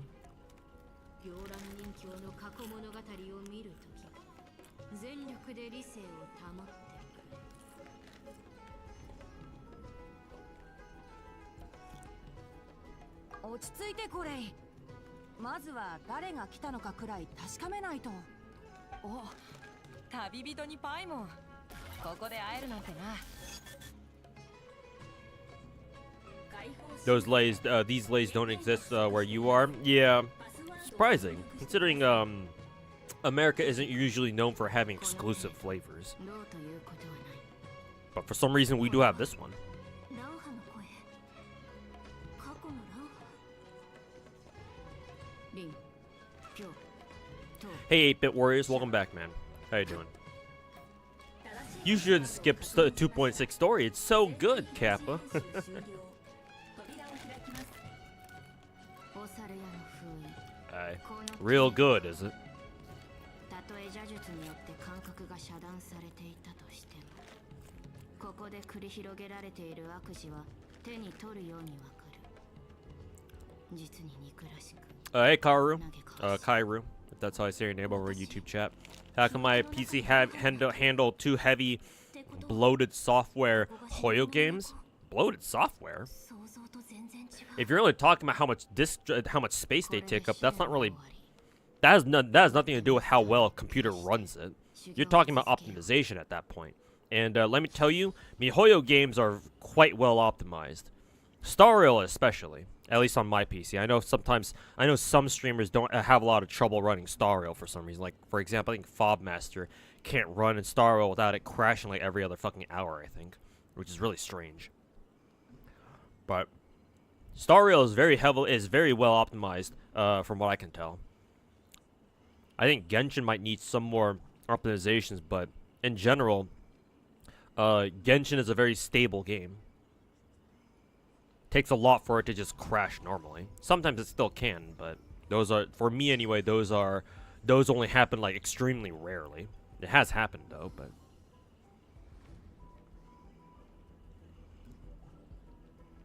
But just to answer your question, Kairu, my PC is pretty good. Mainly what you're looking for is the CPU. The CPU, the stronger your CPU is, the better it can handle most games.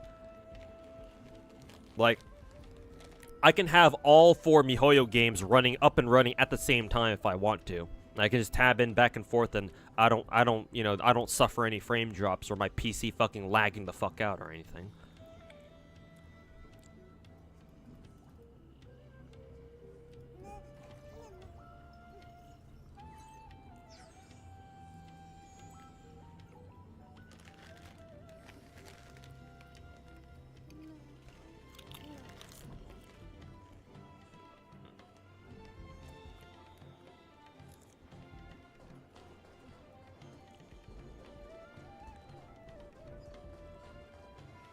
Master Kucha, 秘事を解いたぞ。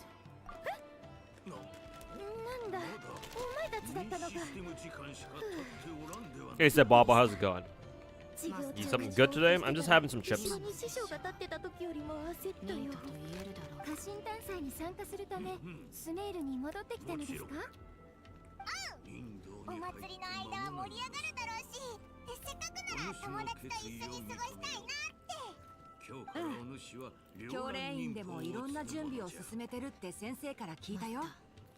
今年はクラクサナリデビ様の誕生日を盛大に祝ってあげようとしてるみたい。かつて教練員が犯した過ちに対するささやかな償いって意味もあるんだろうね。 Starseed is coming out to global tomorrow. What even is Starseed? I've never heard of it. 楽しいものをたくさん見て、美味しいものをたく食べられそうだぜ。それはそうと。 Funny part is you see a lot of people wailing on good graphics card but cheaping out on CPU. To be fair, for the average gamer, you do want a better GPU than CPU. CPU, like streamers like me or people who like want to play a whole bunch of different games at once for whatever reason, we're looking for better CPUs. But for your average gamer who just like, you know, who's either like a casual gamer or they only ever play like one game at a time, right? You know, single monitor setup, casual gamers or whatever. Yeah, better GPUs is more important. But for, you know, people like me, better CPU is probably the priority. 新幹線って毎年似たり寄ったりだろ。 So yeah, ちょっと特別 that な makes 企画 sense. があってもいいと思ってさ。ドニアザードもいいアイデアだって言ってくれたし。 You ever have Jagariko? No, I don't think I ever have. Unless there's like a Korean version of it that I happened to try before. ちょっとしたことで感づかれるかもしれない。そうだな。いつまでこんな風に話さなきゃいけないんだ。5本ではランとにかくここ数日手が空いてる友人たちに準備を手伝ってもらうことにした The んだ。 global versions come out tomorrow. It's a bit like Eversoul. Never played Eversoul, but I have heard of the game. 暗くさなりでび様は I've never heard of Star Sneed. I don't think so, or Star Seed rather. So I don't know. I don't know what it's about. I've never seen any characters from it. I've never seen any advertising come out of that game to like advertise the fact that its global server is going live. So I haven't seen anything, man. So I don't know. ここまで話を聞いちゃったんだし、オイラたちも手を貸すぞ。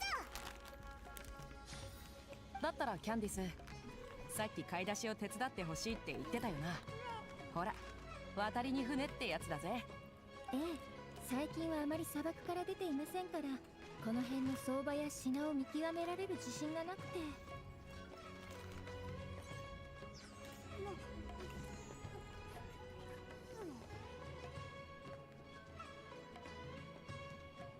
ご迷惑でなければ。水臭いこと言うなって。むしろみんなの役に立てて、オイラたちにとってもサプライズだぜ。おお、パイモン、ずいぶん口がうまくなったな。じゃあでは、お言葉に甘えさせていただきます。ボサル忍者さんのよし、決まりだな。飾りは私とドニアザードが担当する。パーティー会場はティナリに任せた。なんだかワクワクしてきたぞ。早速行動開始だ。ナヒーダに素敵な誕生日プレゼントを。とてつもない苦しみを味わうことになる。あ、そうだった。人気興奮してつい。これを毎日服用しなければならない。そうして体内に忍びパワーコスモを築き、心身を鍛えるのだ。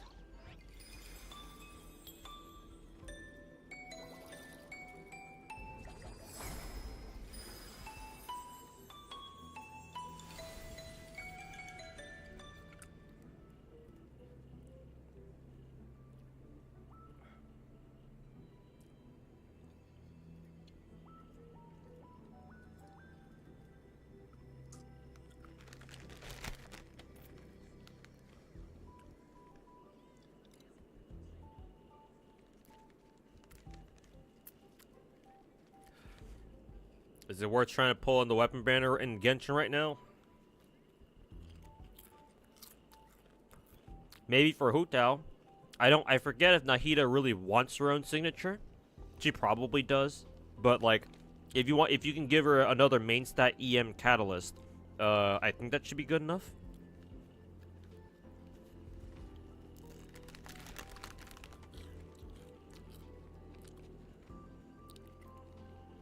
Cute lettuce on screen. Cabbage spotted.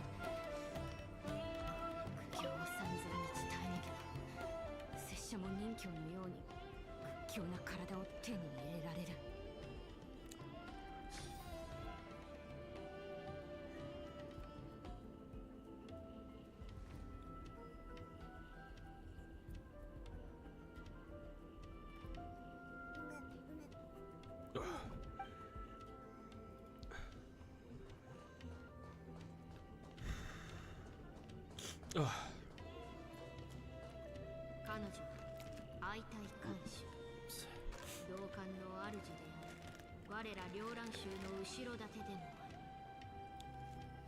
彼女鳴神大艦で忍者の潜在能力を目覚めさせ、ライトン忍法で知恵を授け悟りを開かせる。それにより忍者の体は忍びセンスを有することができるのだ。サンゴ、出力を上げるぞ。耐えてみせろ。研究所の未来はお前にかかっているのだから。そうだ。忍びの都の未来は両乱人教によって切り開かれる。拙者は約束を果たさなければ。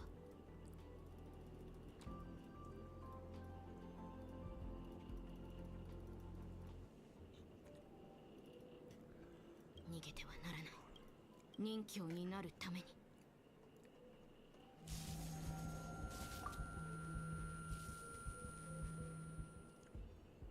れはいくらなんでもひどすぎる。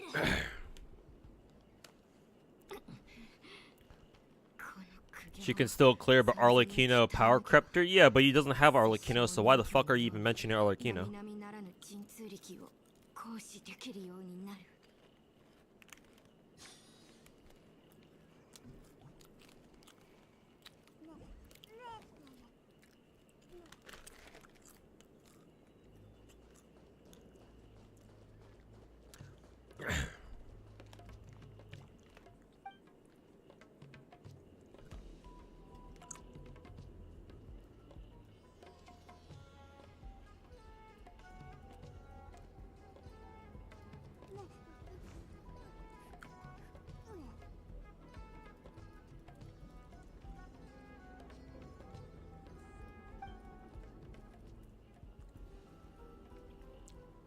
Like, who the fuck cares about power creep when you don't even have the fucking character to begin with?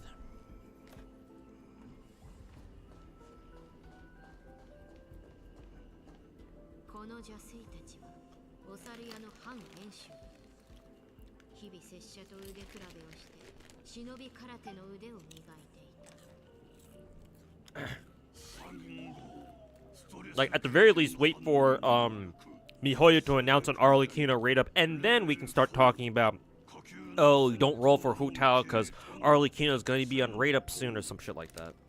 But you know, until then,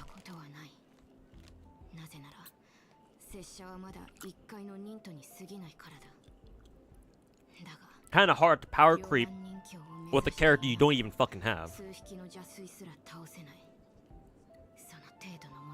And some people just want to play with their favorite characters.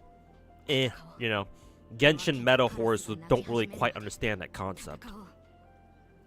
But you know, as it were.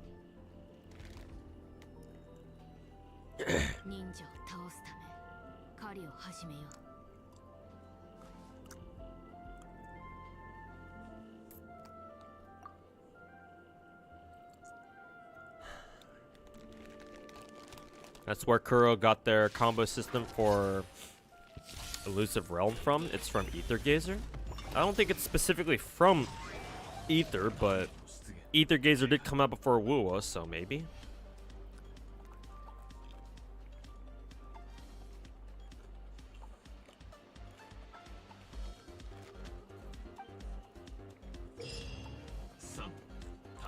You were replying to Sebaba's comment? I know you were replying to him. But I commented on your comment anyway.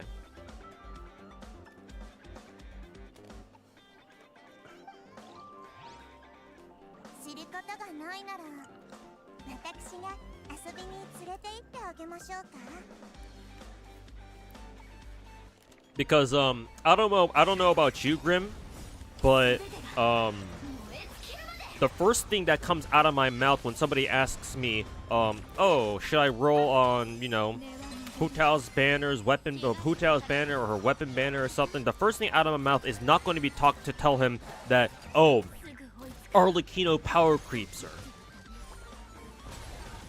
Like, he wasn't asking for Arlecchino, my dude.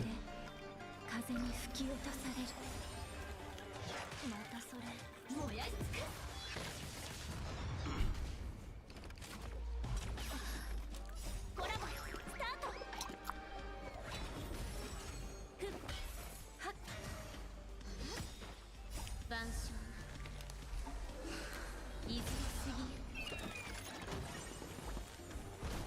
ゆ生きるために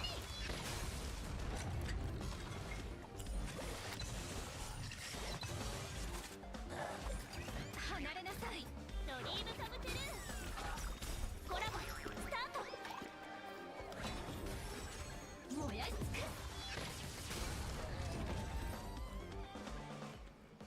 す。参考訓練レベル4通過評価アップ。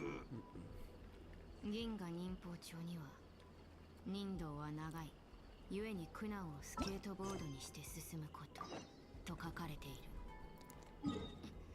あこの苦行を It's on the other side. 耐え抜けば拙者も任教のようにやっぱり自分の目で見てこそ手に入れられる。世界の美しさを感じられる。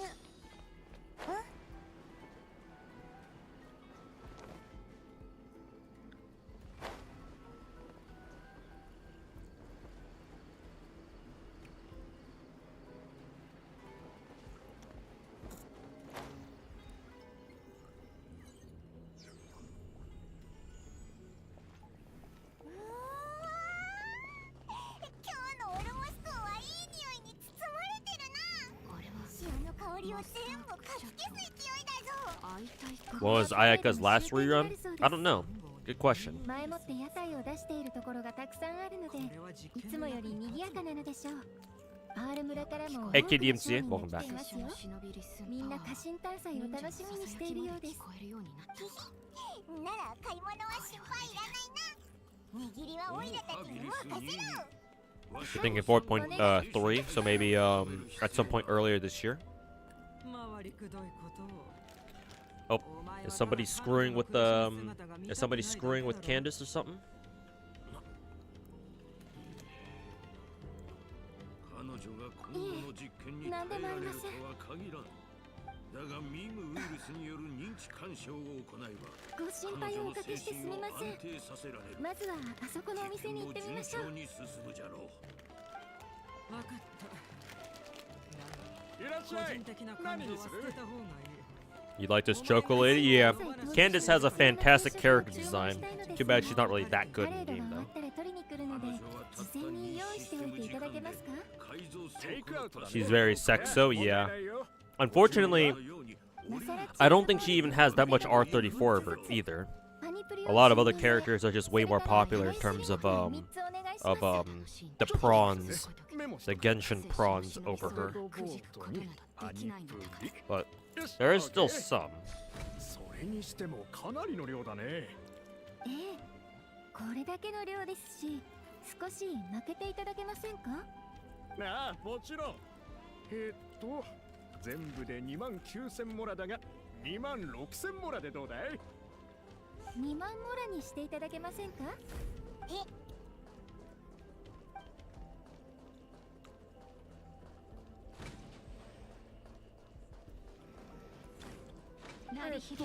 それはちょっと困るよ。パレード当日 What the は fuck お am I 客 going? さんも多いし、わざわざ食材を取っとくんだから。そうですか。では、サモサも5つ追加しましょう。なんとかお願いできませんかIf she were a 5-star, yeah, certainly. But would it have been? Because remember how Deya turned out. わかりました。ありがとうございます。とんでもない。 I mean, to be fair, I still use Dehya whatever chance I get. Can't really say the same about Candace though. 時間だ。早く離れよう。さもなければ我らも影響を受けてしまう。他にも何か？いえ、ただコンロを点検してみてください。長く使っていると安全面に懸念が出てくるかもしれませんので。ありがとう。だが今日新しく燃料を変えたばかりだからその心配は。そういえばなぜ忍者なんだ？銀河忍法帳。それは一体弱き者を守るため、霊落した忍びの都を救うため、正義の忍教が世の忍者を狩る。大丈夫ですか？という内容の漫画じゃ。平気だ。ありがとう。巡回レンジャーを避けるためでもおかしいな。研究所を閉鎖してからというもの。わしの集めた送風機が漫画壊れてはいませんか？彼女の唯一の娯楽だった。その可能性はあるな。この間も似たような事故がうちで起きたし、送風機を変えたばかりだっていうのに。彼女に無駄な知識今度はを与えないよ後で点検してみてください。注意した方がいい。ひとまずお怪我がないようでよかったです。水でしたら持っていますが、いかがですか？いや、大丈夫だ。お気遣いありがとう。特に必要がそないのはれにしてもお客さんよくわかったね。もう少し早く来てくれてたら未然に防げたかもな。今日中にコンロを修理しとくから、過信探査当日の注文には影響しないはずだ。心配しないでくれ。無理せず安全を優先してください。内金はここに置いておきます。ああ、ありがとう。わしらのような凡人のことなど気にしておるのじゃろうか。さっきは危なかったな。キャンディスが気づいてくれてよかったぜ。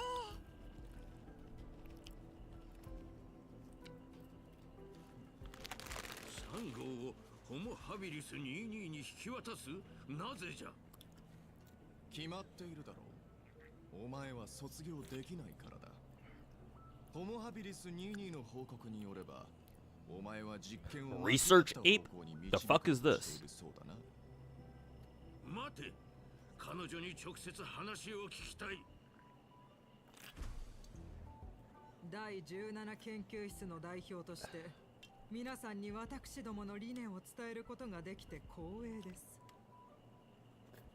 皆さんが目にしたように、今の宇宙は捨てられた一箱のバナナのようです。腐っていく世界を救うために人類は退化しなければなりません。勘というものでしょうか。さらに退化する。そうすることで次はどこに行くんだ？無限の可コンロが能性をないとこだ与といいんだえ、知恵けど。の栄光を取り戻すのです。さっきはほんとヒヤッとしたぞ。こうした偉業は次はキャンディーを作るのに必要なフルーツを買いに行きましょう。世間の厳しい叱責を恐れる久しぶりにことはあオルモスりません。港に来たし、ついでにいろいろ買おうぜ。幸せなのです。朽木は燃えている時にこそその進化を発揮するのですから。人も物もそれぞれの役割を果たすべきなのです。皆さん、実験中の猿たちにこの幸せを理解してもらい、彼らと共に幸福の中で燃えましょう。燃えろ、燃えろ、燃えろ。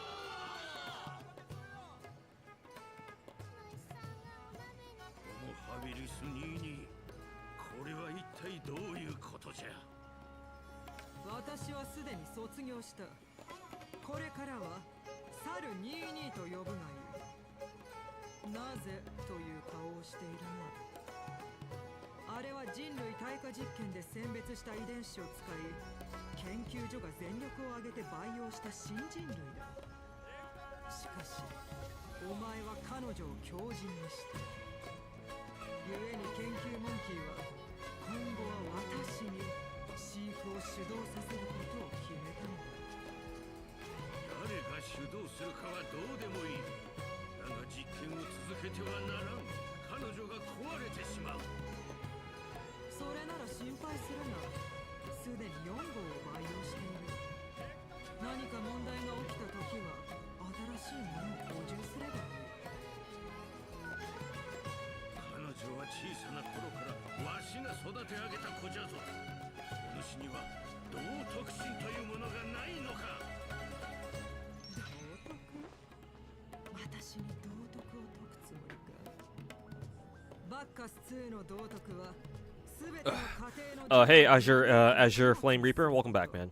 And thanks for the 10 bits, man. Hope you're doing alright. I'm doing okay. Can't say I'm doing well or anything right now, but 知り方がないなら I'm trying to hang in there, that's for sure.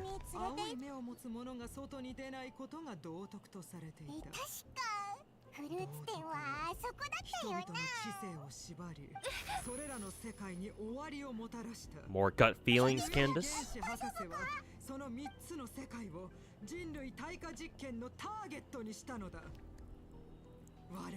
Looks like it. 凡俗なもののためではなく人類に幸福を与え宇宙を進化させ博士を満足させる未来 The little girl's dead. Oh no. ありがとう。何かあったのか。あそこの箱が急に倒れてきたんだけど、キャンディスがこの子を助けてやったんだ。君、お父さんとお母さんは？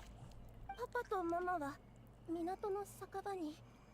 私退屈だったから。もう大丈夫ですよ。遊ぶときは周りに気をつけてくださいね。早く親のとこに戻りな。相対監修。ここに箱を置いたのは誰だ？銀河忍法帳を破いているのだ。俺だけど。認知の隔離はミームウイルスを道路脇に重いものを積むなと言ったはずだ。一体どういうことだ？お前のすまない。最近荷物が増えてきて倉庫に置き場がなかったから。ああ。すぐどかすよ。次からは気をつけるから。これは両乱人形の秘宝。そんなことできるはずがないだろう。助かったよ。俺の監督不足だ。キャンディスさんがいなかったら大事故になりかねなかった。ホモハビリス7号の言うことは聞いていたので。お気になさらないでください。 Yanagi works really well with Grace's engine. I mean, that would be more. That would be more relevant if I actually had it, but I don't. But I guess that's nice to know. If I ever get spooked by Grace's engine. 買い物中だったんだろ。これ以上邪魔はしないでおくよ。じゃあ祭りは楽しみだ。マスタークちゃん。キャンディス、さっきはすごかったぞ。箱が倒れる前に走り出してたよな。 Thought I had it? No, I'm pretty sure I don't. Cause which one was Grace's signature again? It was called Fusion Compiler or something? Yeah, I don't have that one. I have like 2 copies of Hellfire Gears and Rena's signature. I forget what it's called. But only those for now, I think. I might have like 1 more signature, but I forget. Yeah, Grace's is called Fusion Compiler, I'm pretty sure. But yeah, I definitely don't have that one. 不合格の理由になる。あれはただの事故であったとお主も分かっておるだろう。実はそういった未来が見えたんです。 Oh, they're finally touching upon Candace's whole future vision thing, because they teased that a long ass time ago. Took him over a fucking year to go over this now.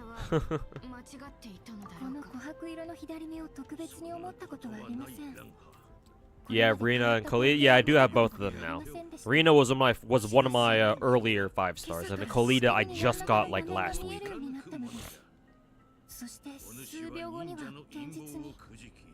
The only character currently that I don't have yet is Grace, and she was initially my favorite character in the game when the game first came out. No surprise that that my favorite character in the game is the one I'm gonna get last. No fucking surprise. 強いて言うなら道端で綺麗な宝石を買ったことぐらいでしょうか。あらゆる忍法に精通するまでに至った。今日ここに But Nicole is free, yeah. Thank God for that, at least. At least she's free. Ironic, considering how much she cares about money, or how much she wants more money. But hey, so do I. 実はそれが気になって買うことにしたんです。予知が宝石と関係してるってことか？その可能性はあると思います。もしよかったら宝石を手に持って試して。 Apparently Yanagi got nerfed again. I mean, is that supposed to be something surprising nowadays? I'm pretty sure MiHoYo's whole school of thought when it comes to like releasing new characters is to make them like absurdly busted in the design phase, and but then once they put them through like the beta clients or whatever, like tone them down to a more reasonable state. Like, I'm pretty sure it's been like that for most, if not a lot of characters. So it's like, every time somebody's like, oh no, they nerfed so-and-so character in the beta, I'm just like, and so fucking what?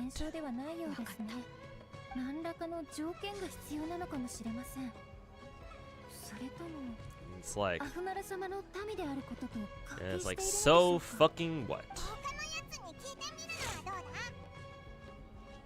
新探査への準備で忙しい時期ですから、できればこういったことでお手を煩わせるのは、それにちょうどここ数日は任務も多くありませんし。 She should be now pretty much in line with Jane, and yeah, that makes sense, yeah. これもガーディアンたる私の責務でしょう。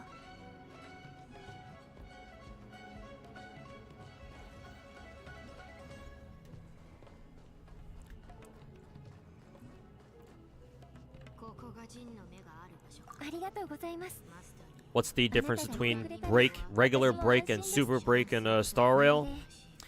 Break refers to how much damage you do when you first break an enemy, right? Because remember, all enemies in Star Rail have toughness bars, and when it depletes, that's when they get broken. So, break, or just break effect, the statistic, controls how much damage a character does to an enemy when they first get broken. Super break, on the other hand, is the additional damage you do to an enemy while they are broken and cannot do anything. If I'm understanding it correctly. Super break is like the bonus damage you get for continuing to beat the shit out of an enemy who is currently broken. I guess a similar mechanic would be like the whole overkill mechanic in FGO. Honestly, it's not too far from a comparison as I think it is.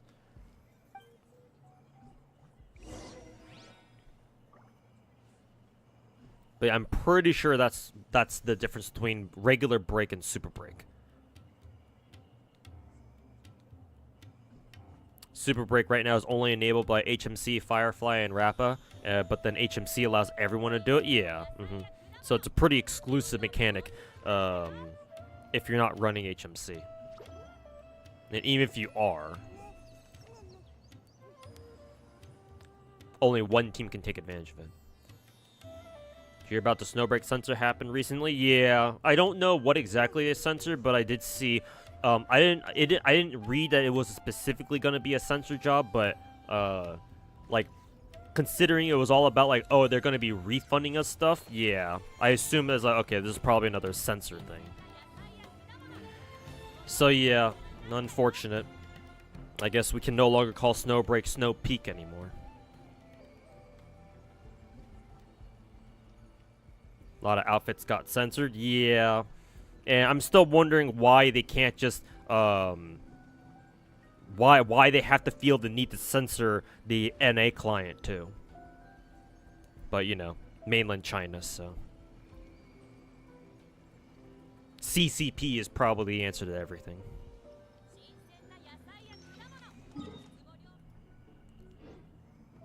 Why are you censoring this? Or why are you censoring that? CCP.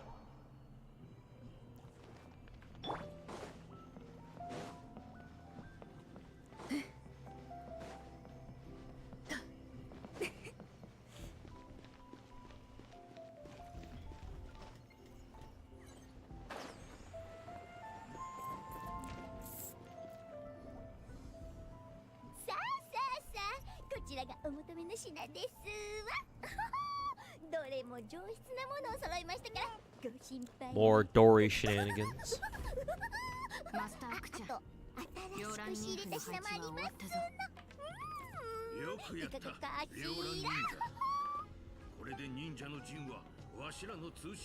Star Rail terms are confusing. When you first started, you were confused about the whole follow-up mechanic. I guess on the surface, yeah, they can be, but once you figure it out, it's not too difficult to keep track of things.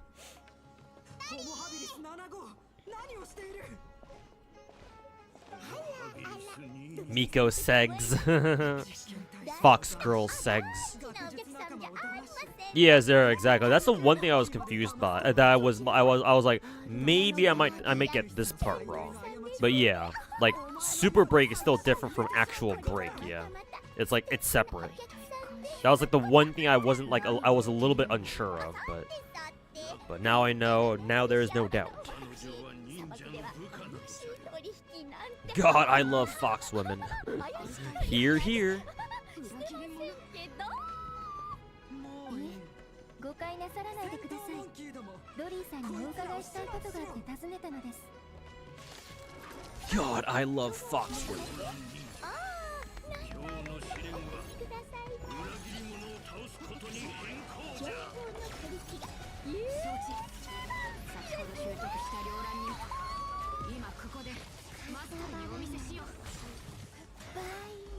いずれ風に吹き落とされる。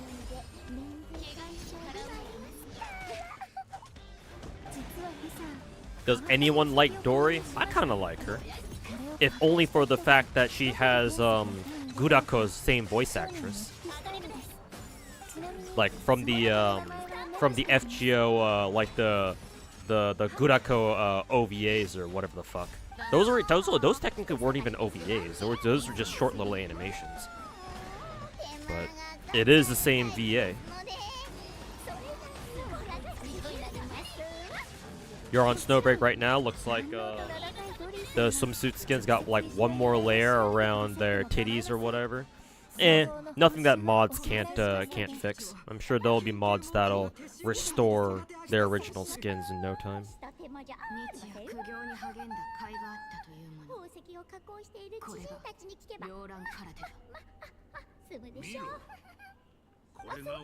You're shocked that Genshin developed Dory and thought it was okay?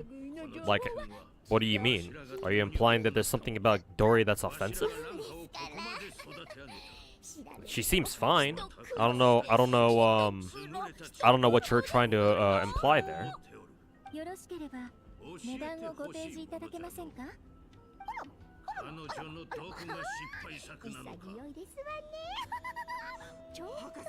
Time to pull for Cindy. Hey, best of luck, Finkel. Hopefully you get better luck than me.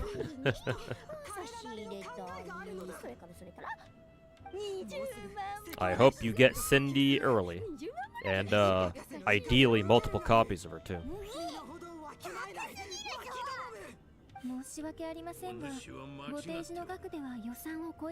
Probably one of the higher-ups got post-nut clarity. Nah, it's most likely because some dumb shit little pink over in mainland China got offended that that Snowbreak has character that's showing so much skin. They were like, this video game shouldn't be this you know this degenerate. And so they probably threatened to report Snowbreak's devs. I think they're called Amazing Season to the CCP or something.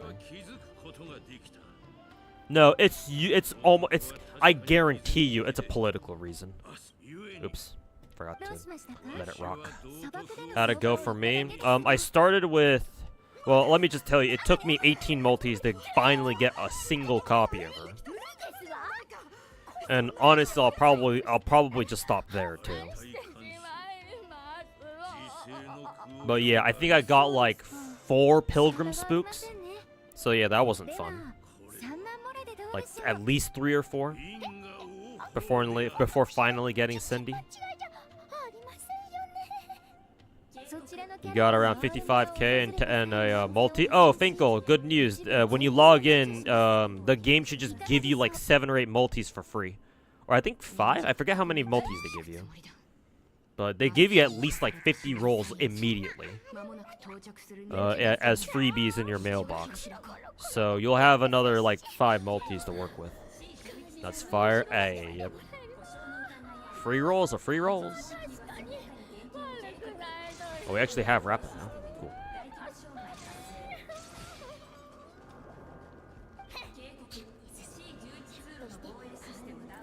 Hey, GGG. It's a good day to grind. Every day is a good day to grind. Every day.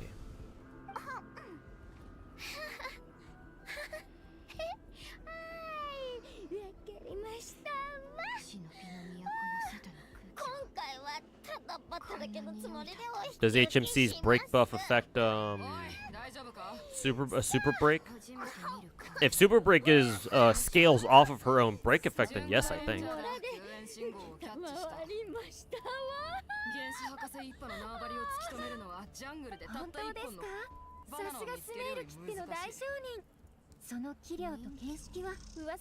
Yeah, doesn't HMC's super break damage scale off of her own BE?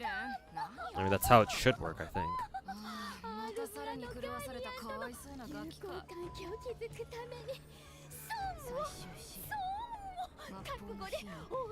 I like how they disguise the blood in the Star Rail scene here with paint, graffiti paint, or with paint can or with spray paint, paint.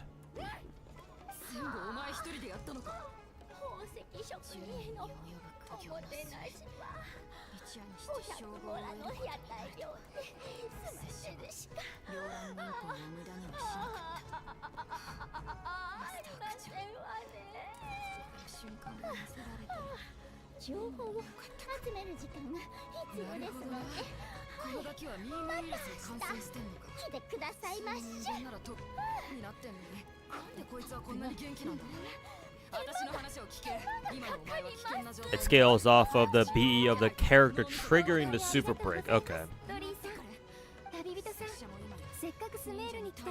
Important detail.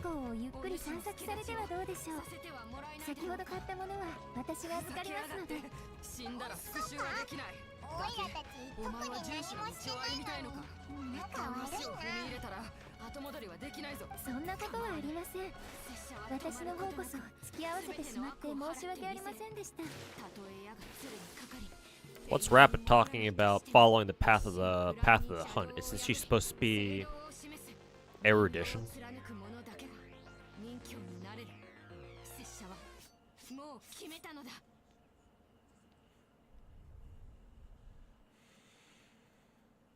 What you talking about, Willis?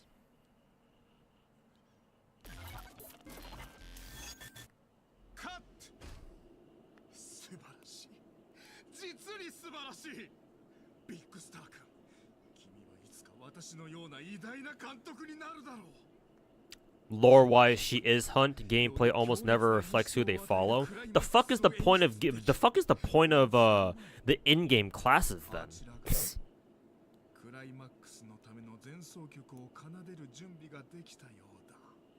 Like, I knew Star Rail lore was kind of a joke, but Jesus, characters aren't even like the proper paths they're meant to follow in lore.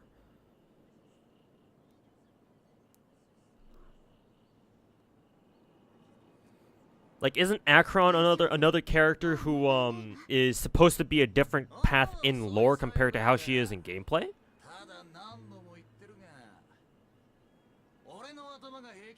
Yeah, like Akron is also Hunt or something, but for some reason she's on fucking Nihility?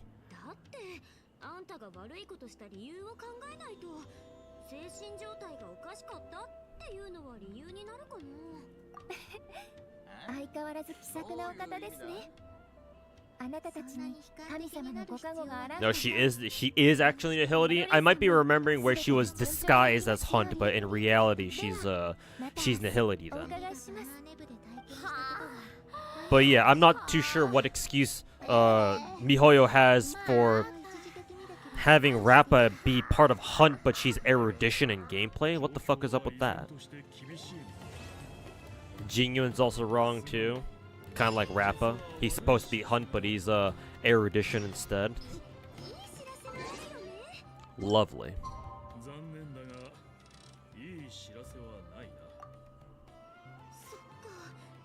Yeah, story-wise, Akron was like, "Oh, I'm Hunt, but not really."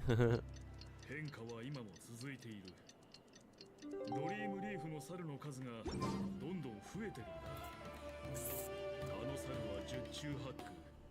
ここに住んでいた人たちだろう。来てたのか。私が感じ取った通りね。ドリオ？ドリームリーフ。ドリーさんならたった今ここをお離れになりました。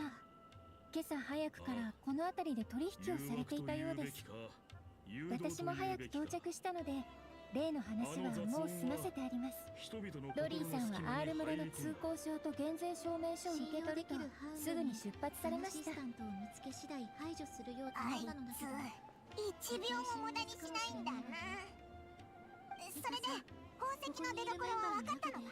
ドリームリーフに一番詳しいのはスメールの宝石商から情報を聞き出してくれました。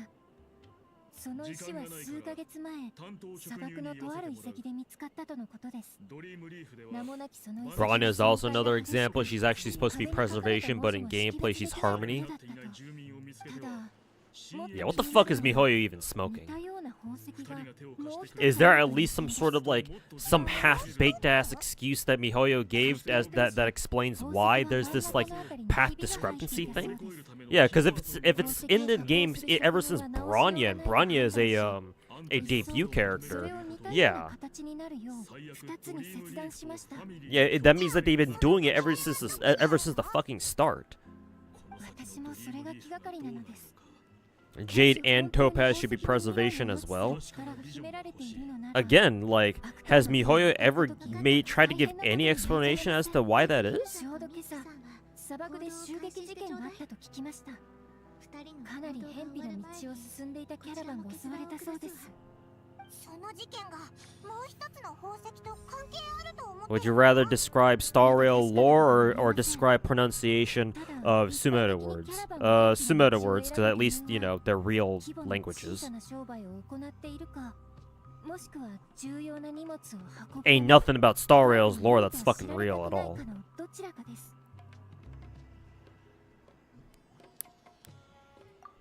その可能性はあるでしょう。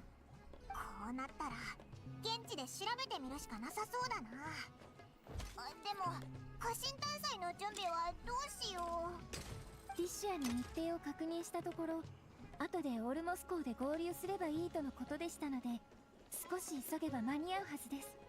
あ、もちろん、もし他に用事がありましたら、砂漠まで Honestly, they don't really seem to care much for Star Rail lore. Yeah, it fucking shows.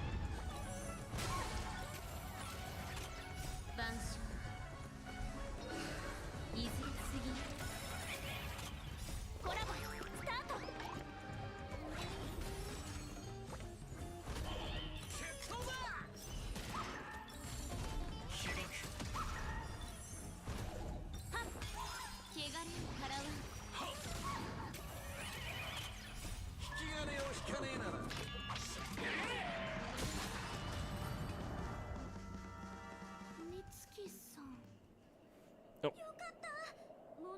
わかりました。力をお貸しいただき感謝します。あいつらって全然。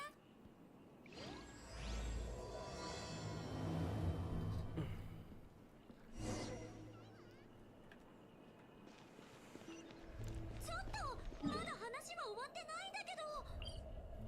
モンタナを放っておくわけには。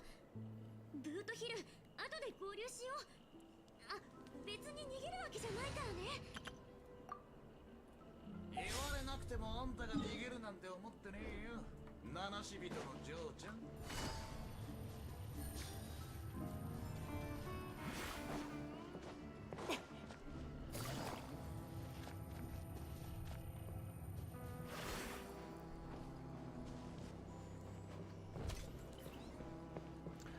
I see crystal flies. Come here.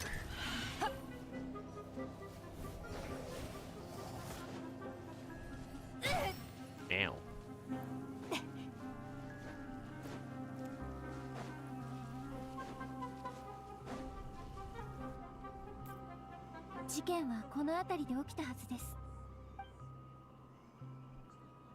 Hey, said Xer. Just started Star Rail, having fun so far. Hey, that's good. 旅人さんパイノン As long as you don't pay too much attention to the story, I think you'll be fine. 何か感じませんか？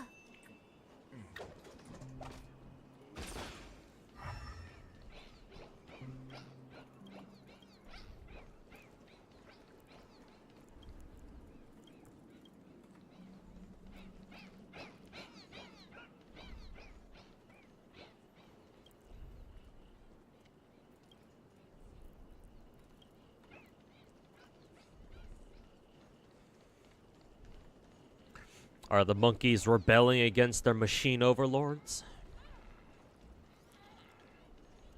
猿以外の演者に会えるとは嬉しい限りだ。はい。そうだな。砂漠の部族やエルマイト旅団の中には元素力を扱える人も少なくありません。この登場の仕方はその力を利用してキャラバンを襲い、不義の富を築く者もいます。時間は有限だからな。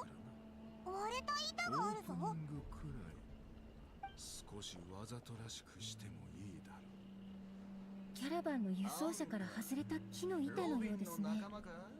焦げた跡もあります。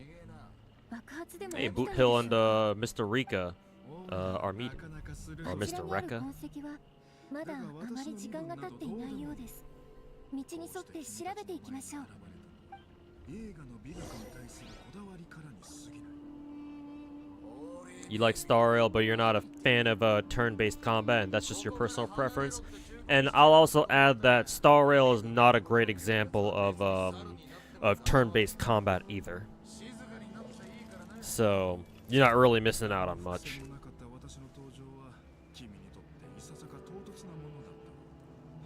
普段であればこのような雑なプロットを受け入れることはないのだが、この映画のため私はこだわりを捨て、2人のレンジャーに小さな手がかりを。 You think Mr. Rika should have been, or Rekka should have been a more interesting focus for this patch? Yeah, probably. Yeah. Because he's legitimately a more interesting character than whatever Rappa was supposed to be. Like, I get that Rappa probably had a terrible past by being a fucking guinea pig for something. Like for, you know, various scientific experiments or whatever the fuck. Are Candace's legs like halfway into the fucking ground? What the fuck was that? But like, yeah, Mr. Rekka was probably deserved to be a the focus character for all this. Maybe they'll focus on him more when they actually release him as a character. I think Madam Ping's gonna add it. I mean, Shenyan did. So. アール村のガーディアン、キャンディスと申します。今朝の強盗事件についてお聞きしたいのですが。ガーディアンだって。何ビビってやがる。ガーディアンってのは俺たちを守る存在だろうが。そうだった。Oh yeah. みっともないところを見せたな。こいつまだ襲われたショックから抜け出せてないんだ。 Maybe Chinese New Year? Yeah, because that's when Shenyan got released too, right?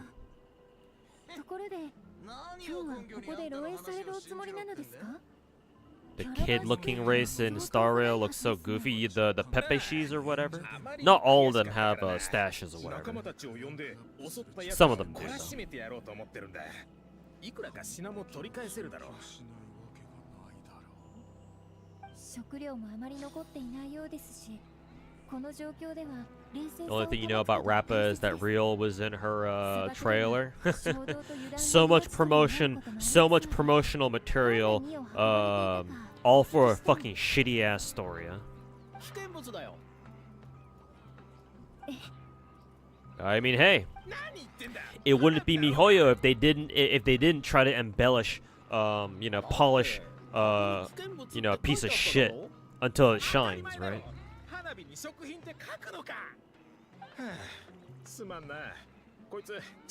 Who's Real? Famous Japanese singer. She's done a lot. Yeah, famous Japanese singer. I want to say she's done a lot of anime openings, but I'm actually not sure. But she's quite famous. She's got a lot of songs that are very recognizable. 火をどちらへ運ぼうとしていたのですか？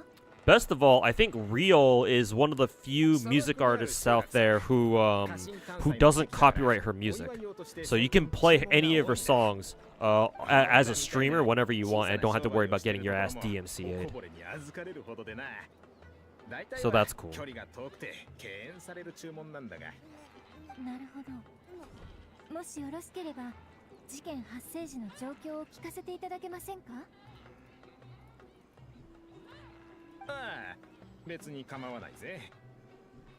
Started off as a oh, not started off, she probably still is. Famous Vocaloid singer? Okay, there you go.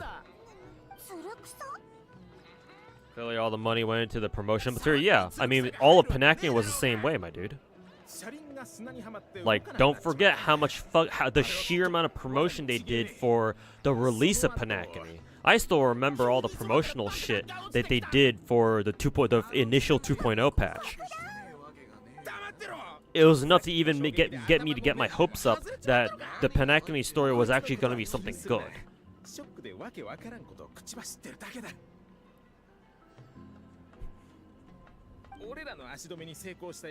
At least 2.0 was good? Story was still pretty fucking mid. I mean, obviously it's better than what we got with 2.6, but still. Like, for how much they promoted that shit, I would have expected the story to actually be like, okay, to make me go, okay, this is actually pretty good. But it didn't. Only the ending was good and everything else was either mediocre to fucking hot dog shit.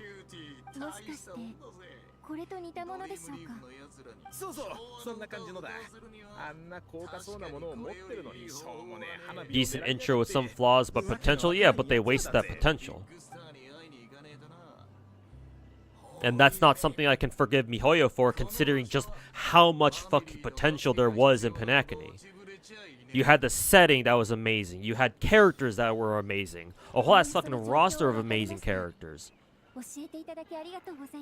Like, even the plot twist I thought was actually pretty good, just in a vacuum. The way they executed it was fucking sloppy as fuck. Only the ending was actually only the ending was like anything worthy of being praised.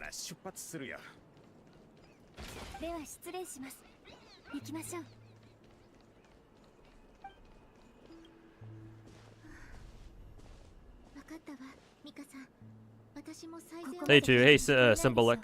You heard that I'm the king of gachas, more like the god of gachas, but you know. Same difference. What gacha should you play in terms of story and gameplay? So you're taking both of those two things together then, right? Because I just need you to clarify that for me. Are you asking me in terms of both story and gameplay together, or are you talking about those two things separate? Because depending on what you mean, that may influence my answer. I just need to know, for your own sake, I just need to know like exactly what you're asking. Because there is a pretty important difference. Together, okay, thanks for clarifying.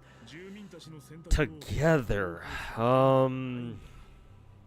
so you're asking for something like that like the whole story and gameplay integration kind of thing.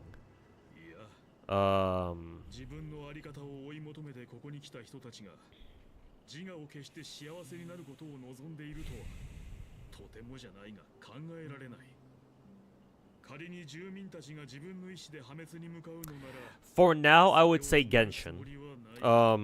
But that's not really like that's a pretty easy answer. That's not like a particularly difficult answer at all. I mean, the simple reason is because Genshin's been around for longer. Like Genshin's been out for 4 years now, and WoW's barely been out for half a year. So obviously, a game like Genshin has had just that much more time to like really flesh out its story. So yeah, like just because of how much bigger Genshin's story is by this point, just by virtue of being around for longer and having more content updates, like the whole like gameplay and story integration thing, you're gonna find more of in a game like Genshin. Pretty simple. I should probably ask you again, like, what exactly you're looking for. Like, what in terms of story and gameplay are you like really looking for? Like, in because the things I'm thinking of in Genshin, for example, are there's a character named Wanderer. Let me pull up Genshin here real quick. I would show you if I wasn't in the middle of a fucking story cutscene. But there's a playable character in Genshin named Wanderer, or he used to be known as Scaramouche, before he became playable. But his lore is that, spoilers by the way. So, but these are necessary spoilers, just for me to explain the situation. The playable character Wanderer used to be an antagonist in Genshin story, and he went by the name of Scaramouche, and he was one of the harbingers from Snechnaya, and the harbingers like a group of like really powerful Snechnayan leaders, like ringleaders, I suppose, like disciples of the Tsaritsa, the Archon of Snechnaya, I think, if I'm getting my Genshin lore correct.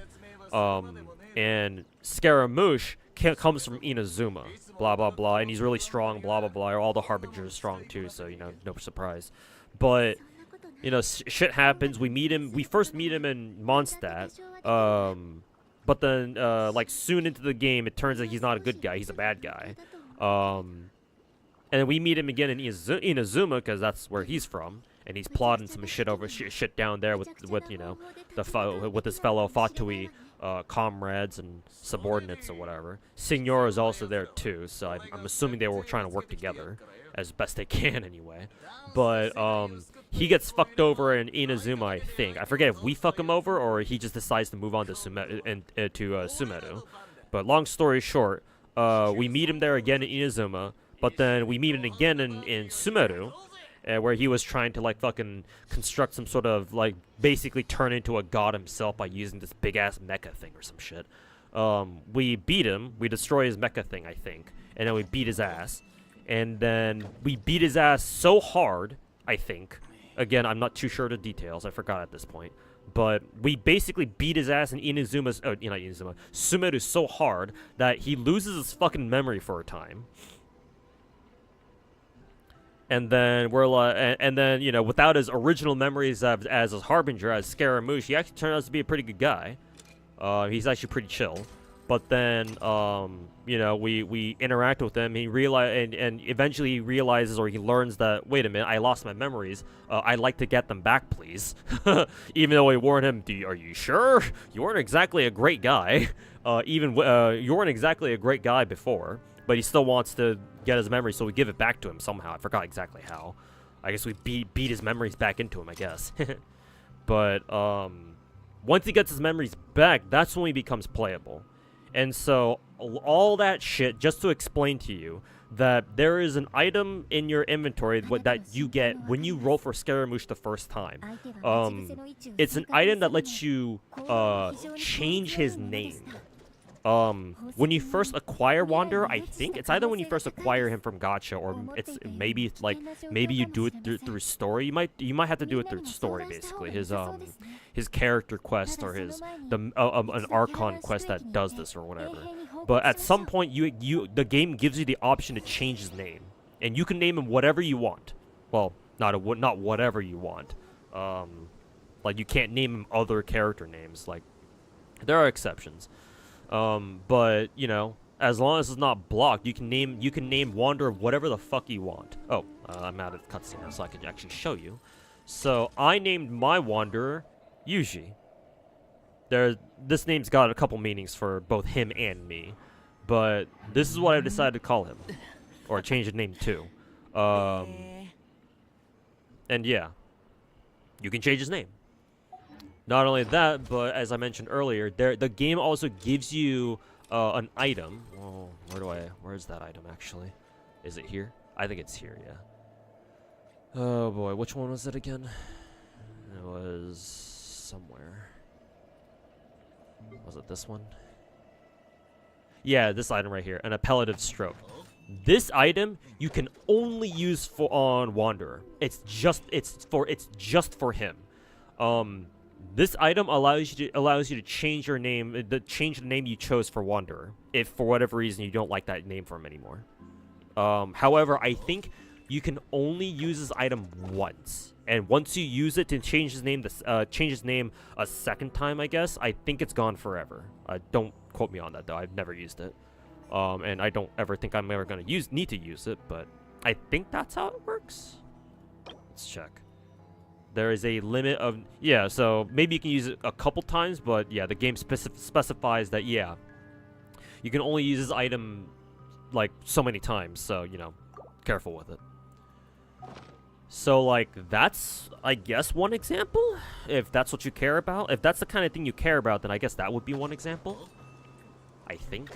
I don't know if that's what you're really looking for though. Because, like, when you say story and gameplay integration, like, you can mean, like, everyone means something a little bit different is the thing. Like, are you looking for, like, cool little, like, details like that? Or is there something else you're looking for? Or what? Are you supposed to talk to this guy? Yeah.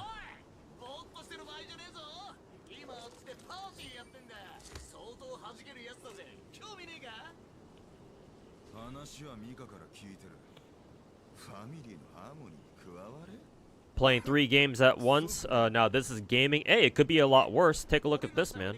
I could have 12 games at the same time.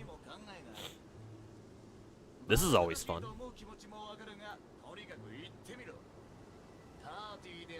If 3 games is gaming, what is 12? If quizzes are quizzical, then what are tests?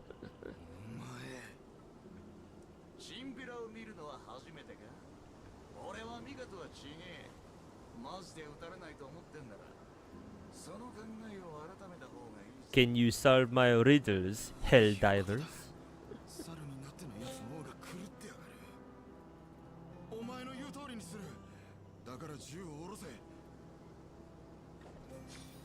Excuse me.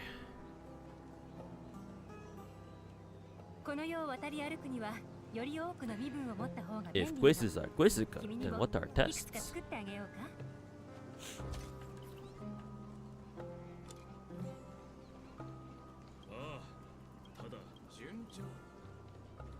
I guess we talk to these monkeys over here. Nope, not this guy. Can we go down here? Oh yeah, you can. Not that it really takes you anywhere though.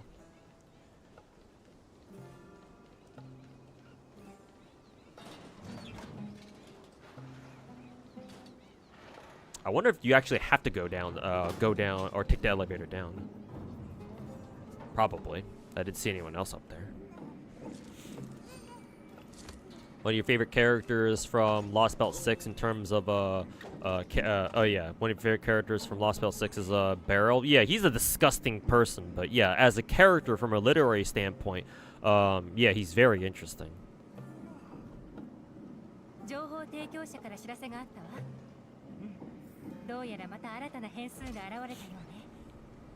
What are my PC specs?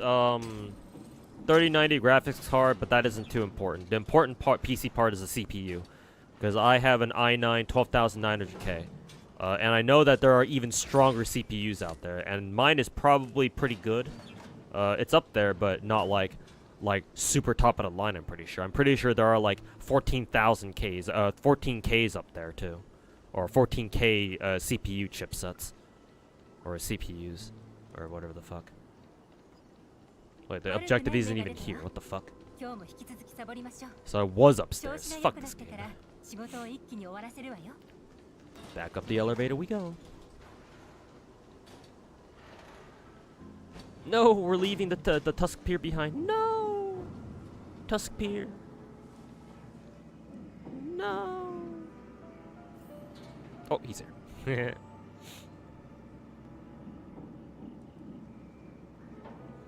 As disgusting as he is, you think you understand him? I mean, let's just say that, you know, let's just say he's a good example of, you know, how being parasocial ends up being.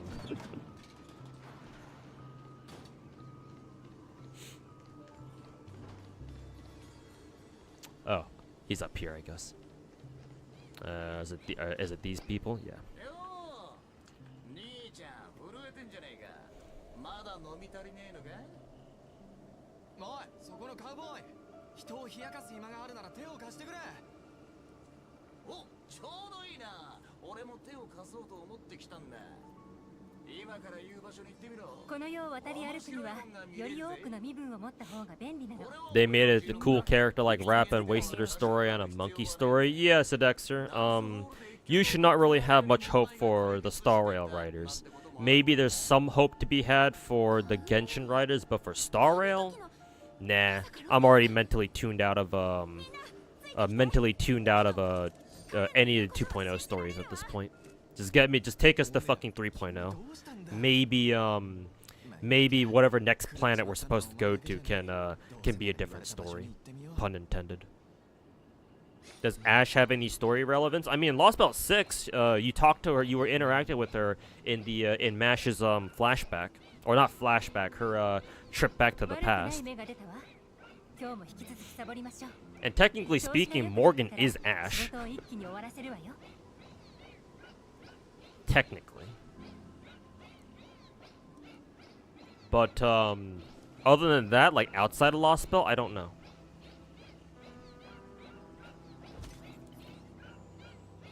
What would be my favorite open world gacha between Wuwa and Genshin? Genshin, because if I'm gonna play an open world exploration based game, it's gonna be Genshin. Wuthering Waves has the superior combat, in my opinion. Wuwa's combat is better, and it's more exciting, it's more skill based, and it's and just more fun in general. More engaging is the word I'm trying to look for. Is the word I'm looking for here. But Genshin has the far superior exploration, even though Wuthering Waves' exploration is more streamlined. Right? The exploration like process, I guess, right, is more streamlined because everybody has a lot of good. Everybody has universal movement options, right? Everybody can run up walls. Everybody can, well, if you can give characters echoes that have like movement abilities, like the heron flying ability, like flying around a heron or whatever, and then riding on a motorcycle with the Inferno Rider. Even if that echo doesn't really belong on a particular character, you can still do it anyway. And of course, like tethers and shit like that. Even though Wuwa has all those like streamlined exploration options, that doesn't matter to me anyway, because Genshin just looks better.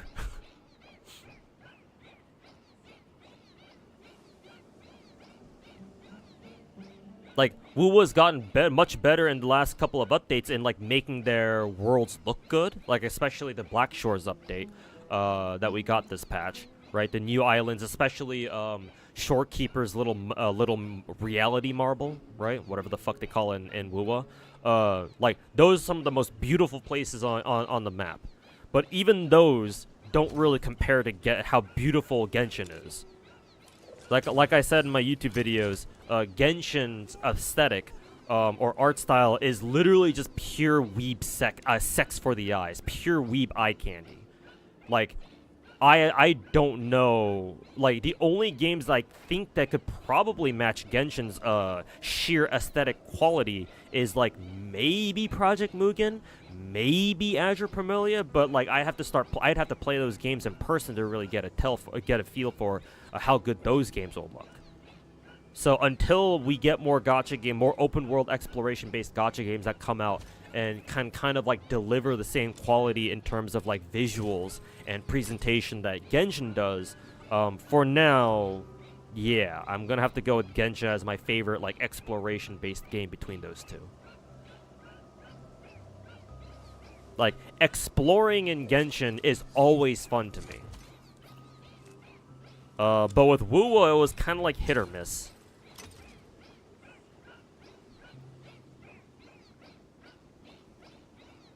Isn't Xiaoqi known for writing the Impact story rated for Star Rail Panakini 2? Yeah, apparently, yeah. So I was like, okay, like going into 2.0, I was like, okay, I guess they're bringing out the heavy hitter. They're like brand name, they're cream of the crop writer for Panakini. So I was like, oh, maybe it might be pretty good. nah. And then later I find out, later my chat tells me that Honkai Impact story isn't really that great either. Because, like, most of the story in Honkai Impact is like this like, you know, diarrhea of, like, techno-jargon words and shit. And, like, super abstract bullshit. Like, kind of like what Star Rail does. No surprise, they're both Honkai, so...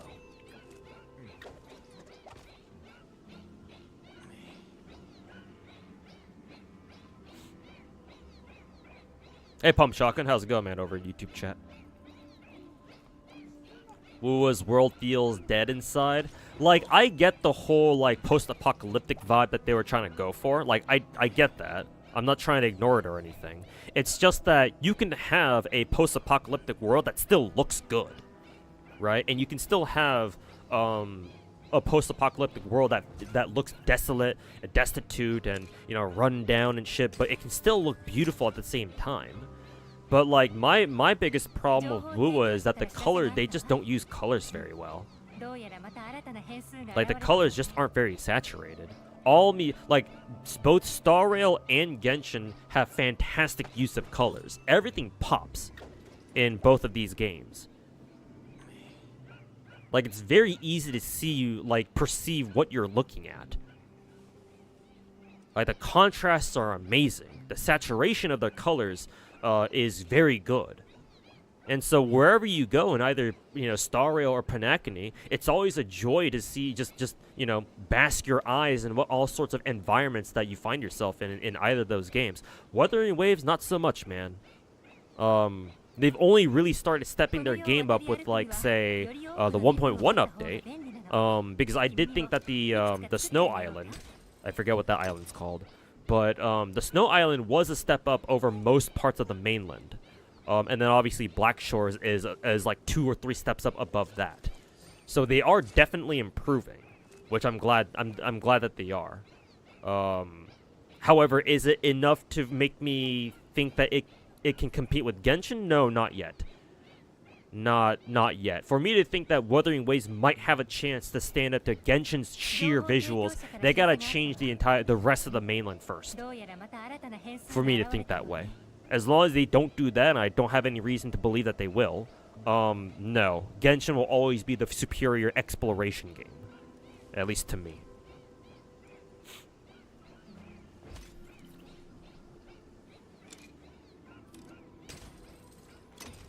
Came back and apparently someone reacted to my God of Gacha video like a day ago. Oh, hey, have I finally made it as a content creator? Having people react to my videos now? This is a new feeling. What if we react to the reaction? Maybe. Maybe. I wouldn't mind doing that. What do I think about NTE? From the little bit I've seen of NTE, I like its urban theme. I like that it's basically anime GTA looks like.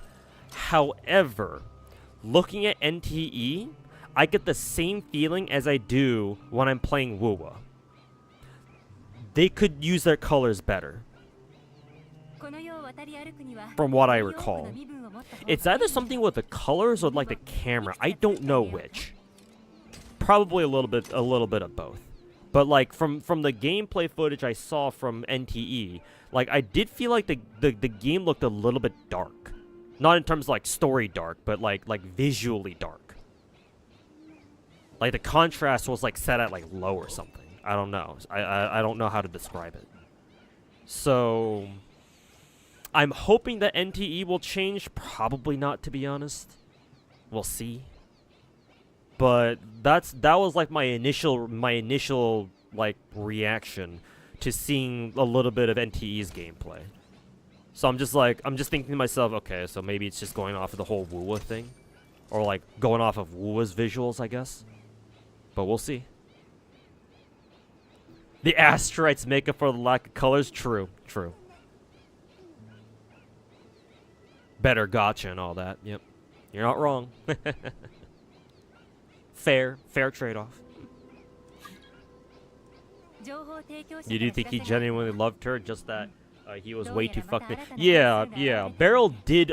I can give Beryl the benefit of the doubt that he really did have true like feelings for her, because after all, just knowing how some people are IRL, like some people just do not know how to express their emotions or feelings properly, and no matter how pure their intentions are, like they just don't know how to convey it properly, and so either they end up twisting it themselves, or people misconstrue their displays of affection as something that they're not, and so they get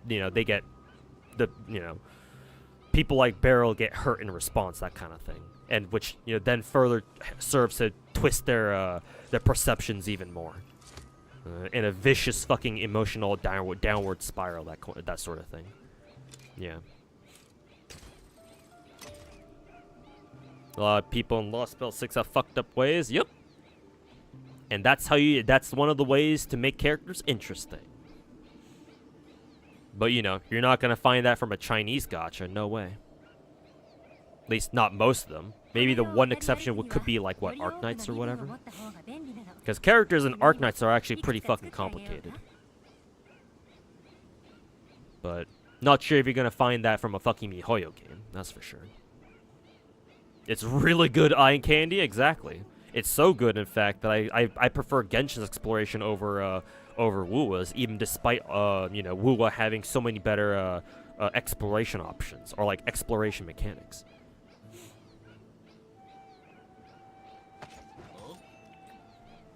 Don't know how I do it playing a lot of gacha games, not get burnt out. God of Gacha compared to FOB. Yeah, I know I'm gonna sound like an asshole for saying this about myself, but like honestly, I don't know how else to put it. I'm just built different.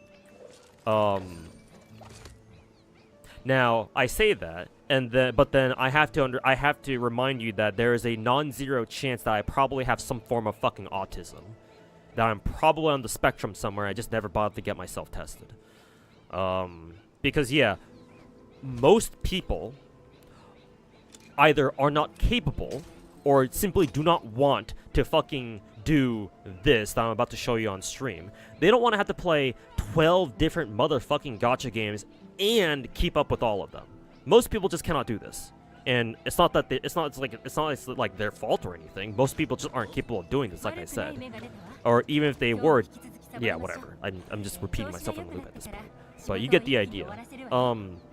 Yeah, gacha games are hard to follow, even if you only play 1 or 2. Right?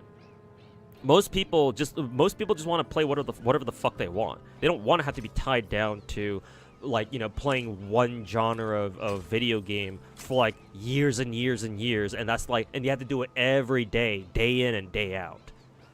Right? It's a good reason why most streamers, especially VTubers, are variety streamers. Right? Not only do they want to play different games every day, if they want to, but their viewers also want to see them, play all sorts of different games, because that's more interesting than just watching them play one game forever. Yeah, just most people just cannot handle the daily brain grinding grind of the fucking gauntlet, the brain grinding gauntlet of playing gacha. Like, it truly takes someone that's on the fucking spectrum in some way, shape, or form to look at, 5 or 6 different gacha games and think to themselves, oh yeah, I'm gonna play all of them. No, I'd win. No, I'd play gacha. Like, I would say most people can probably keep up with, like, 1, maybe 2 safely, right? Even if they don't play every day. As long as they, like, log in, like, a couple days a week or whatever. I think that's perfectly normal. Most people probably do something like that. But, like, I don't know, like, I've said on stream before that anything more than 3 gacha games, most people cannot handle. Even if they only play those, even if they play all their gachas casually, like super fucking casually. Most people cannot handle more than 3 gacha games at once. So, like, anything past 3 gachas, and by definition, you are no longer a casual gacha player, even if you play all your gacha games casually. Like, at that point, you are a true, and at that point, and if you can show that you can keep up with, like, you know, 4, 5, 6 different gacha games on a consistent basis, right? Play them every day or almost near every day, and, you know, do your best to keep up with the gacha. At that point, you are a certified gacha gamer. And congratulations, you are probably somewhat autistic. Just like me. It's like not everybody is cut out for this, and it's not like that's a bad thing or anything, right? For the reasons I explained earlier. It's just some people can handle playing a lot of gacha games at once. Most people are not. Some people though.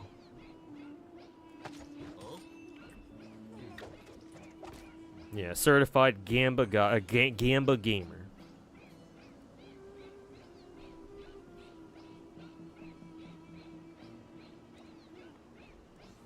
Some people think that the administrator in Enfield is the doctor. Possibly, yeah. You never know.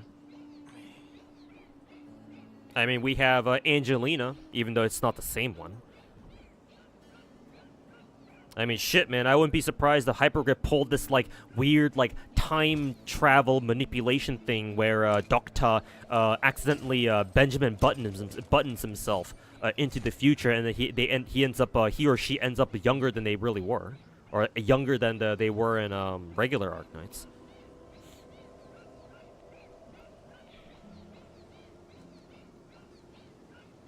But maybe we'll learn more once Enfield actually comes out. You have a very hot take, but if Genshin never released during COVID and WoWa did, you think it'd be on the same level as Genshin now? Yeah. You're not. I generally agree. Ooh, there's a cool looking thing on the black hole. I don't think that was there before. Probably some more rapid shenanigans or something. But no, I agree. Generally speaking, symbolic. Who do we talk to? These two?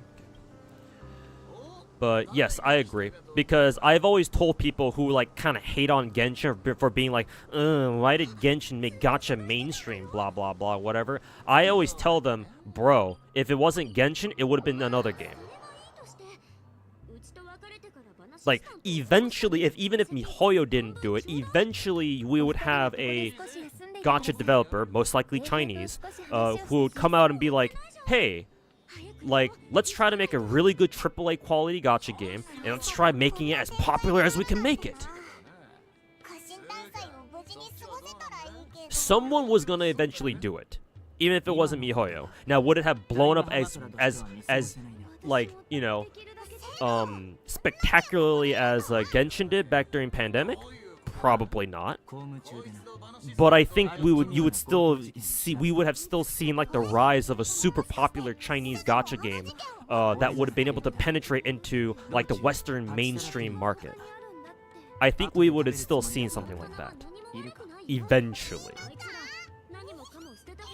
So yeah, I would agree with you that if WoWa had been first to the plate, right? If Kuro Game had thought up of the whole Genshin thing, right, first, then you would see the opposite. The opposite would be true. We would see WoWa as like the Genshin of that timeline, and then, you know, I don't know if Genshin would even exist at that point, but maybe.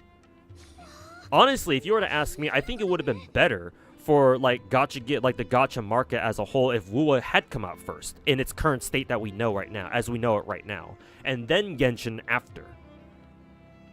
If you were to ask me, but you know, that's just me though. But no, I generally agree, Symbolic. Whether it be WoWa or just like another open world 3D open world gacha game.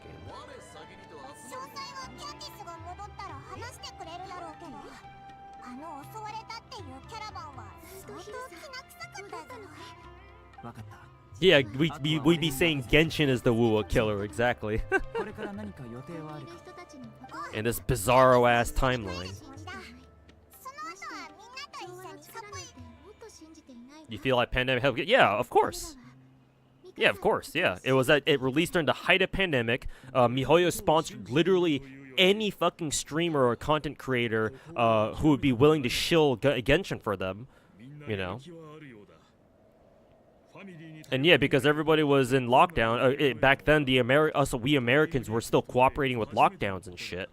Yeah, a lot of normies especially didn't have anything better to do, so they were like, oh, there's this cute like good-looking, anime game that kind of plays like a normal game. Let's check it out.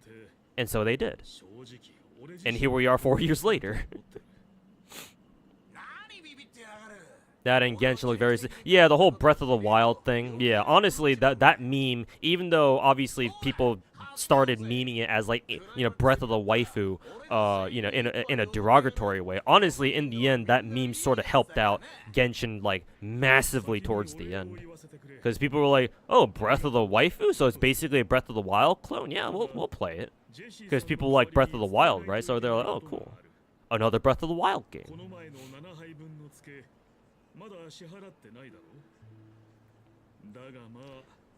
You also think, yeah, of course, and yeah, because MiHoYo was the first gacha developer slash studio slash company that I have ever seen to go that hard on marketing. No other studio has ever done something to the extent of to that extent. MiHoYo took a risk and was like, hey, you know what? We're going to promote to the Western audience too, which no other gacha really did before then. So it was like, it was an untapped market. It was fresh new territory for a gacha. They were taking a huge risk, but it had even bigger payoff, as we all know. Yeah, it's Genshin's popularity, initial rise to popularity is like the perfect storm of all those reasons and then some. Like, you are not going to see another Genshin Impact, not for a long ass time. You're just not. Like, we will have games that will try. And obviously we have a lot of up and coming gacha games that people are looking forward to, right? That are kind of like grand scale, 3D open world, that sort of thing. All of them will attempt to dethrone Genshin. All of them will fail. Again, Genshin at this point, I mean, even by the time Genshin turned 1 year old, right? Even back 3 years ago, Genshin had already become the fucking World of Warcraft of gacha games.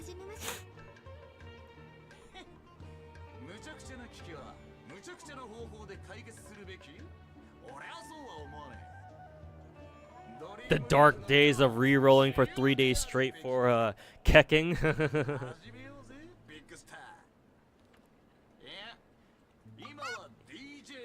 Project Mugen is trying. Oh yeah, and I'm not saying that other gacha games shouldn't try at all. Obviously, you will obviously have people try, and they should try. It's just that they're going to fail, right? We know how this is gonna end, or at least I know how this is gonna end.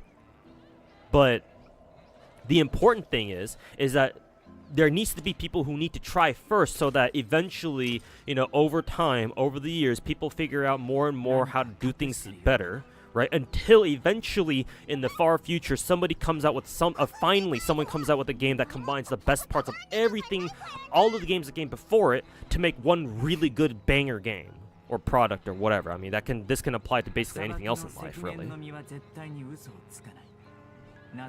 So yeah, it's still important for people to try anyway, even if they know they're gonna fail, or even if we know they're gonna fail. And hey, even if they do fail in dethroning Genshin, I mean, they can still be great games in and of themselves. So, but yeah, it's important that we get more games like Project Mugen or whatever. Yeah. I just hope I just hope the devs, whoever they are still working on that game though. We haven't really heard much from it ever since last year or something. Makes you so sad FGO 2 will never happen. Yeah, not while Sony still owns their asses. Hell no. Well, technically FGO 2 does exist. It's called Honkai Star Rail. I'm playing it right now.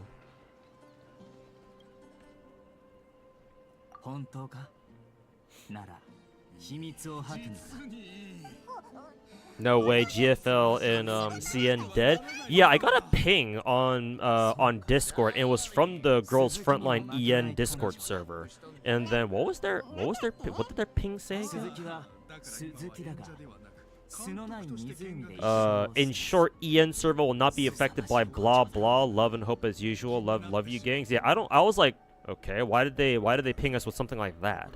So I assumed that some drama had gone down in CN. I don't know what they did. They announced EOS. Oh, okay. Well, that's not exactly surprising considering, you know. I'm pretty sure they did everything they did in Girls Frontline already. I'm just expecting the Korean bros to fucking blow up over these news, because the South Koreans love GFL. But I mean, hey, at this point it's kind of understood that GFL's kind of run its course already. And GFL 2 is a thing now, so I don't know why they would. I don't know. That was one of the questions I had when they first announced GFL 2. So I was like, okay, so if you're gonna have Girls Frontline 2, what about GFL 1? Like, how's that gonna work? Because like, why would you run 2 Girls Frontline games? I don't get it. So, hey, I got my answer now. Is KRFGO still a thing? I'm sure it is. If it shut down, we'd know. Like, we'd hear about it. Excuse me.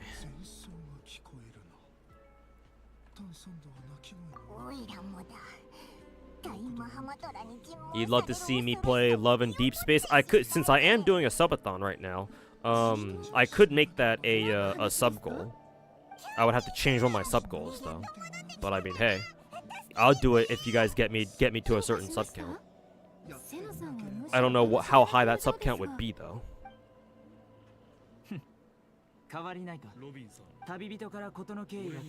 Do you think that the Genshin community arguing with other games saying Genshin killer is because of a term called sunk cost fallacy? That's part of it, probably. For some people, I'm sure the whole sunk cost fallacy is definitely a thing. But more than that, I think it's just tribalism.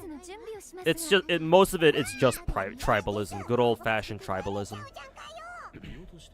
And if you don't know what the term tribalism means, it's just a phenomenon where people, you know, like group up together into like their different tribes, right? Their different groups and start arguing with each other. You know, my gacha is better than your gacha. That sort of mentality.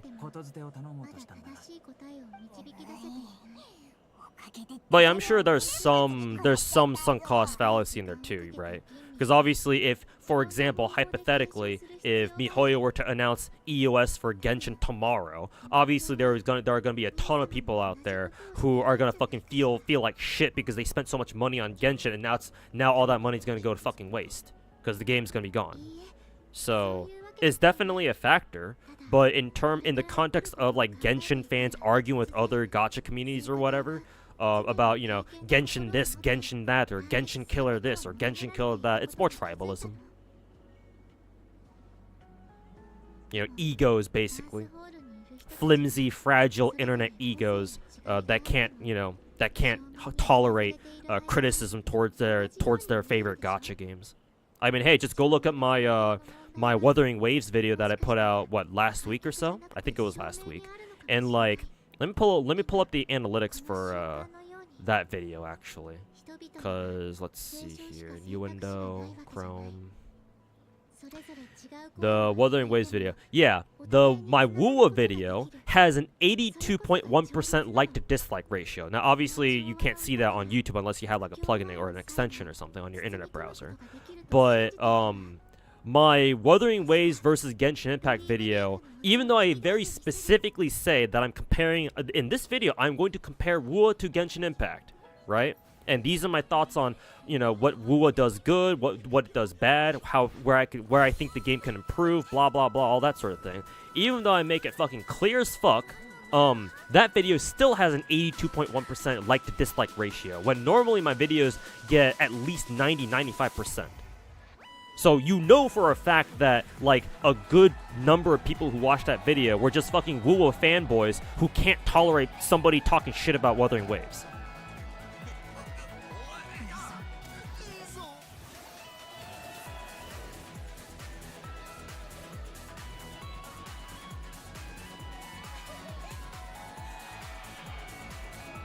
Chinese players using VPNs to badmouth GFL2 on Twitter to try to convince global players not to play the game was funny. Yeah. Wacko ass world we live in, where Chinese players are actively discouraging foreigners from playing a Chinese game. Fucking whack-ass world we live in, but hey, you know. Perhaps it's more interesting that way. Question: what makes I assume you meant to say what makes me think other upcoming Gacha games will fail to attempt dethrone Genshin. Hello to Cordera. Welcome to the stream, man. Glad to have you. To answer your question, simply because Genshin is too big now. It's too big. No other Gacha game has been able to do what Genshin managed to do back in 2020, which was appeal and break into the normie market. Genshin did, back in 2020, what no other Gacha game did, which was to get people who normally wouldn't play Gacha games, or hell, people who weren't even into anime in general before 2020, into Gacha, or into Genshin, and just Gacha games in general, right? Because obviously Genshin is Gacha. They managed to do what every big name game wishes they could do, dreams of doing, which is to captivate the audience, captivate or get the attention of normal ass people who normally wouldn't go out of their way to play games like that. And all of a sudden you have a lot of these people playing Genshin Impact. Like, runaway fucking success. Genshin was the first one to do it. And now, to be fair, a lot of that was, like, just lucky timing, right, with the pandemic and stuff like that, blah, blah, blah, whatever. But the important thing is that they fucking did it. And so, just because of that one thing, no other Gacha game is going to dethrone Genshin anytime soon. Because no Gacha game since has really been able to capture, like, the normie market ever, like, kind of like how Genshin did. Not even MiHoYo's other games have been able to do that. To be honest with you, not to the same extent at least, right? Star Rail, Z3, I mean, they're both very popular games, don't get me wrong, they're more popular than like fucking 95% of other Gacha games out there, right? But that's mainly because they're riding off the coattails of Genshin's popularity. I mean, Star Rail last year, a lot of people moved over to play Star Rail because a lot of people saw that as, oh, it's an alternate Genshin Impact. Right? A lot of people who went over to go play Star Rail were like, I'm kind of tired of what Genshin's become or like what they're doing or not doing, right? Let's go play Star Rails by the same people, but maybe they're going to do something a little bit differently. And to a certain extent for Zenless Zone Zero too, over from earlier this year. But even those two games, I would argue, those two games haven't quite penetrated the normie audience, kind of quite like what Genshin did. Genshin is still by far the biggest Gacha game in the world. That fact will not change for a long time. Not until another developer comes along and makes a game that delivers on or gives us the same level or if not better production quality and sheer, like, you know, visual fidelity, all sorts of stuff. It basically, a new game has to do what Genshin does, but better. As a baseline. And that's already extremely hard to do. I mean, Kuro Game is barely managing to scrape by with their whole, with you know, them supporting Wuthering Waves. Honestly, I think it's a fucking miracle that Kuro Game, with how small their studio is, hopefully they've, you know, hired more people to work on both WUA and PGR at this point. But, you know, they're certainly not MiHoYo size. And because of that, I think it's basically a small miracle that Kuro Game can even still manage or run two games at once. Both PGR and, you know, a game like WUA. Because WUA is not a small game either. You know, WUA is still pretty big. Even if it's not Genshin big. Like, it's big enough for me to consider it to be one of, like, the four big Gacha titles out there. Which would be Genshin, Star Rail, Z3, and WUA.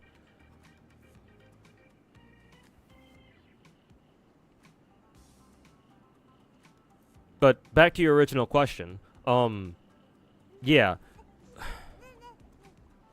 It's just, Genshin has had that, and another reason why I think Genshin is not going to be dethroned anytime soon is because it's had too long. It's been out for too long. It's been 4 years, and like it's been back when WUA came out earlier this year, right? This year. So Genshin has been out for 4 years before we finally got a Genshin competitor that's worthy of the fucking name. Like, yeah, I know Tower Fantasy, blah blah blah, whatever. That game turned out to be fucking shit. So whatever, who cares? Maybe Hoto Studio has a second chance with NTE. We'll see. Maybe they turn things around with that game. Or maybe they have a better shot at calling themselves a Genshin killer with NTE. Maybe, you know, who knows? second chance of the charm, maybe. But yeah, Genshin has been out for too long. It has had too long to marinate. It's been cooking for too long.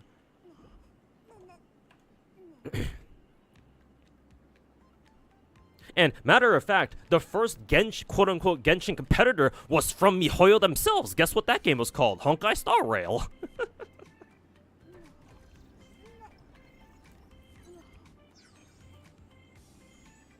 And over the last year or so, we finally started getting. Why does Lumen look like this? We finally started getting like more like news of more and more like, you know, gacha, like big scale gacha games, like slowly creeping up through the woodworks and all that, right? With like Enfield and NTE and Project Mugen and Azure Permilia, like all these games, I guarantee you, all these games started development. People started working on these games. The developers started working on those games. As soon as they realized, holy shit, Genshin is super popular, we should make our own Genshin. Which is why it's taken like 3 years for us to like finally start getting news about them. Technically 2. But, you know, they can't just rush production of these kinds of games, right? If you do, then, you know, you just end up with another Tower of Fantasy. So they have to spend the time to make their games as good as fucking possible. And even then, look at Wuthering Waves. Wuwa didn't have like a great launch either. I mean, for me it was, but for a lot of people it wasn't. Honestly, Wuwa should have stayed in the oven for like at least another half a year so that Kuro game could like, you know, iron out a lot of like bugs and glitches and performance issues and all that sort of stuff. But then they released it like, I don't know, like half a year early or some shit.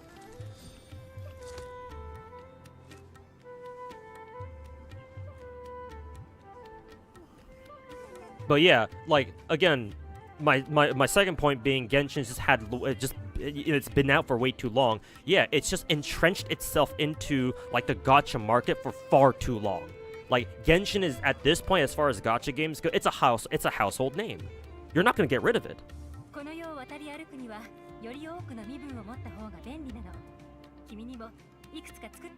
Like, the best that new and upcoming gacha games can do to like try to dislodge it is like try to attack strategic from like a, you know, marketing point of view, that is, not like physically of course, but the best chance that new and upcoming gacha games have of like trying to make a name for themselves is to like try to go after Genshin's normie market. That's how you attack. That's how you really damage Genshin as like in terms of its success.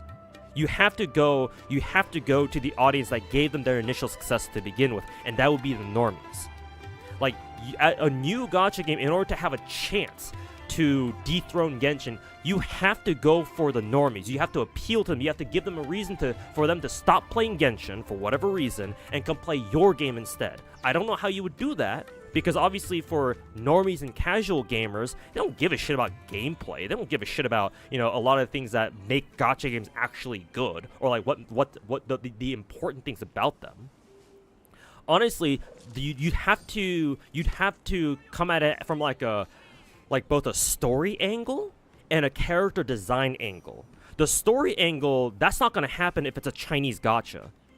The reason is political, so I won't get into it. At least unless you want me to. But long story short, if it's a Chinese gacha game, unless your name is Hypergriff or like maybe Nikke Team, you're not coming up with a good enough story that's actually interesting enough to like give you like differentiate you from you know, Genshin already. So that's out of the fucking window for most people. So you have to go at it from a character design angle. Just come up with like the fucking most gooner bait characters you can. Like normies say Z3 is gooner bait. Oh yeah, wait, just you fucking wait.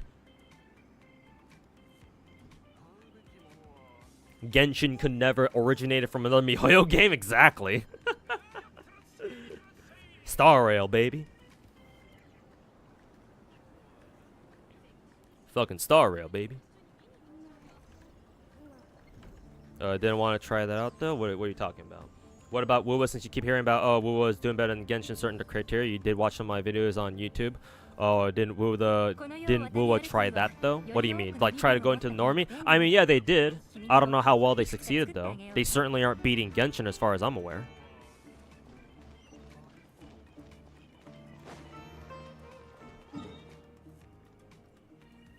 I mean, just let me put it this way. Since we're on Twitch right now, go compare the Genshin Twitch directory to the Wuthering Waves directory, and tell me how many people are watching both games.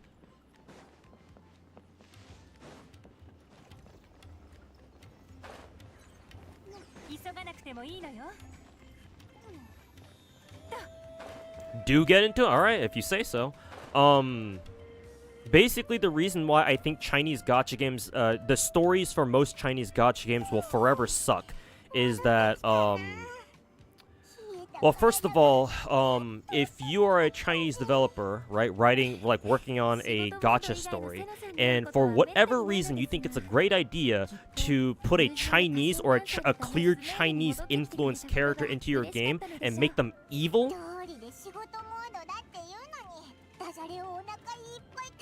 yeah, that ain't gonna fly in the mainland. You are going to get your ass reported to the CCP. You're gonna go get ready to have some tea with the local police station, and possibly never be heard from again. Chinese gacha games, Chinese characters, as in story characters, are literally not allowed to be evil. They are always supposed to be the good guys because China this, China that, CCP, Omega Lol, #1, China #1. So that just kind of sucks out a lot of the dynamics for the potential of a dynamic story already. I also explained this in my Wuthering Waves video about where I complain about how, oh, I don't really like Wuwa's story, and these are my reasons why. But a lot of big-name Chinese gacha games, the storyline basically goes something like this. You play this Mary Sue or Gary Stu character who can literally do everything. You have the fucking mandate of heaven or some shit, right? You're literally the strongest being in the world or some shit. Even if you're not the strongest being, everybody fucking loves you and sucks your dick or your pussy at any passing moment they get.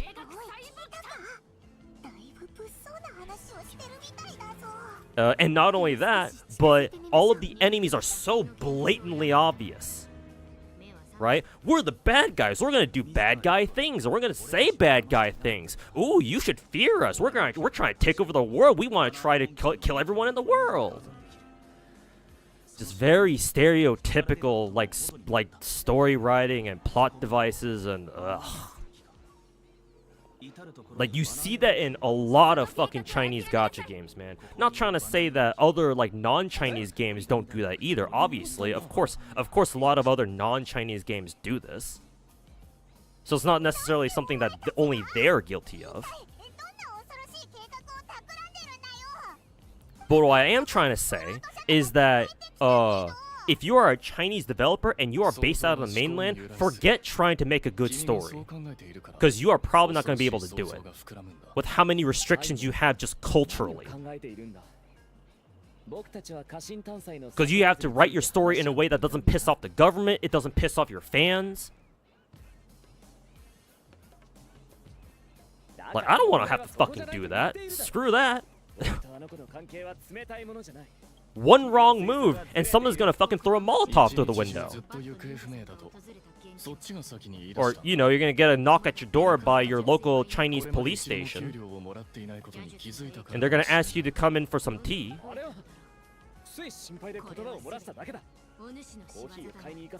So no, I don't particularly have a lot of faith in Chinese gacha games having good stories. Because of those reasons. And we have the fucking Chinese Communist Party to thank for that one.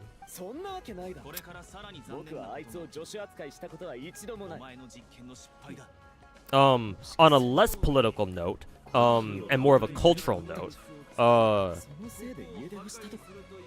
I also understand that in mainland China, as far as like modern media goes, like modern story writing and shit like that.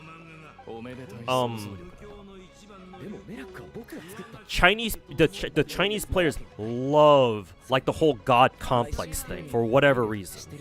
Like, I mean, I get it, but like, as far as like story quality goes, like having every gacha game you play just give you an instant god complex isn't particularly interesting.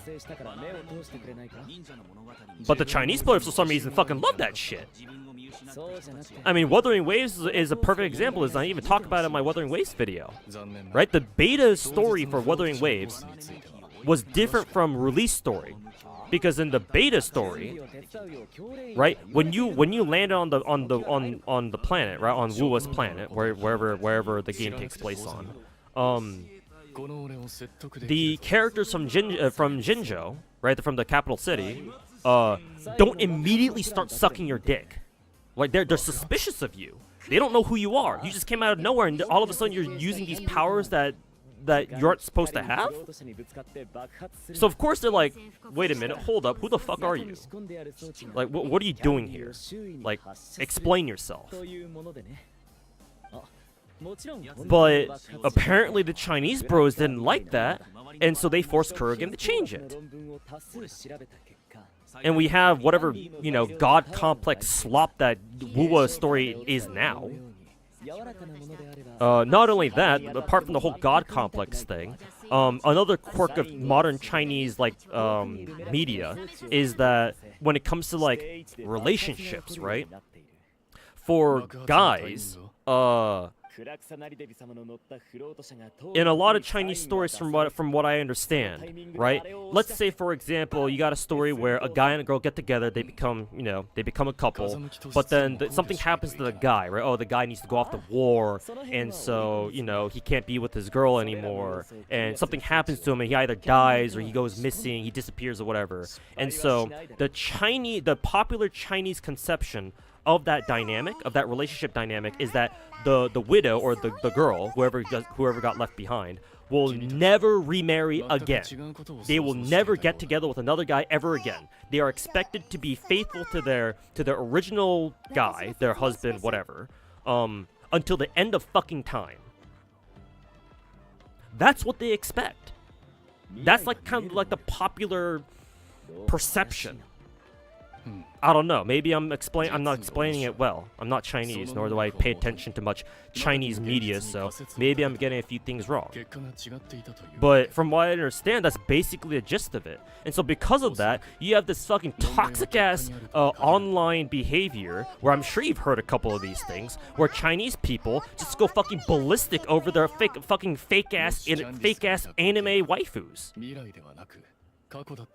So that certainly doesn't fucking help. And so because of that, Chinese gacha games cannot afford to kill off characters. The one exception would probably be Himeko from fucking Honkai Impact. And I'm sure maybe some other Chinese gacha games have done something similar too, but usually it is not like a permanent, oh yeah, we're gonna kill this character, and you're never gonna hear from them again. So when you know that, then when you play a Chinese gacha game, you know damn well no one, like, whenever something, quote, bad happens to a character, it ain't worth shit. It don't mean shit.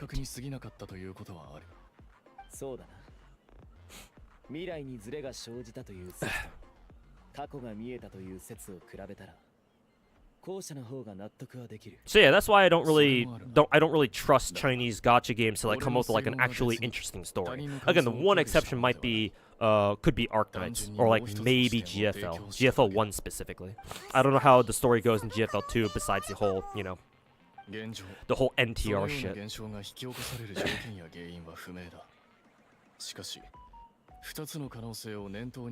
What's the next gacha game I anticipate the most? Anticipate? Like looking forward to? Probably either Azure Familia or Project Mugen.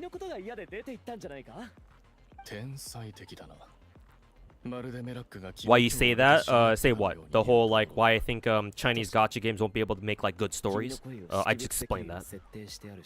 In case that's what you were asking about. And hey, Crazy Ray, how's it going, man?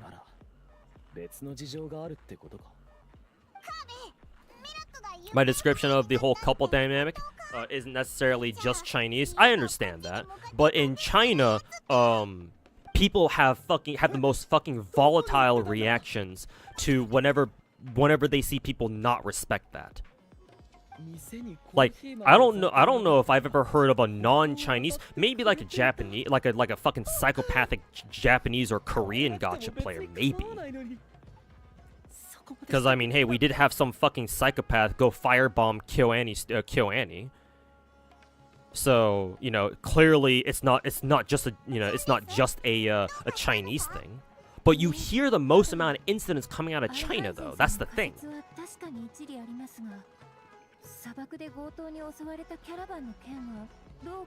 Did I opt in GFL's beta recruitment thingy? I don't know. I did pre-register for it. I don't know if I signed up for the beta. Probably not. I don't remember doing anything like that. Excuse me.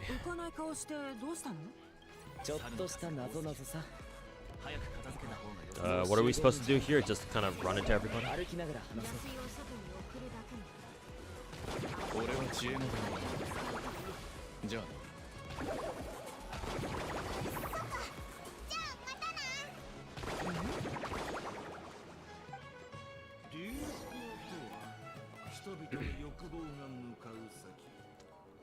One-child policy. I'm sure it has something to do with it. I don't think it's like a direct reason, but an indirect reason, sure.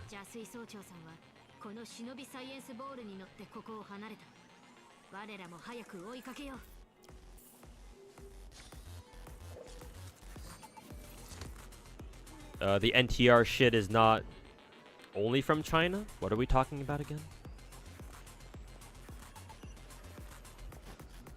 Like, are you talking about NTR in general as a genre?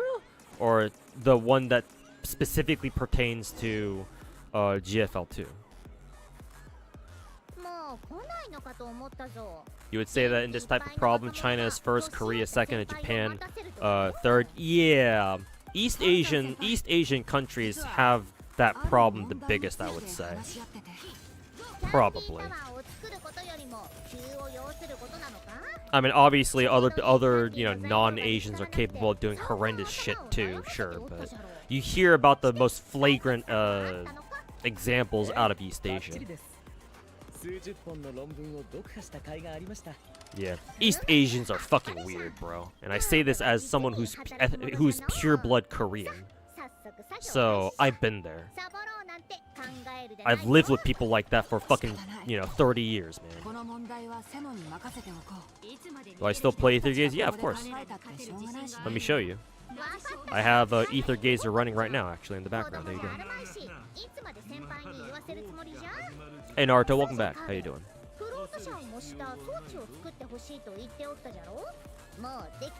All cultures are fucked up. Yeah, sure. But in this specific scenario, I'm going after the East Asians. We're supposed to kill all the monkeys again.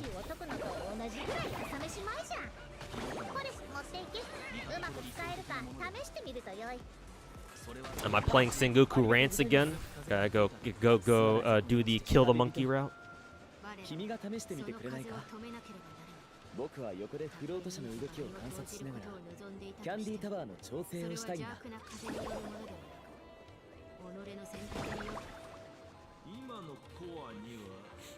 Any advice on college student burnout?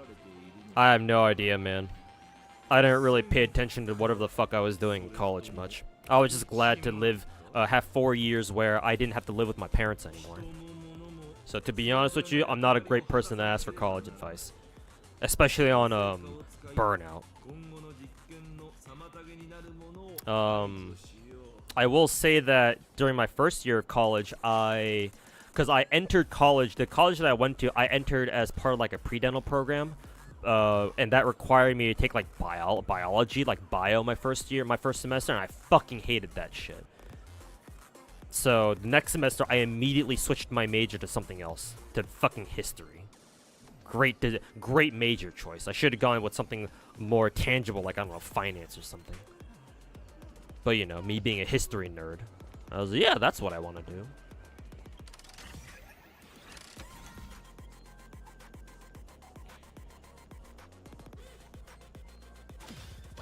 Starseed. Yeah, somebody in my Twitch chat mentioned it to me earlier. Yeah, Starseed. Apparently the global server is going up like today or tomorrow or something.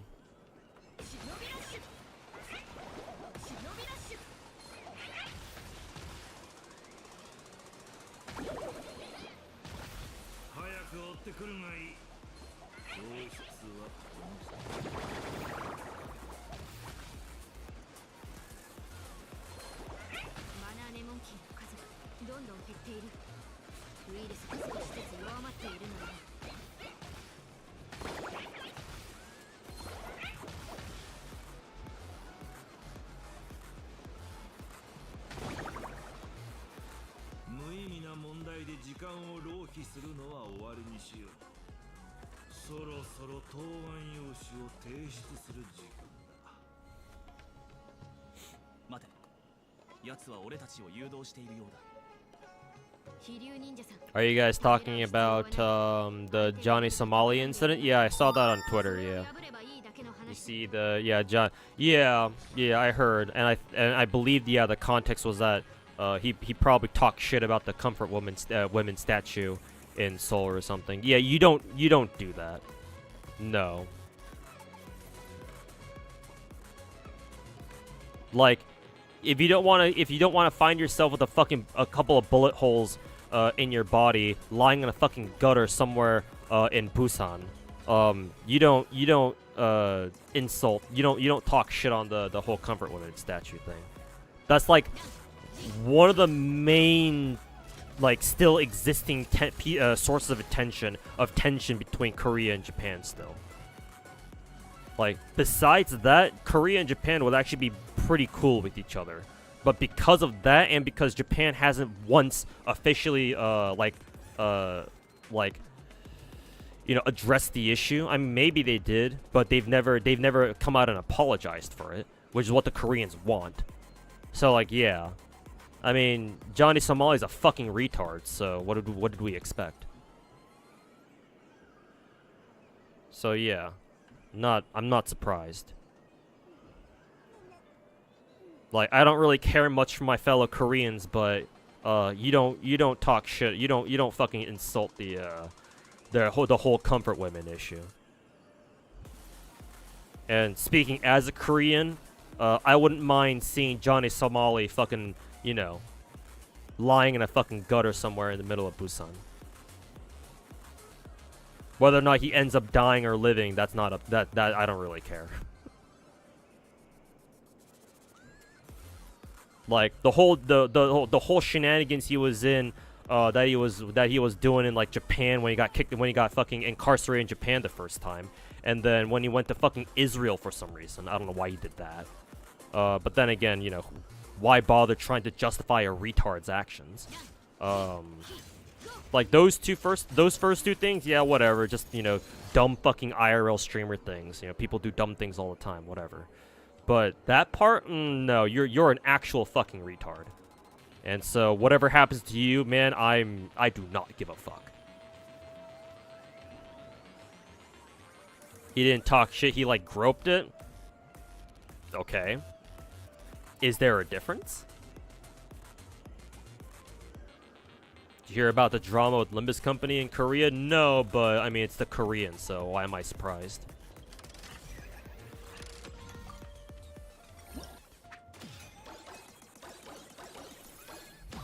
His American name is like John DeHertzy or something.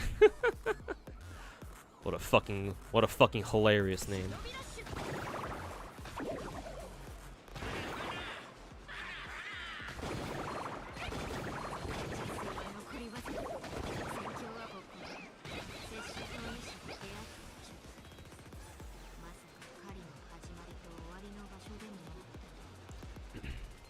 I want to see if there were any more monkeys up on the top on the left there. Hey Hector, how's it going, man? Glad I'm back. Yeah, thanks, man. Thanks for stopping by again.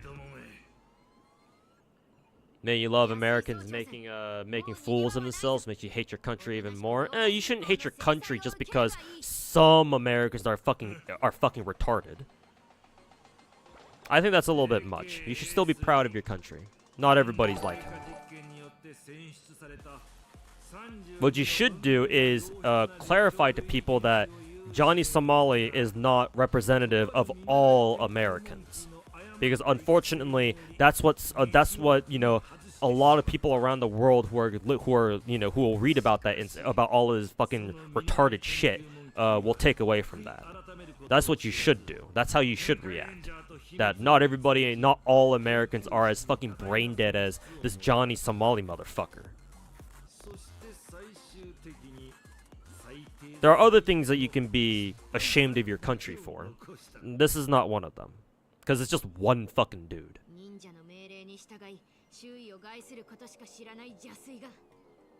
Japan apologizing for war crimes, challenge impossible. To be fair, it's not just them. East Asians have this whole thing about saving face and whatnot.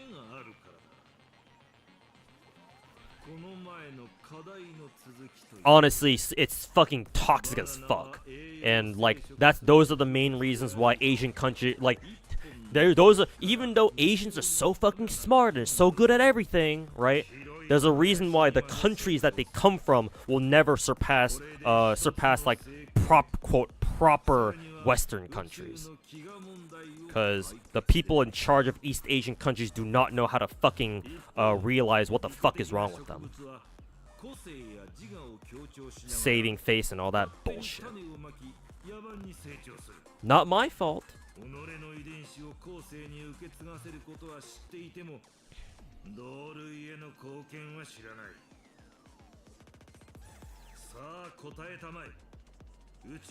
Also, Pomfania, I don't know. Did the sub alerts catch that? I didn't even hear a sub alert go off.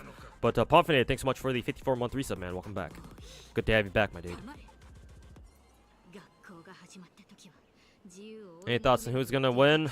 Probably Harris, because the independents will say fuck Trump and go vote for Harris, because Trump said that the independent vote doesn't matter, and so the independents are probably gonna be like, yeah, fuck you then, and go vote for Harris en masse. But we'll see.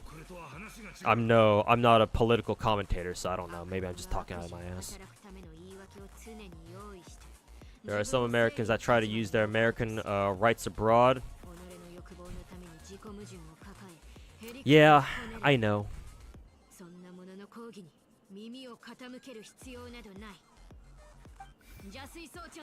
What is this minigame? Am I just supposed to collect all the flowers or something?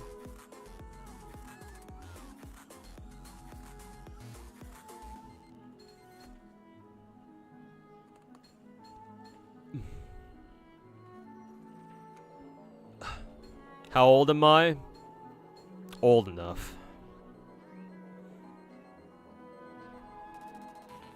Maybe perhaps even too old.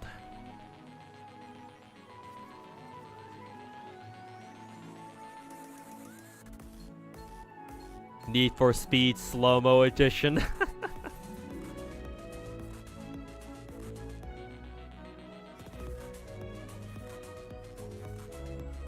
This minigame clears Star Rail's event easily. It's that bad, huh?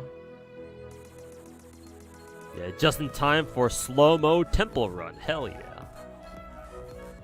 Subway Surfers, here we go. Oh my god, guys, we're playing Subway Surfers in Genshin Impact. That's so cool, man. This shit bussin', as the kids would say.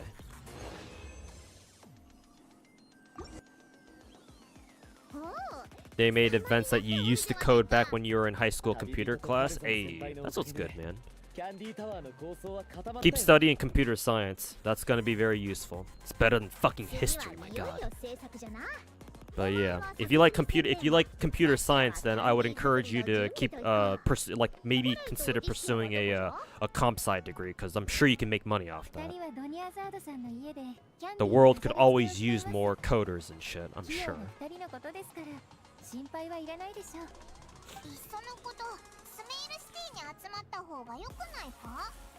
Time for graduation. Let's get the fuck out of here. No way, Subway Surfers.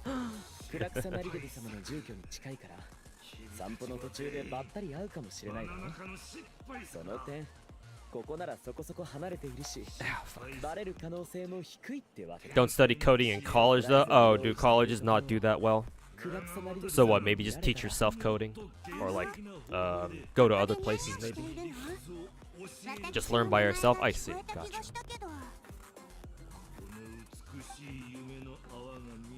College is a scam. Oh yeah, that I agree with. Yeah, that I agree with. Yeah, unless you know exactly what you're going to college for, and you understand what college is good, how college is good for you, and you know how to take advantage of that, of the resources that going to college gives you, then yeah. If you don't know how, then it's better just not to go to college at all. Yeah. Right now, the fucking collegiate system is fucking bullshit. Another cutscene.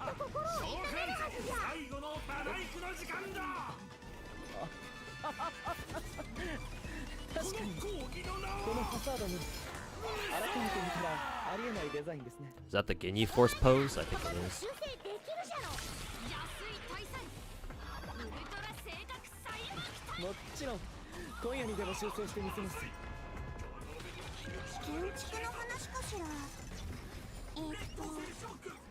What do you mean I can't fucking auto this piece of shit? Fuck you.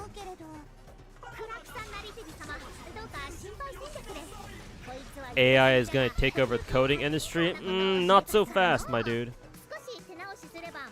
Not so fast. People are saying AI this or AI that. Geopolitically, nah, I don't see that happening anytime soon. Like, AI can certainly take over some industries. Maybe it can even take over coding too. But even then, currently AI, the whole AI field, faces a huge hardware limitation. He faces huge hardware limitations. Because AI needs a constant inflow of chips, of chips, electronic computer chips.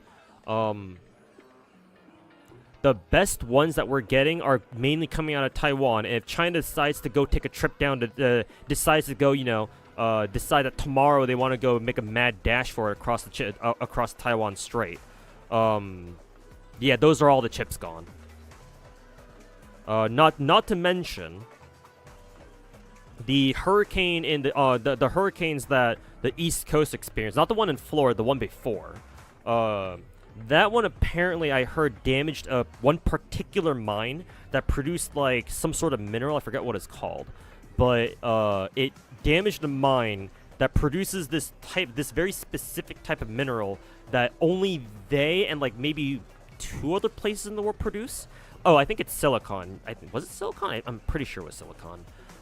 And the grade of silicon they produce is so pure that most places that fabricate chips use their silicon specifically. Unfortunately, that mine is now offline because of the hurricane, and it won't be online it won't be back online for another 2-3 months or something like that. I actually don't even know how long it's gonna take for that mine to come back up again. It could also be heavily damaged too because it's waterlogged the fuck out. So we are seeing a shit ton of interruptions to computer chip supply chains that AI needs to rely on, obviously, because they're AI. They need the chips. It's mainly hardware. And we can get into the whole financial sector where, all the boomers from, all the American boomers are retiring and they're all pulling their money out of the fucking stock market. So startup companies no longer have, like, easy fucking capital like they used to for, like, the past 20 or 30 years. So developing, like, pushing AI innovations even further than how far they've come already is gonna become, like, more and more difficult over the years until we can finally have, like, a replacement generation for our boomers who can put in their money back into the stock market again and make capital super fucking cheap like it used to be. But, with boomers being our biggest generation ever, that probably will never happen again, not to the same extent anyway. So let's not be too optimistic on AI just yet. I'm sure it does a lot of great things already. What it can do already is great and all, but it wouldn't surprise me to see AI kind of like slow down in terms of like innovations and shit, and just availability in general, just because of what I know with, you know, what's happening around the world. But we'll see. Future's hard to predict. Silicon dioxide, yeah. I'm assuming that's the name then.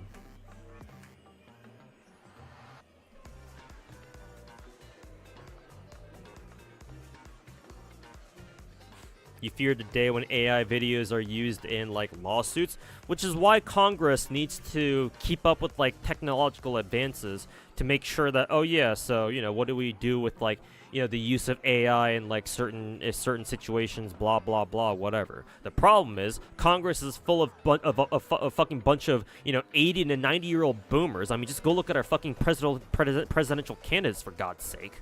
At least, you know, the one before Kamala Harris. As perfect examples. Literal fucking fossils. Like 80% of them in Congress. And they're only there, they're mainly there to protect their own self-interests. Really. And not necessarily the interests of, like, the American people as a whole. Like, it has to be a congressional thing. But if nobody on Congress wants to do fucking anything about it, there's not going to be any change. We are not going to be able to keep up as we should with like technological advances.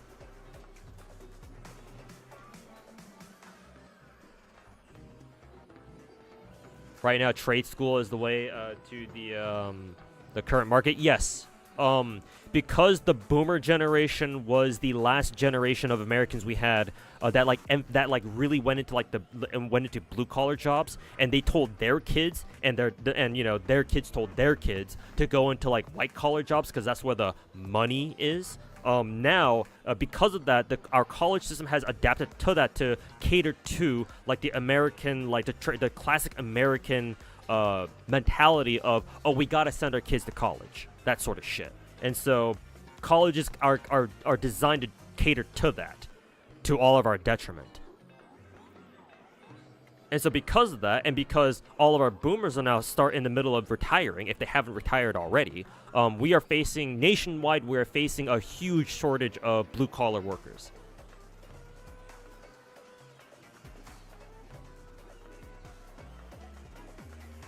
So, like, right now, if you don't mind getting your hands dirty or working like a manual job, it's honestly not a bad idea to go into vocational school or, like, try thinking about a blue-collar job or something. Going to college is, like, I hope you fucking know what you're going there for. Yeah, college is successful. You're gonna make a ton of money if you're in college. I mean, to be fair, like, you know, given the boomers' situation back in the day, right? Yeah, it's natural for them to think that, oh yeah, we gotta send our kids to college. But like fucking 30, 40, 50 years of that shit, and we don't need more people going to college, we need more people to get their fucking hands dirty.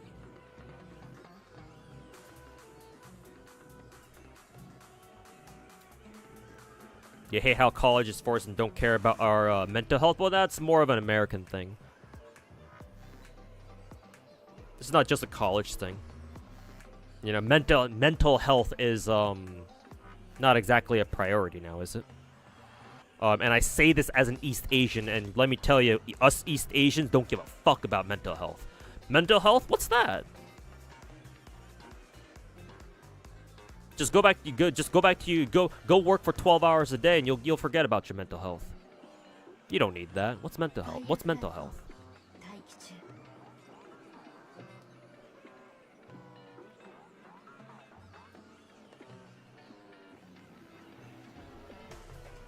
Construction work pays a lot, yeah, and not only that, but America right now is going through probably our greatest reindustrialization process in American history. Because American companies realize that, yeah, China might not be the best place to have factories in right now. And so a lot of American companies and firms, and even foreign companies, are investing into bringing their manufacturing capability back to America. It went over to, we outsourced it to China fucking, 50, 60 years ago, now we're bringing it back.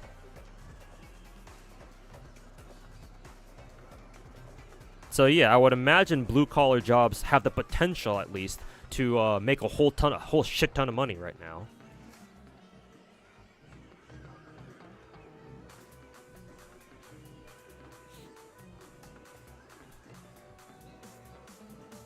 Like a merchant marine would be kind of a cool job. Merchant marine, as in like global shipping? Maybe? Just pray to God that, you know, global shipping doesn't like fucking fall apart in like the next, you know, 10 or so years.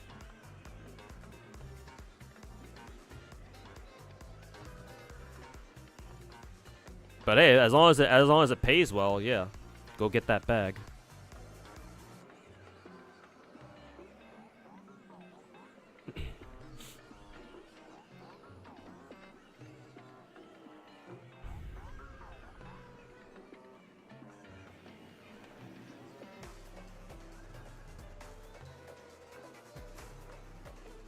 We still move the majority of our shit via water. Yes. However, me knowing a little bit about geopolitics, I would say it depends on which water routes you're taking. The water routes around in the South China Sea and around East Asia are probably they're in some shit right now. If China insists on you know, trying to enforce their whole fucking 9 or 10 dash line thing, or however many dashes they're up to now.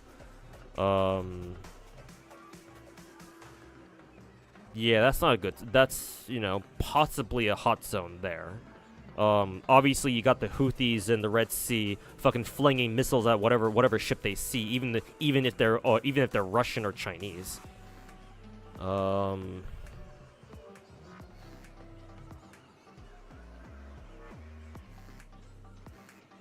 And yeah, Ukraine could be like, oh yeah, that's a Russian ship. Maybe we should go throw a missile at it. You're aware, yeah. Like maybe if you were to work on a merchant marine vessel that like stayed closer to home, so that way you wouldn't have to worry about, you know, some random fucking terrorist group fucking throwing a missile at you in your direction.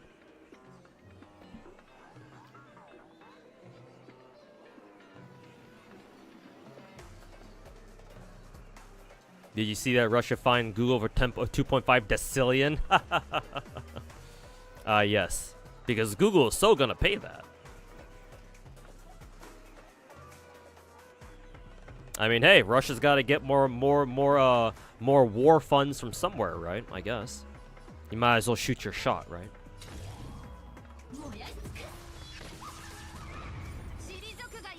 American tankers tend to stay coast to coast, and yeah, then you should be fine.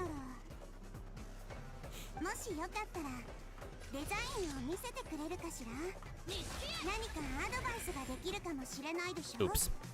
I realized I didn't use I didn't save a skill point for HMC here.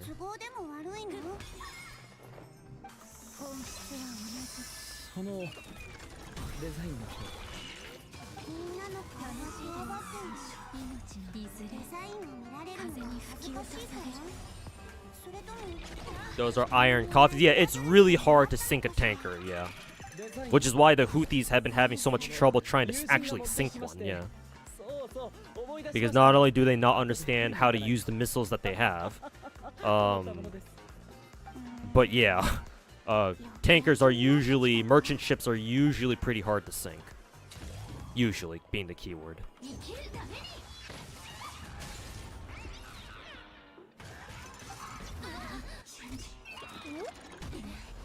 Also, I just realized that having Rappa here kicked out my healer, so we could probably die in this battle, which is gonna be hilarious. Because I think that this happened once before too. I love how Star Rail thinks that's a great idea. Oh, we want to give you a trial character. Here, we're going to replace a random fucking character from your team. Fucking clown shit, yo.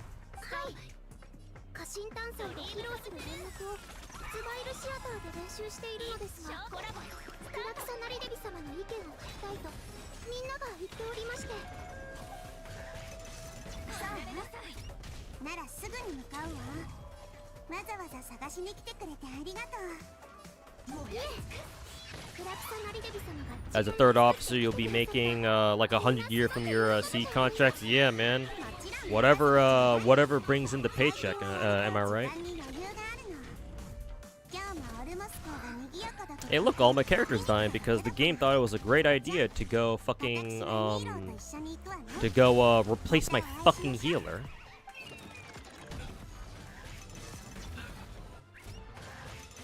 Great game, Star Rail.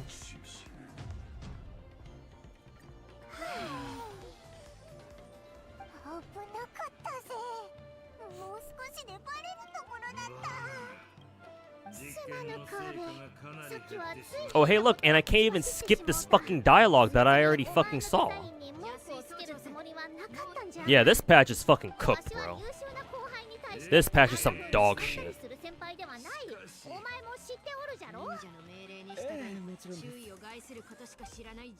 Alright, I'm just gonna let Star Rail go on autoplay like it usually does. Time to pay more attention to Genshin.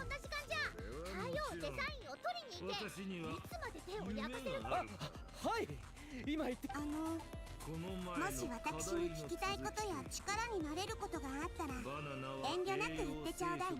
Remember meeting someone who is a UX designer, only works 2 hours a day, makes 100K a year. Wow, life is fucking unfair. Holy fucking shit, I hate my parents even more. God, they're fucking retarded. Told you this patch was a pain. Like, I already knew, but like, the last 5 minutes was especially fucking annoying. 距離的にここにしたけど、人目につきやすい点を考慮してなかった。今すぐ移動しますか？うん、そうしよっか。カーベにはキャンディータワーのデザインに専念してもらって、残りのメンバーで材料をパルディスディアイに運ぼう。カーベ、お前がデザインしたキャンディータワーならどんな形だろうと。 Get the Star Rail shit off my fucking screen.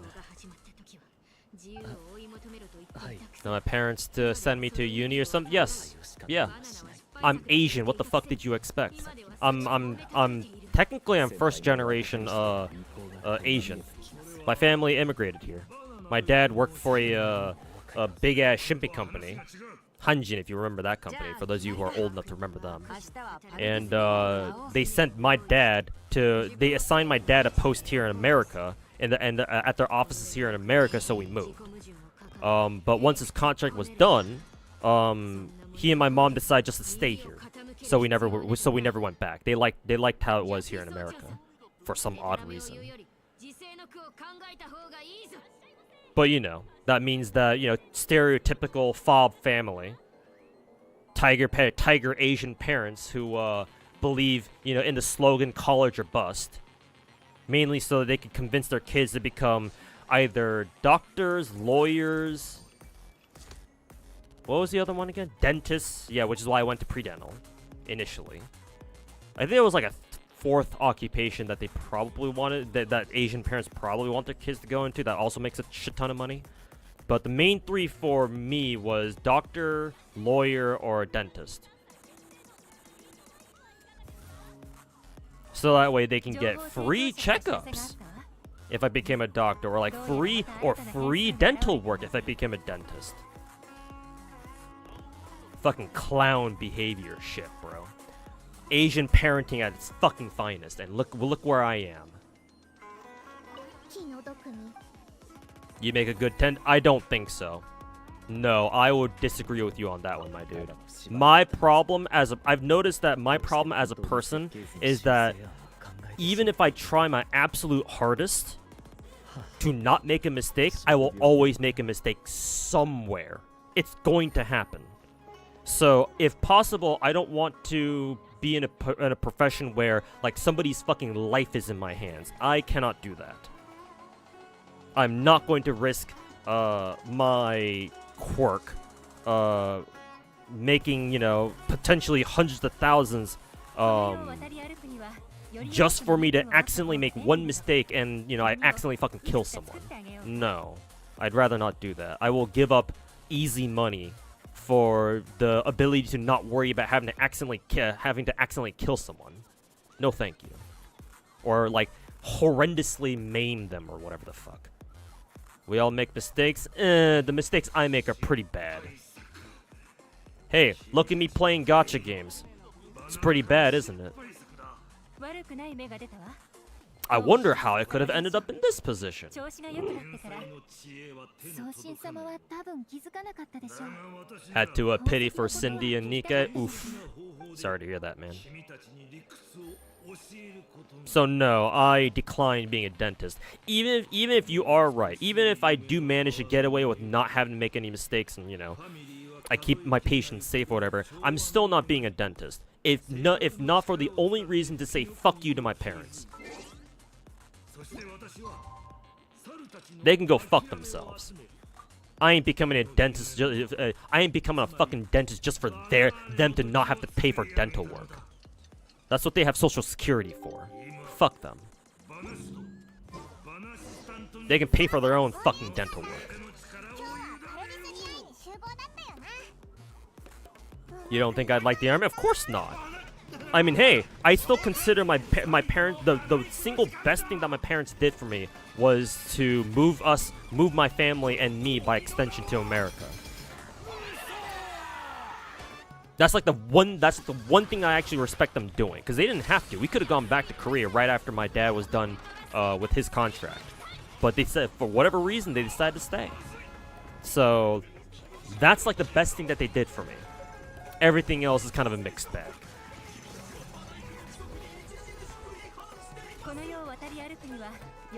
Because yeah, at least that means that, you know, I have the choice of not having to do fucking compulsory South Korean military service, which I would have done, which is what I would have had to do had we gone back, or had I decided to stay a fucking South Korean citizen, which thankfully I am not anymore.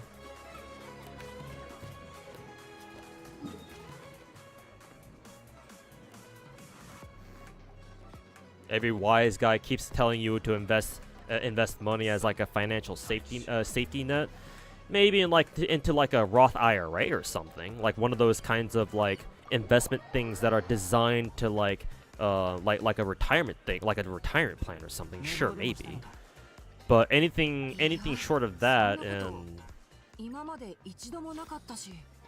like from my takeaway from like investing money is that you should only really invest money if you actually have the money to spare.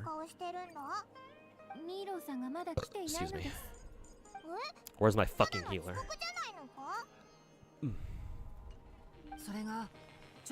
Now we get to watch this fucking scene all over again for a third time. No skip button, by the way. Fuck you, MiHoYo. Go burn in hell. Crony did the one chip challenge. Oh yeah, I think I remember her saying that she'd do something like that. Was it this stream? That must mean I missed it, which is unfortunate. Yeah, I can always watch the VOD.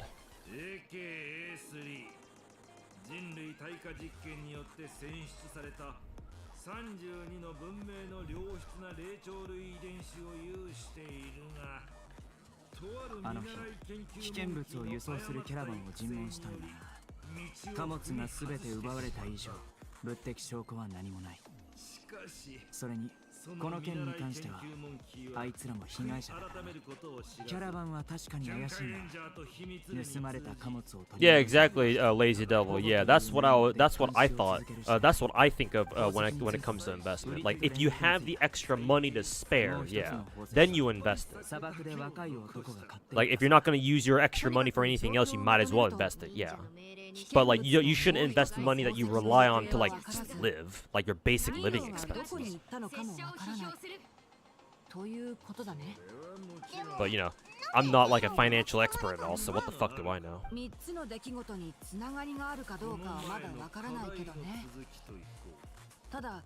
その方向で仮説を立てるなら、ニーローの家臣の舞は家臣探査の重要なプログラムだから、もし相手の目的が家臣探査をめちゃくちゃにすることなら、ニーローがターゲットになる可能性は高い。Didn't they say I wanted to play Call of Duty later? It's already like fucking 8:30. I could probably still hop on and play for like the last hour and a half of stream or something. Fucking love blue collar work. The more I fucking think about how I should have used my post high school years, the more I think I should have just gone to blue collar, man. It's just that how the fuck would I have done that? Just knowing what I was like back then, like fucking a decade ago.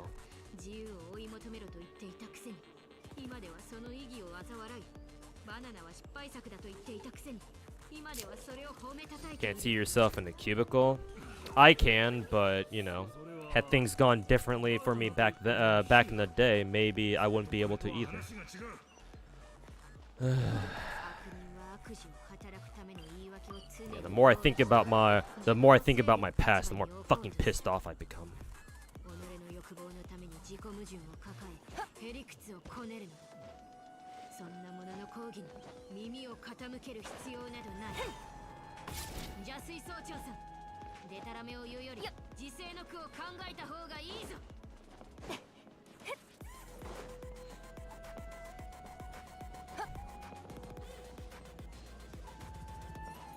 Also, where the fuck is this objective marker anyway?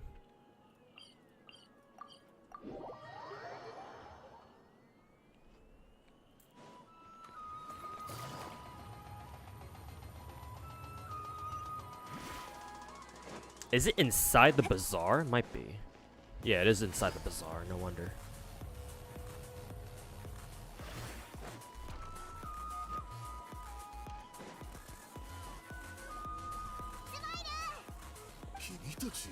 Don't beat yourself around it, man. Past is past. Gotta live in the now. Hard for well, I should say this. Easy for you to say, and hard for me to not to do that, considering, you know, the reason why I'm doing the subathon in the first place is to try to give myself a fucking chance to be able to pay my rent next month. Like, we haven't forgotten why I'm doing the subathon in the first place, right? Did I not make that already sufficiently clear? ズバイルさん、もしニーローがグランドバザールに戻ったらパルディス DI の者に伝えてくれないか。まあ手が離せない用事ができただけだと思うんだが、とにかく早く向かってくれ。解決したら俺にも知らせてくれるか。ああ、必ず。さあ行こう。北門を出て誰かに聞いてみよう。君たちは全員バナナ科の失敗作だ。失敗作にとって。 Let's teleport out here. I bet this objective marker is probably outside now. Yep, it is. 急がなくてもいいのよ。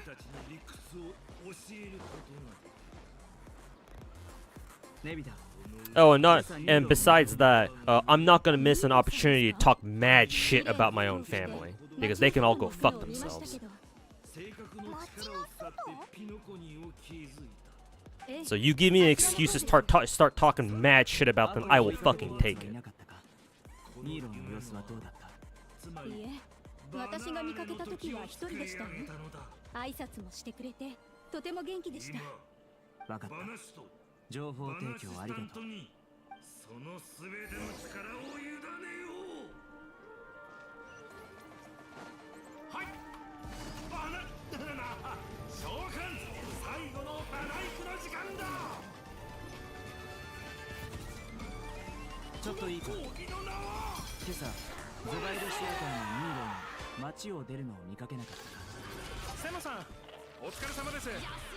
ニーローさんなら街を出て橋を渡ってましたよ。橋の向こうで男の人と待ち合わせしてたみたいで。まさか砂漠で宝石を買ったってやつじゃないよな。男の顔を見て。すみません、さすがに遠すぎて。そうか。もしニーローが戻ってきたらパルディス DI に俺を探すように伝える。かしこまりました。引き続き進もう。怪我人払う。近隣万象。いずれ次風が追いつくよ。これはただの戦いじゃ燃やしつく。 Ooh, triple break, triple kill.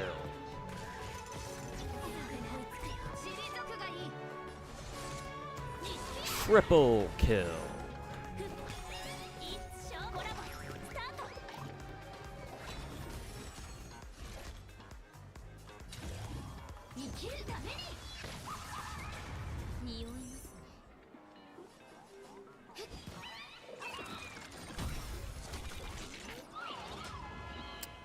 Triple kill.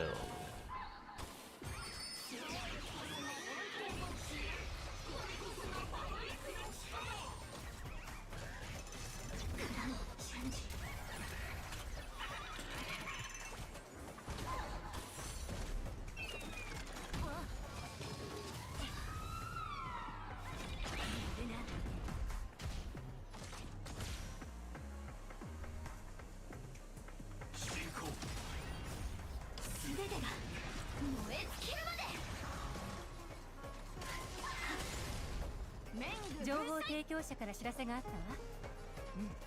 どうやらまた新たな変数が現れたようね。スタンバイ。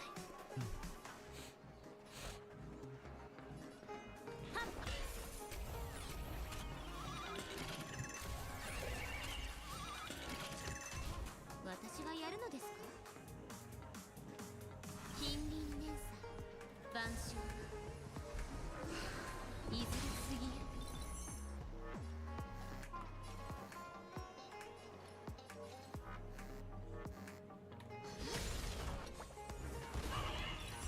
ファイアフライフォーインポジション。悪くない芽が出たわ。今日も引き続きサボりましょう。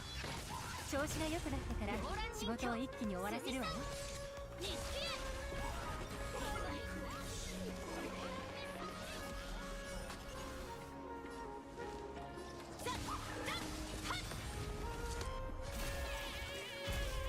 I feel one Arknights has a skip button that even gives you a summary. And MiHoYo simply is incapable of doing that.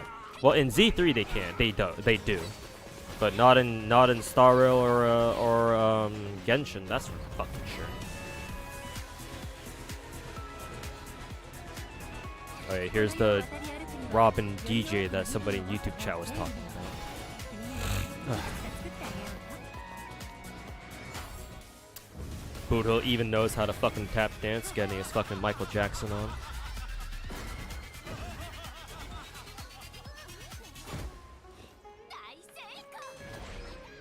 I don't know why Mr. Rekka was like laughing like a fucking madman. He's probably going all cinema and shit.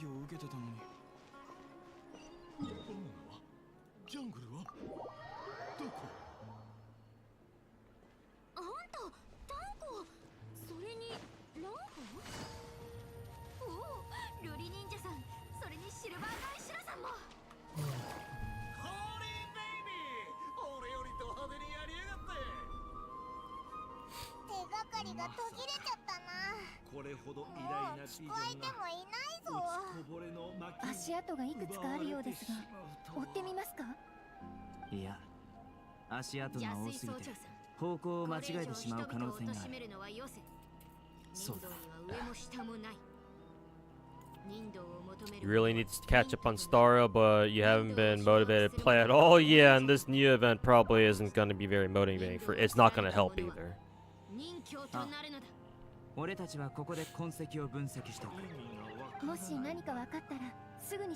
Probably not anyway. Oh, excuse me.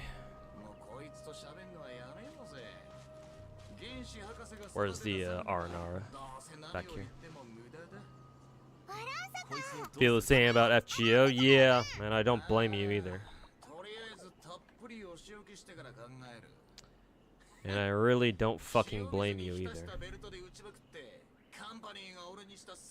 Oh, out of curiosity, whoever, I don't know who it was in Twitch chat that mentioned that there was somebody out there who did a react video to my Gacha God video.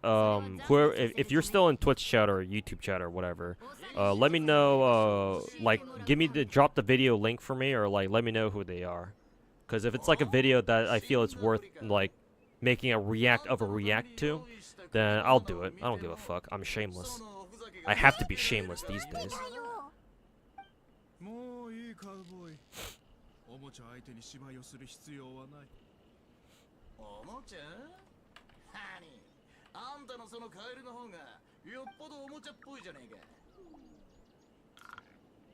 Or hey, maybe I can just search it up on my own if they're not in chat anymore.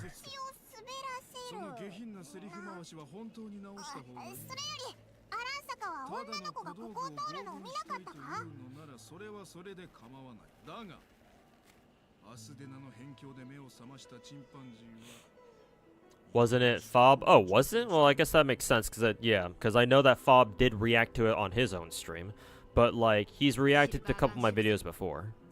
So and besides when the time between when Fob Master was mentioned and then when whoever it was in chat that said that, oh yeah, somebody reacted to your God of Gacha video was far enough away that I didn't put those two together. If it's Fob Master, okay, whatever.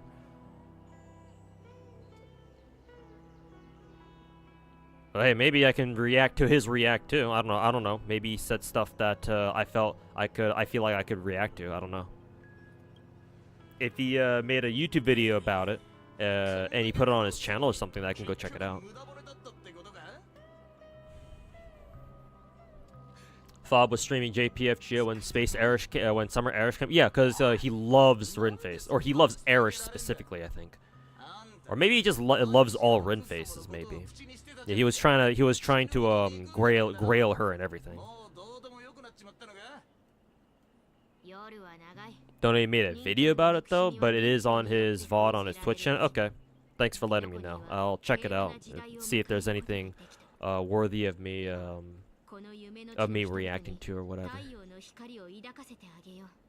Or if I even feel like reacting to it. 人々の心の中にある人道は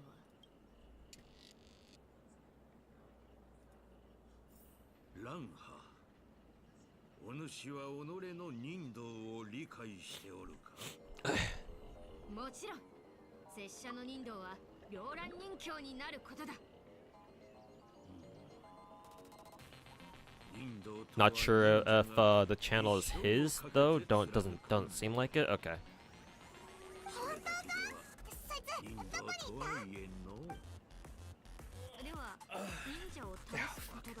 Yeah, I'll check both. I'll check both.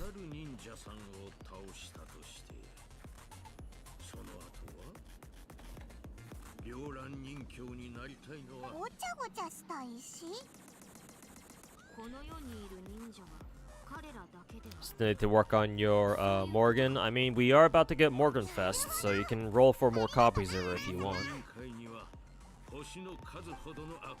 Soon.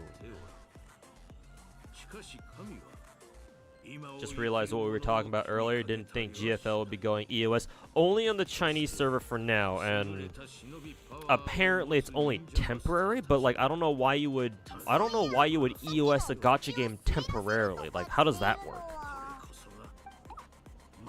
Yeah. But like, we're kind of expecting it, to be honest with you. Like, it doesn't come off. It's not like a surprise or anything that GFL 1 is getting EOS'd at this point. Because like GFL 2's out, Global's about to get it, and then like apparently like GFL 1 covered all the storylines that they wanted to, and they were just cleaning up some side stories or whatever. So like, yeah, it's like yeah. I even mentioned earlier that I was wondering before about how, like, okay, so how does Mika team expect to handle both GFL 1 and 2 at the same time? And so I was like, okay, yeah, I got my answer then. How does that? Yeah, that's what I want to know. That's why I'm asking. How does a gacha game temporarily EOS? It's either you EOS or you don't. Like, what?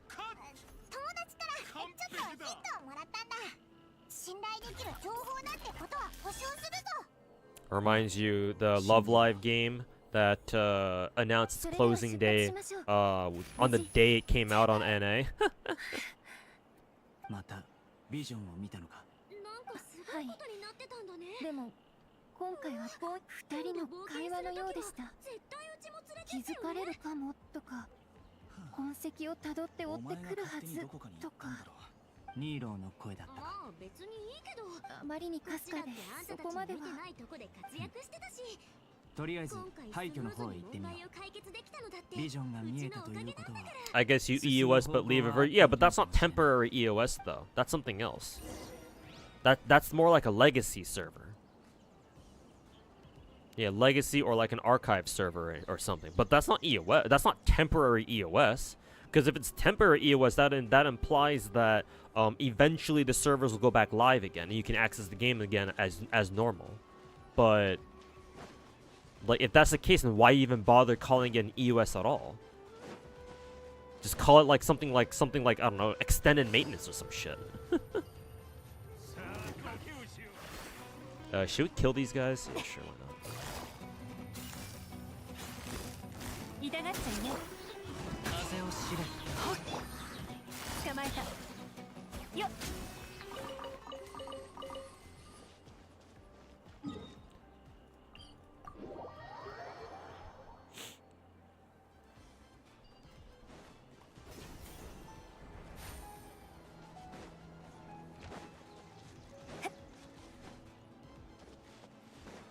Man, I miss when I was back last year when I was running around just exploring Sumeru, man. I forgot how much I enjoyed exploring the rainforest part of Sumeru. The deserts are pretty rough though. LA is about to get crazy. Oh yeah, as soon as I read your message, I think I heard a firework. I assume Dodge is won. Let's check. Oh yeah, I'm starting to hear a couple of fireworks off in the distance. Oh yeah. Oh yeah, there they go. Yeah, they're going crazy now. The deserts killed your joy. Yeah, it was rough. I mean, I still enjoyed it, but like the rainforest parts were so much better. Low-key exploration is your favorite part of Genshin. It should be. It's exploration in Genshin is like half or more of the reason why you should be playing it. Yeah. Genshin's exploration is like the #1 reason why you should play it. But oh yeah, listen to those fireworks go.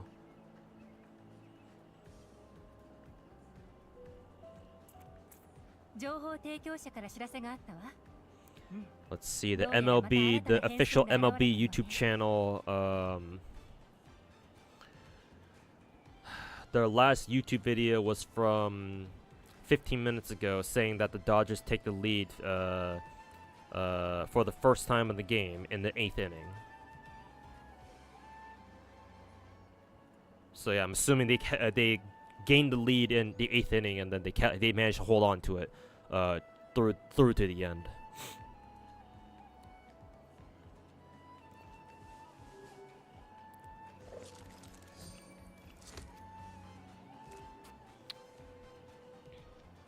And it's all thanks to a shark lolly. Yeah, an virtual anime shark lolly. That's why the Vatican got an anime mascot. I mean, to be fair, the Catholic Church has always been anime pilled, apparently. Because remember, back in the fucking 90s, the Vatican, the Catholic Church literally commissioned a Japanese animation studio to, like, make them like an anime version of the Old Testament or something. So the Vatican has always been like relatively pro-anime. It's just that you wouldn't know that all the time, or it wasn't like always obvious. But yeah, to be fair, Lucy or Luce, how do you pronounce her name? Luce? The new Catholic mascot girl, Lolly or whatever. It did kind of feel like she came out of left field though. Like, one day she wasn't here, and all of a sudden, the next day she was. I just look at my Twitter one day. It's like the first thing I see on my Twitter when I wake up is, oh yeah, by the way, the Vatican put out their own anime mascot. I'm like, oh, okay, where'd this come from? Is that how we got Evangelions? Maybe. Oh yeah, the fireworks are going insane right now in downtown LA. I can hear them all the way from here. Anime mascot makes everything better. Maybe in Japan. Outside Japan, it depends. Luce becoming a martyr for Rule 34? Oh no. I mean, it's the internet, man. You just can't escape it.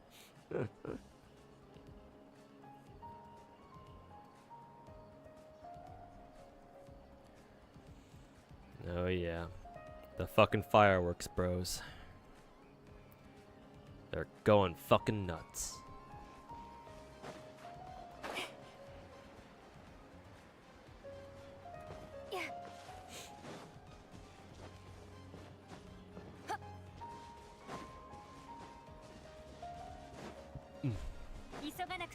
Also, where the fuck is this objective marker? Am I even going the right way? Yeah, again. Yes, I am. Oh, that's surprising. They keep Nilou in her event dress that she got last time. Oh, that's cute. I thought they would put her back. They would just keep her in her old what is it? Her old outfit or her default outfit. Oh, here's Sethi.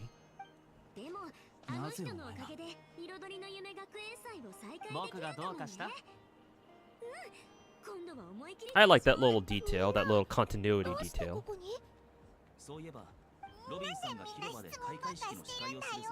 Now, if only MiHoYo gave more character skins. Oh, here's Sorush. It's been a while since I last saw her. I didn't even realize Sorush had a voice. I've never heard Sorush's voice before. Did Sorush and other I don't know what her species is called, but yeah, Pari, the Pari. Do the other Pari in the last region expansion for Sumoto even have any voiced lines? Maybe she did. She has a voice now. Okay, so it's new for this patch. Okay, yeah, because I figured. Because I don't recall any of the Pari having any voiced lines whatsoever. Because yeah, technically all of their quests were just like side quests. So obviously that means that they weren't gonna get voiced. But yeah, I guess now if Sorush is involved in this event's main quest, then yeah, they have to voice her then. If only they gave Traveler skins based on her element. Nah, too much effort, man. Too much effort, can't do that.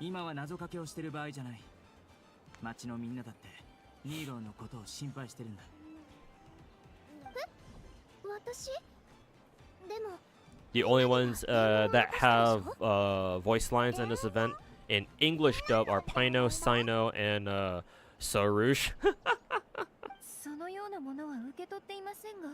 I assume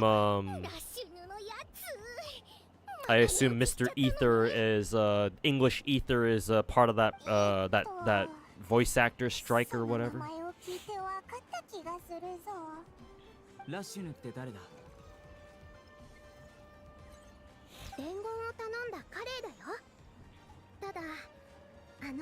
I actually kind of wonder how they're gonna handle this upcoming Genshin preview stream, because normally EN Ether, I forget his name. I think his name is Zach Aguilar or something. Normally Mr. Zach is part of all of our EN preview streams, right? If I'm not mistaken, or at least a lot of them. So I wonder if we're gonna have him be part of the next, if he's gonna be part of the next Genshin preview stream.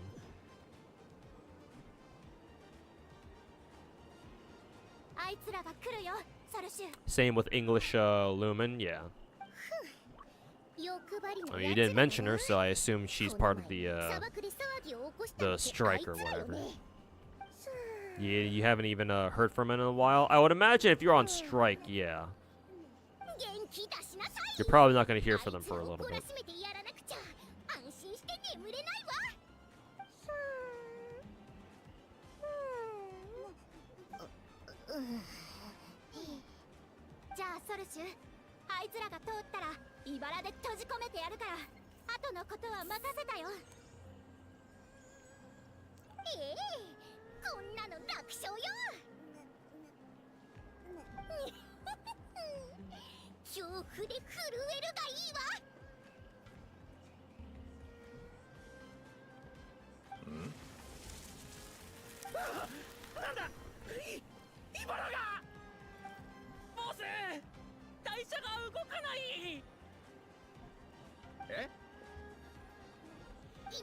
Actually, now that I think about it, Because you guys mentioned that English dub doesn't have any voice. Most characters in the event don't have English voice lines yet. Now that I think about it, if you're playing an English dub, what happens when the characters who don't have English dubbing yet talk? Like, is it just silent? Or is it like, did MiHoYo like default their lines to like another language or something? I would assume they're just silent, right? Yeah, they're silent. Okay, yeah, that makes the most sense. It's gonna be super awkward just seeing like the characters in the event, like since they obviously have lip syncing or at least a little bit, right? And they don't, and you don't hear them actually say anything. That's gonna be super fucking weird.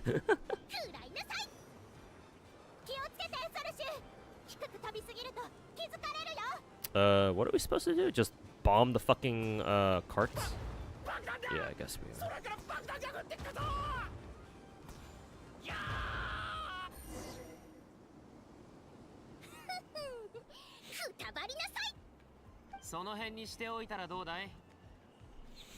You just noticed Sorish's voice? Was that always the case? No, I didn't know this either. Apparently, this is the first time Sorish has a voice. Yeah, because I don't remember Sorish ever having a voice before. Even though I didn't finish all the Pari side quests. What little I did do of them, I don't remember Sorish ever talking. Or ever having a voice. But yeah, and yeah, apparently, this is the first time Sorish is actually legitimately voiced. Thanks to this event.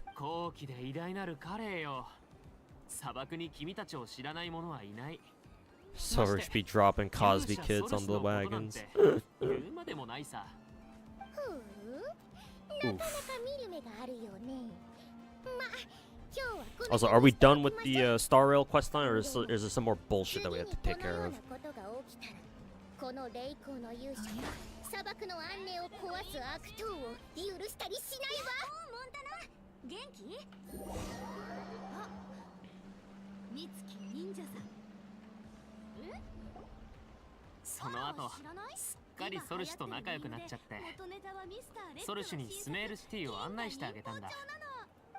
Let me check Twitter real quick. I expect Dodgers to be on the trending list. Yep.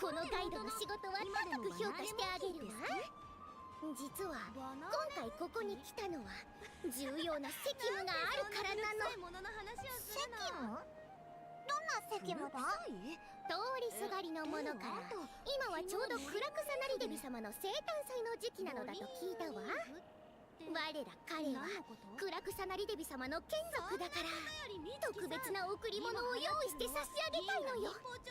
ズルバーン先輩がいろいろ考えた結果、彼の勇者、つまり私が数百年にわたって受け継がれてきた家臣の舞をクラクサナリデビ様に捧げることが決まった。来る途中で家臣の舞の人選はもう決まってるってソルシュに伝えたんだけど、彼女はニーローさんに会いたいって聞かなくてさ。会わない方がマシだったわ。今の家臣の舞が昔とこんなにも違うなんて。まあ、何百年も受け継がれてきたわけだし、変わっちゃうのも無理ないよな。でも、昔の家臣の舞が見られるって聞いたから、ソルシュさんに教えてほしいって頼んだの。だってこんな機会めったにないでしょ。今年の家臣誕祭でこの特別なダンスを捧げれば送神様もお祭りに参加する人たちもきっとみんな喜んでくれると思う。そういうこと。私もこの子がいい覚悟をしてるなと思ったから静かな場所でダンスの練習に付き合ってあげようとしてたの。そういうことだったのか。ずーっと追いかけてきたけど結局悪いやつなんてどこにもいないじゃないか。みんなナヒーラに自分なりのサプライズを送りたかっただけってことか。待って待って、例のキャラバンのことを忘れないでよ。あいつらが一体何をしでかしたのかまだわからないんだからさ。砂漠を破壊するもの、おそらく私利私欲のために遺跡や墓を荒らすものでしょう。だからアール村を通らないこんな偏僻な場所を選んだのか。もしお前に見つかれば恐怖に震えるだけでは済ませませんから。昼間の太陽が懐かしくなるようにして差し上げますよ。キャンディス、お前急に怖いぞ。そういえばキャンディスさん、君はもう半分のウジャトの目を身につけてるね。フキ、そうそう、それって一体何なんだ？キングデシェレトのアフマル様がクラクサナリデビのナヒーダ様に送ったプレゼントだ。いや、父さん、僕は帰らない。今回の学園祭で大儲けしたんだ。理論の講義の成績はあまり良くないけど、将来はセールスマンにでもなればいい。そうすればピノコニーにいても自分を養えるからね。その通りだ。見ていてくれ。君もその伝説のことを知ってるみたいだね。ちょっと記憶にあっただけだ。これまで2つの宝石と伝説を関連づけようなどとは思いもしなかった。僕も最初はこの宝石がちょっと特別だと思っただけだった。それで商人から買って沈黙の殿に持ち帰った後、多くの文献を調べてようやく確信を得たんだ。初めての家臣探査が開かれた時、キングデシェレトのアフマル様と家臣マリカッタ様はクラクサナリデビ様にサプライズを用意したという。道沿いにキャンディーを残してクラクサナリデビ様を宴会の場所へと導こうと考えたそうだ。不思議に思ったクラクサナリデビ様が湖のほとりまで来ると、弦の響く音が聞こえてきた。アフマル様が演奏してたんだ。そしてマリカッタ様は旋律に合わせてしなやかに踊ってたんだってさ。 Alright, who else do I need to talk to in Star Rail? 愛する送信様がこの偉大なる日に誕生の喜びを感じられるようにと祈り、送信様に貴重なプレゼントを送った。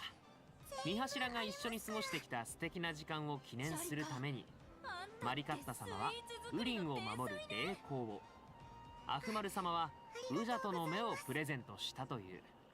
しかしカーン・ルイヤの最悪の後、ウジャトの目は失われ後者に埋もれていった。霊光はクラクサナリデビ様によって慎重に作り変えられ、生と死の世界を守り続けた。いつしかそれが散らばって私たち影になるまで。つまりキャンディスが見たのはウジャトの目に記録されたビジョンだったってことか？初めて手に入れた時は僕も驚いたよ。こんなに時間が経ってもなお伝説のウジャト。 I just realized this is Sethi talking. He sounds a lot like Kea if I'm not paying attention to the screen. アフマルの民、つまりキングデシェレトの末裔だけがLike he's Kea's brother or something. もう壊れてるけど、今もこの中のどこかに過去のビジョンは残ってるんだ。もしかしてこの前ぼんやりと聞こえた言葉はアフマル様や家臣様のものだったのでしょうか？ウジャトの目の2つのかけらをあなたはどうしたいですか？キャンディスさんが許してくれるなら、 Checked out some videos on NT for the first time and damn looks beautiful. Really? Maybe I should take a look at their gameplay videos again. Because a few times I glimpsed at its gameplay, it looked pretty dark, like visually. Maybe it looks better if I give it a more fair shot of looking at it. Hopefully it does. 砕けた思い出には今や悲しみしか残っていないかもしれません。バナハナちゃん、ミスターレックの新作に出てるんだって。Excuse me. ただの早くだけどね。あなたはこれから絶対ビッグスターになるわ。そうだ、先にサインもらってもいい？あなたたちの意図はまだ完全には理解できてないけど、それがあなたたちと我がエッサン氏の決定だというのなら何も言わないわ。私の名前なの。それよりさっきからダラダラと喋ってばかりで、これじゃ全然家臣の前を教えてあげられないじゃない。それもそうだな。何もないって分かったわけだし、みんなに認められたみたい。みんなの心配を解消してやろうぜ。俺も他のマハマトラたちにあのキャラバンの犯罪の証拠を徹底的に調べるよう伝えておく。もし悪事を働いているなら絶対に許さない。僕はここに残るよ。この辺は魔物が結構多いし、護衛は一人でも多い方がいいだろ。みんなを心配させちゃってごめんね。ダンスを覚えたら戻ってみんなを手伝うよ。よーく見てなさい。目をそらさないでよ。しっかり私のステップについてきなさい。はい、ソルシュ先生。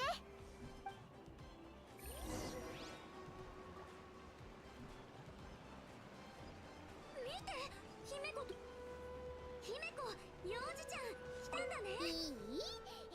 ああ、そして学園祭が突然延期されたと聞いた。こうして Seems very ambitious for what it is, but you're excited to see if it holds up when it drops a year from now.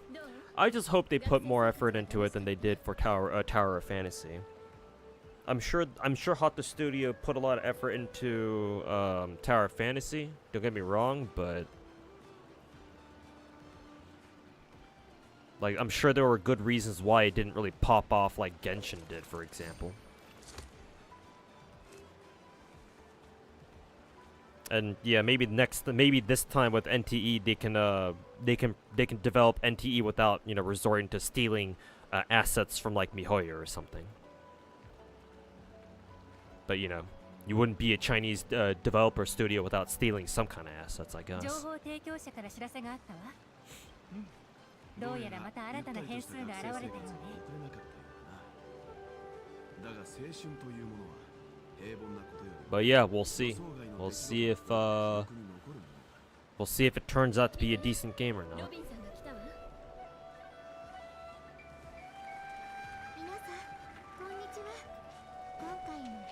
言ってあげて。僕がついてるからさ。とても嬉しいわ。本物のロビンさんだ。今回の開会式、前より気合入ってる。あれ？そういえば前回って誰が来たんだっけ？ Okay, are those all the guys we need to talk to? 実は私も前に折り紙大学に通っていたことがあるの。だから皆さんの同窓ということになるわね。その頃の折り紙大学も今と同じであまり自由とは言えなかった。憂鬱な気分になる試験にたくさんの課題、厳しい論文の答弁もあったわ。 There's dead here for some reason. I guess they were just waiting for candidates to come back or something. やっと戻ってきたか。もう少しで傭兵の仲間たちを呼ぶところだったぜ。そんな中でも毎年彩りの夢学園祭の時期だけはみんな悩みを忘れることができた。でも学園祭には終わりがある。どんな人でもそういうことだったんだね。何事もなくてよかったよ。そっちはどうだ？サプライズをするには順調に進んでるか？ Shit. Looks like I'm not gonna be able to play Blops on stream tonight. Maybe tomorrow. あの様子じゃ多分昨日は徹夜したのかも。あんたたちがいない間にキャンディータワーの枠組みを作ったぞ。念のため後でもう一度確認するわ。さっきはあなたたちのことを心配しながら作っていたから。とにかくあとちょっとだ。みんなで力を合わせればすぐに終わるよ。よかった。生きていれば当然疲れてしまうこともある。あ、パレードといえば疲れが取れるまで旅人ゆっくり休めばいい。一つお願いしてもいい？休息をとってまた飛び立ちたいと思えたらいつでも輝く夢が進むべき方向を示してくれるから。皆さんが折り紙大学で自分の夢を見つけ、教令員が各学院の代表者にパレード当日の花の騎士を選ぶよう言ってきたんだ。で、話し合った結果、君が適任だってことになったんだけど、どうかな？皆さん、彩りの夢学園祭へようこそ。鮮やかな夢、自由な理想。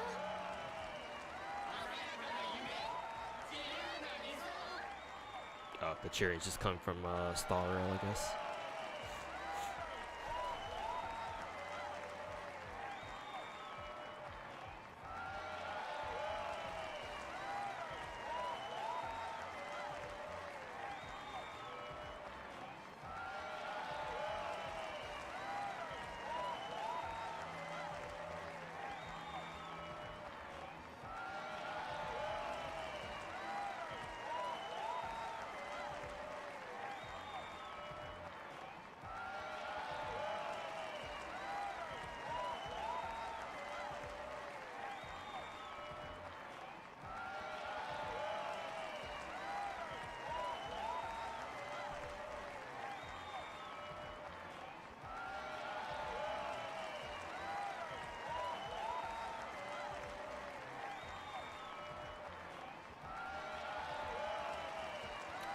I have to actually click on a stupid fucking dialogue option. I was wondering why the crowd cheering noise was like fucking looping itself over and over again. It's like, oh. Ooh. あんまりプレッシャーをかけないでやってくれ。そういや、キャンディスもパレードに参加するんだよな。確か演奏って言ってたか？ええ、シルバーガンシュラさんはニーローさんのダンスの伴奏を。義理人情で拙者に手を貸してくれただけだ。今頃自分の狩りを始めていることだ。ところで何かお気に召したらいつでも R 村に来てください。眠りにつくまで演奏して差し上げますよ。ギャラを支払いに来たのだ。報酬は不要だ。拙者の行いは己の人道を貫くためであって金銭に執着しているからではない。まあそう言うな。君なら絶対に興味を持つと思うぞ。なぜなら私の言うギャラとは原始博士の行方に関するものだからな。休憩にしましょう。お茶の時間です。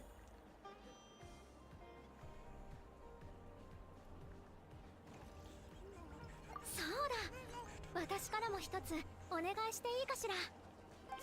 Now meet with Robin this time. Where is she at? Read up on some more of the GFL CN temporary EOS. They are doing it because they failed negotiations, so they're boned until they get a new one. Negotiations with the what exactly? Like who they having negotiations with? Like the servers or something, or what? たちに任せろ。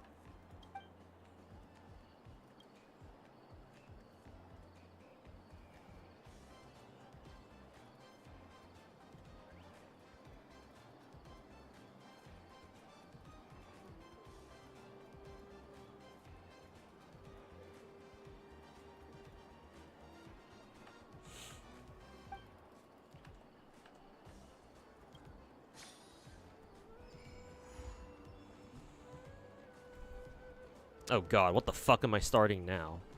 There's a whole new fucking story that I'm doing for Star Rail? The fuck? There's more of this shit? Well, I'm just gonna stop there then.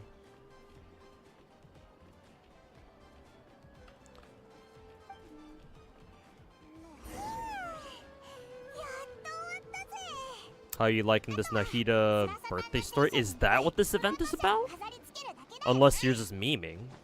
Because I know, didn't Nahida just get a... Didn't she have her birthday somewhat recently? Yeah, right here.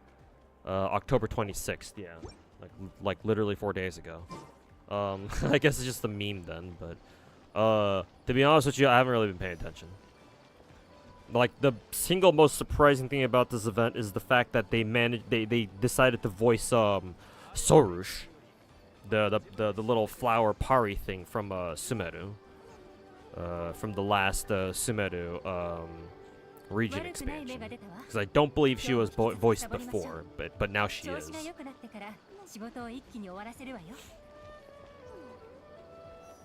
This quest legit is about her birthday. Oh, okay, that's cute.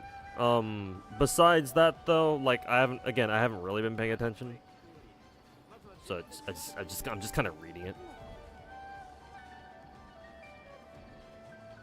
or.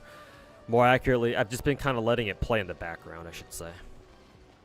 Not really, yeah, I don't really give a shit, to be honest with you.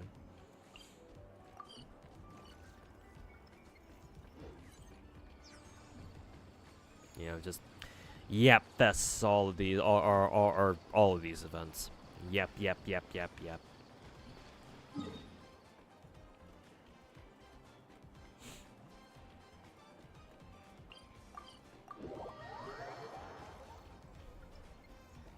So,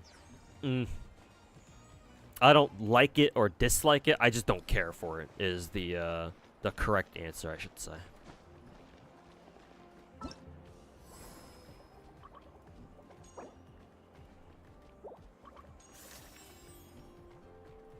Oops.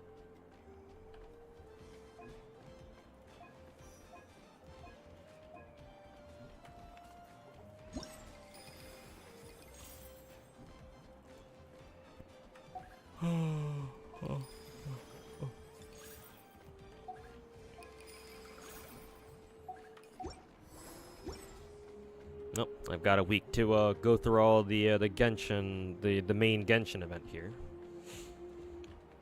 And then for Star Rail, I've got a lot longer at least.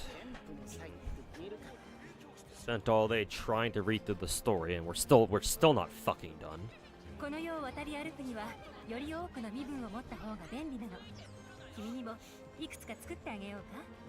Look how happy the lettuce looks, the cabbage, the happy cabbage.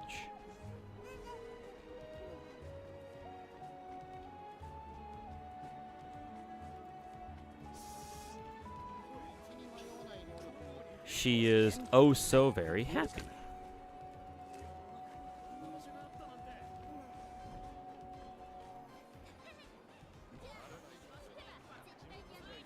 At the very least, it seems I'm enjoying it more than Star Rail's story. Am I though?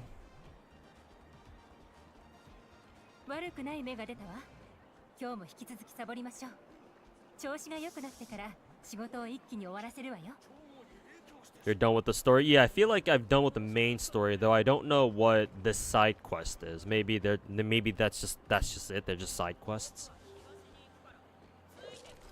But yeah, I'm pretty sure as for the main event, we should be done. Because it felt like it was the end anyway. Yeah, I guess this is just a side quest that introduces you to whatever event this is.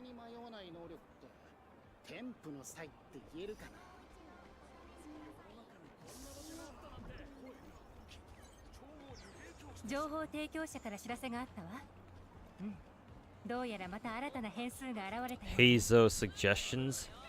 Please. Unfortunately, Ivar, Gamer Boy. If you want me to take a look at your account, you have to come over here to my Twitch account, and you're gonna have to send me at least 300 bits to get me to look at your account as part of my subathon incentives. So come over to Twitch first, and then we'll explain to you how to do the rest.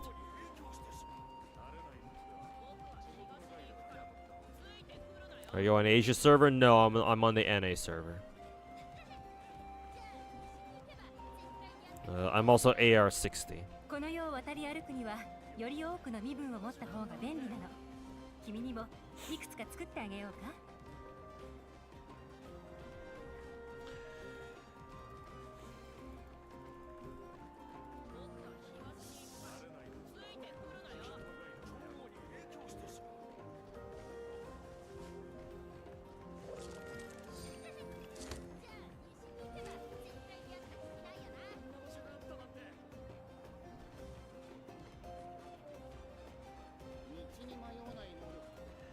Okay, chat. I think that'll do it for me tonight. Good, nice long 7.5 hour stream. And then we got through most of both of the events in both games. Most of them. So maybe next stream I'll actually do the actual gameplay parts of the events themselves. So yeah, and maybe tomorrow I can actually play some Call of Duty towards the end of the stream, like I said I would. But I enjoyed yapping with chat tonight, especially around the middle of the stream. Dang it, just got home. Sorry, 420. I usually end at around this time these days anyway, because I don't want to go too far over. Because right now my time it's like 9:30 p.m. and yeah, it's like 9:30 p.m. right now, and yeah. I don't want to stream past 10 p.m. because if I do and I keep talking at this voice level, my upstairs neighbor starts fucking I don't know what the fuck they do. They probably tap the wall or start bumping the ground, the floor above me, to get me to shut the fuck up. And if I don't, they start calling security on my ass. And I've already gotten a fucking warning from my HOA saying that we're gonna fucking hit you with a $300 fine if you don't shut the fuck up. So I have to be a good boy and comply, because I don't fucking have $300 to pay them. Fuck them. So yeah, can't stream past much longer than this. Fuck your neighbor? Yeah, no fucking kidding, man. Fucking a bunch of fucking old ass boomer geriatrics.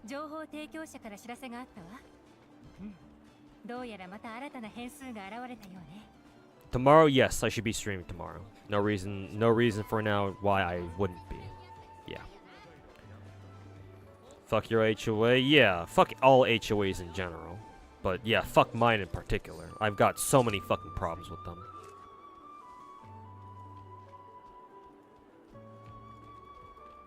Like, I'm just for the record, chat, I'm seriously considering selling this place. I don't want to fucking live here anymore.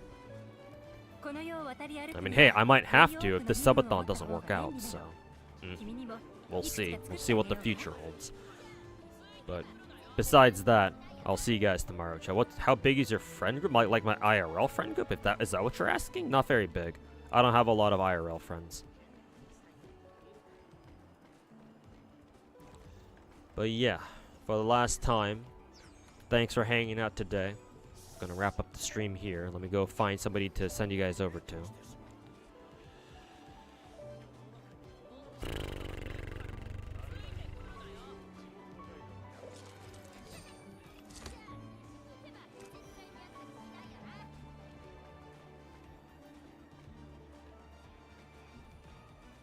Hey, Pocket's streaming right now. Perfect. I'll send you guys over to her. I'm assuming she already did all of her Nikke stuff. Looks like she's on Star Rail right now, so you guys can go hang out with her for a little bit. Tell her I said what's up. So, yeah, thanks for hanging out, everybody. Thanks for showing up and hanging out, being chill, yapping with me. And yeah, I should see you guys tomorrow again, same time, or roughly same time. And yeah.